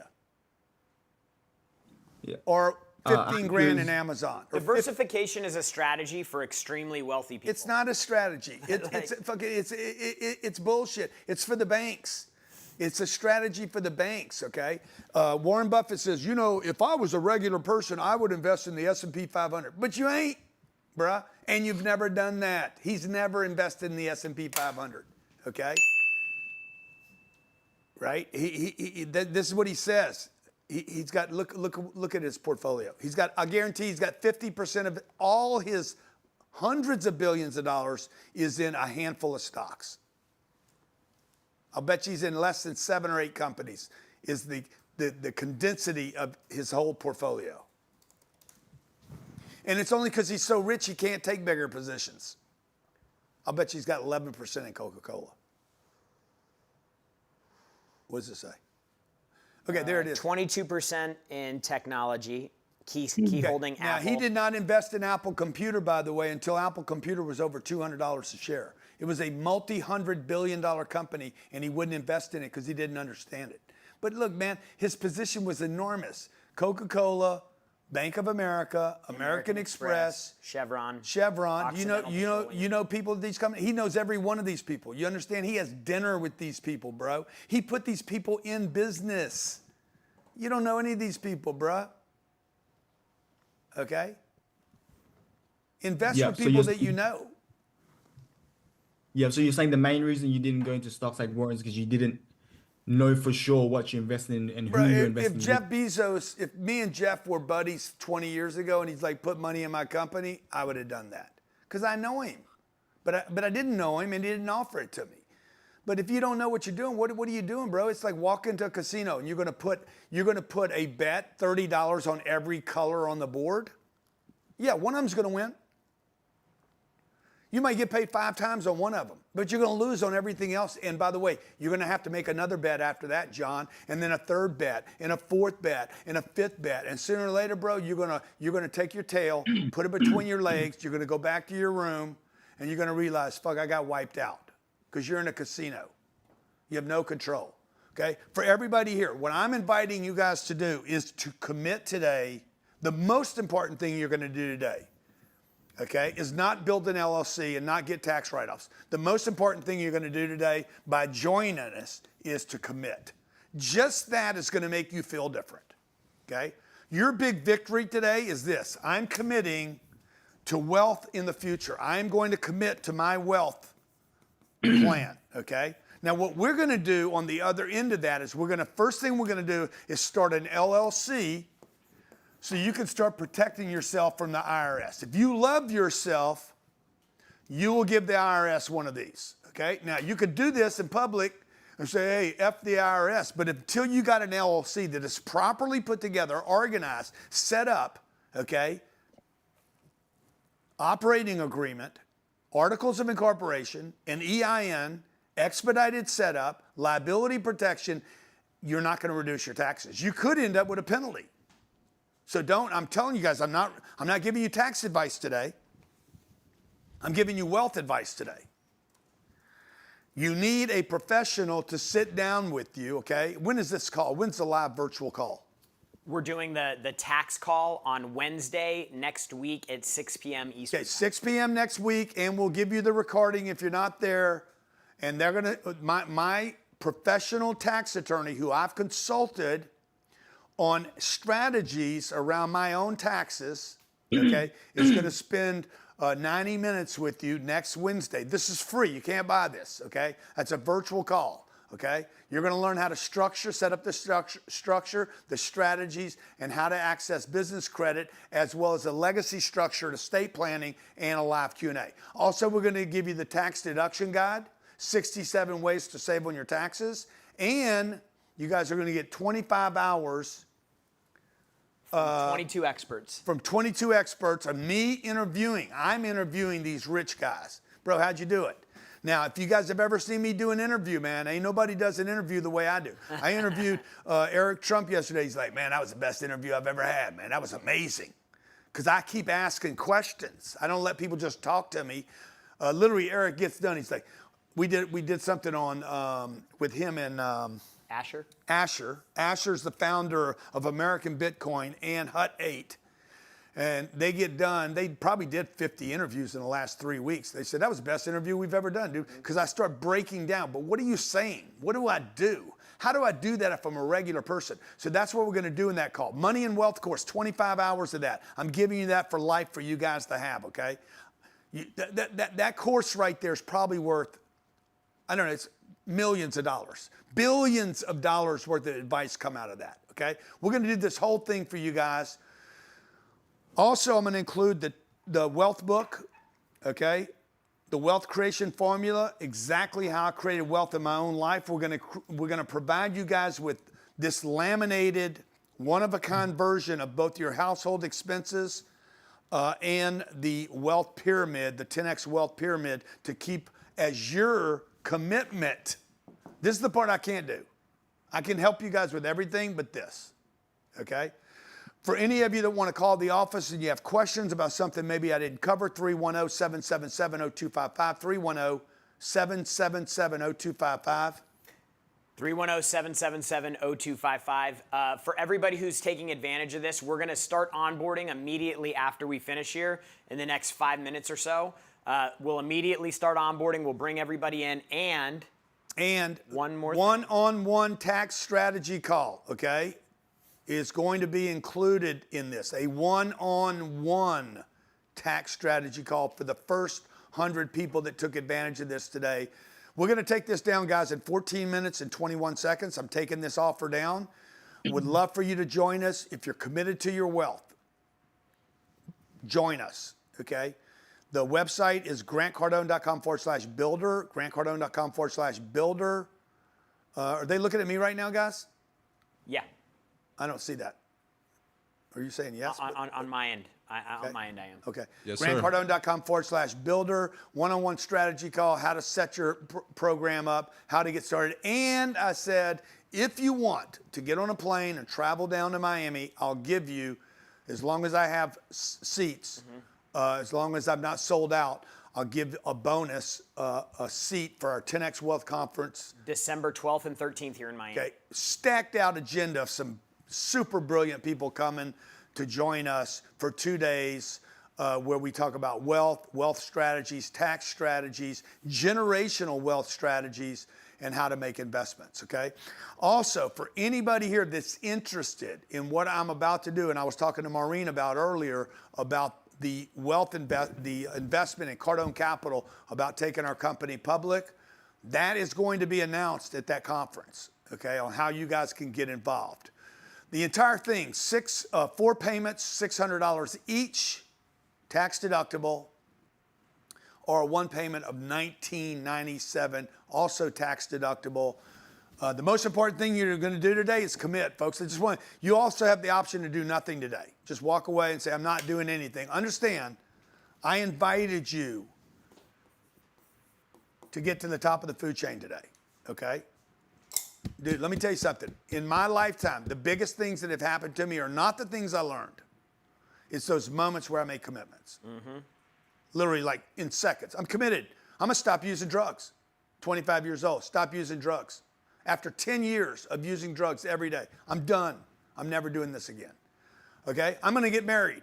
I was 45 years old. I'm going to get married. Sold my house in La Jolla, the Playboy house, got rid of it, got in my car, drove to another city, met my wife 12 minutes later. Okay? I'm going to have 2 beautiful kids and homeschool them. Boom. As soon as I made that commitment, it happened. Nothing happens until you make commitment. Most of America is middle class committed. You're living in hell and you don't even know it. They called it the middle because they knew if they called it the bottom. Recording stopped. Recording in progress. That was me. My bad. They called it the middle class. They sold it to you. Okay? You guys got convinced that, can we change this image? Okay? They called it the middle class because they can, because it sounds good. Can we change that? Yes, sir. Got you right now. Right there, that image right there. The one you're looking at. Okay? Okay, so we want to help you. I'm committed to helping you. We'd love to have you join us on this journey. We're going to start onboarding people right now, right? Yep. Okay? So we're going to start onboarding. One more thing that I want to do. Yeah, please. You want to do tomorrow? Yeah. Also, tomorrow, okay, one more thing. You think it's necessary? A lot, dude. We've given a lot already, bro. I mean, I think it would be valuable. I think they'd like it. They'd like it. One other thing I'm going to do, okay? Tomorrow, okay, for everybody that joined, because we didn't get through all the Q&A, and I see a lot of hands, a Q&A just with me tomorrow at 12 p.m. before the games start, okay? Yep. This guy's worth $17 billion. I'm taking this phone call. Yeah. Big Bob. So we're going to do a Q&A Bob, hold on a tomorrow. second, Bob. Hold on a second. Bob, I got about 25,000 people online right now. Bob, what would you tell people about the importance of committing to their wealth journey? Wow. Oh, that's a big one. That's a big one. Listen, the wealth journey is a sister cousin to the health journey. You're born, you live, your body dies. Along the way, you can go to dis-ease or ill health. You need to HEAL to get back to healthy. I've chosen that business because it's going to be here forever. And we've created some real wealth in doing that. I never have to worry, is my business going to go away? Wealth, WEALTH, they've lost the early meaning of WEAL.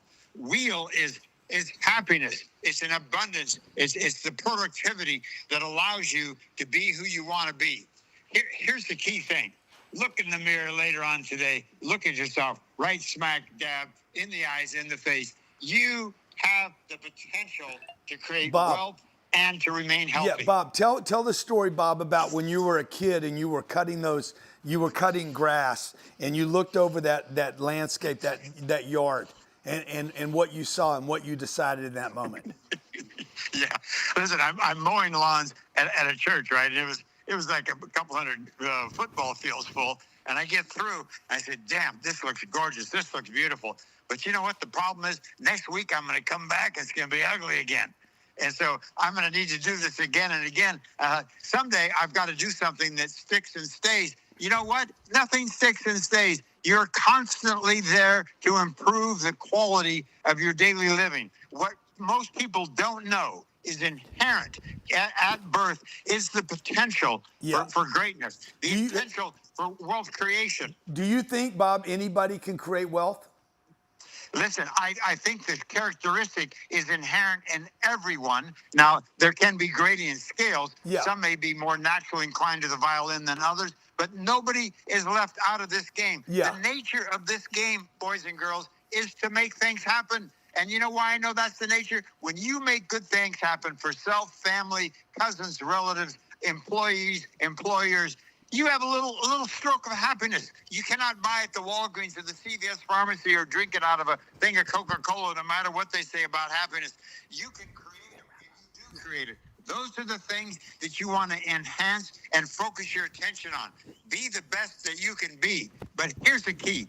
You've got in the physical universe, there's physical things that you mimic and you learn. There's other things that you read how it's done, why it's done, by whom it's done, and you listen. And you need vocabulary to do that. I really ask you, make sure that you're very good at the words you use and the words you do and don't understand. It's so simple now. Dictionary.com. If you don't get the word, look it up. Look it up. Bob, thank you so much. Hold on, Bob. Stay with me, okay? Stay with me one second.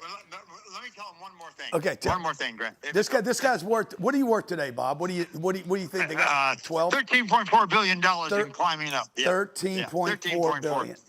Yeah. What are you down just the last 3 or 4 weeks?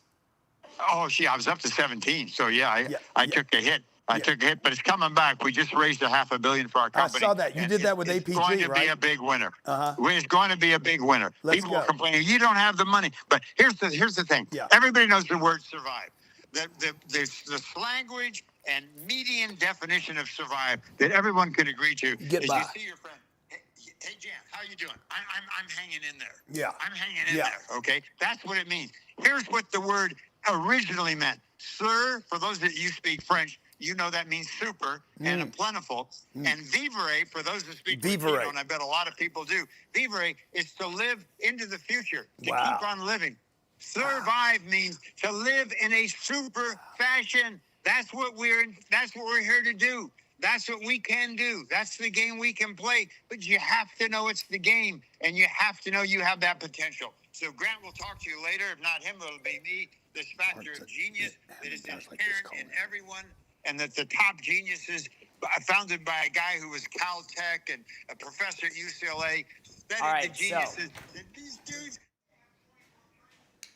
That's the type of thing that we get access to here, and that's the type of thing that we want to bring access to you when you guys join our community and join our program. So take advantage of this thing, grantcardone.com/builder. Look, the question you need to ask yourself if you're serious about creating wealth for yourself, the question you need to ask yourself is, how many investments have you made in really figuring this out? How many consultants have you worked with? How many tax professionals that actually know what they're talking about have you invested to get in front of? Like, look, nothing great in life that you're going to do with your money will come free. Like, you're going to have to get education. You're going to have to pay for connections. You're going to have to do all those things. I've watched Grant do it for 15 years. I've done it myself for the 15 years that I've worked for him. So I ask you guys, take advantage of this, because it will change your life. When you can figure out the tax game, when you can set things up the right way, when you can start getting the right information about money and wealth, that's why we didn't just give you the LLC. We're giving you the education that goes around it, so that you can start making better decisions with your money. You can start making better decisions with how you are investing your money and working towards your financial future. So tomorrow at noon, we're going to do a bonus Q&A call for everybody that took advantage. Grant's going to do it from his house. We're going to get on a Zoom call. We'll do all Q&A. So it's going to be, the floor will be yours for everybody who took advantage of this to come in and ask questions. We'd love to see you there. We're also going to be doing an onboarding right here. For everybody that had any questions about anything, just stick around right here. Christine's going to go over how to take advantage of the program and get started. The program starts today. You guys are going to get all this stuff sent over to you immediately, and she's going to walk you through step by step on how to do it. The offer is going to come down in 4 minutes now, so if you guys have been hanging up on it, make the move, make the decision. We always stand behind everything that we do. We wouldn't bring this to you if we didn't think that it could be a huge benefit for you. My partner company that we do this stuff with, they said, look, if somebody's making $100 grand a year and then they use our tax plan and services that we have, we'll definitely get them multiples back of the money that they invest. And the beautiful thing is, you invest this money once today, and you get to keep applying it to your returns every year, year after year after year. It's how I figured out how to play the tax game, was getting around smart people like this. On $2.2 million of income last year, I paid $43,000 in taxes. I paid less money in taxes than people making 10% of what I do. So the information's there. You know it's there. Otherwise, you wouldn't be here and you wouldn't have shown up. So now it's just time for you to get the education you need to take advantage of it. So go to grantcardone.com/builder. It's grantcardone.com/builder. Is a bonus for everybody who's still here and hung out the whole time. You made it 3 hours with us. We're going to email you a little workbook that Grant was using to kind of go through this. So just as a gift to send you guys off with, whether you do anything with us or not, we want you guys to do better. That's the most important thing. That's what we do in our business here. We talk all the time about how we can help people do better, how we can help them improve their life, their communities, their families. So we want to give that to you just as a free gift for hanging out with us. Offer comes down in about 2.5 minutes. So make sure that you guys take advantage of this. grantcardone.com/builder. We'll see everybody that took advantage of this tomorrow for the Q&A. Look forward to spending some more time with you tomorrow going through this. Wednesday, we're doing the live tax call. There's going to be some great Q&A there and strategies that you can use in the last 2 months of the year to make sure that you beat the tax man. Christine, I'm going to throw it over to you so that you can go ahead and get the onboarding rolling. Amazing, Jared. Thank you so much for leading us today as well with Grant. It's great to see all of you guys. My name is Christine, and I'll be guiding you through the 10X Wealth Builder onboarding session today. Before we do get started, we'll go through a quick disclaimer. So this call is for informational purposes only. We are not attorneys, investment advisors, accountants, tax professionals, or financial advisors, and any of the content presented should not be taken as professional advice. Any opinions expressed by any of the participants are not the opinions of Cardone Training Technologies or Grant Cardone, and we do not endorse any of the data or opinions given by others. Nothing in this content should be construed as a recommendation or professional advice. So it's going to be my intention to empower you to understand how the program works and how to use the resources to solve your problems and increase your revenue. So grab a notebook, grab a pen, let's take notes, and let's go over exactly what's included in your guys' program. If you do have any questions at all about what we cover, save them for the end. We'll do a Q&A about what we've covered. But the 10X Wealth Builder bundle is going to get you a couple of things. And the very first one is the Done For You LLC creation.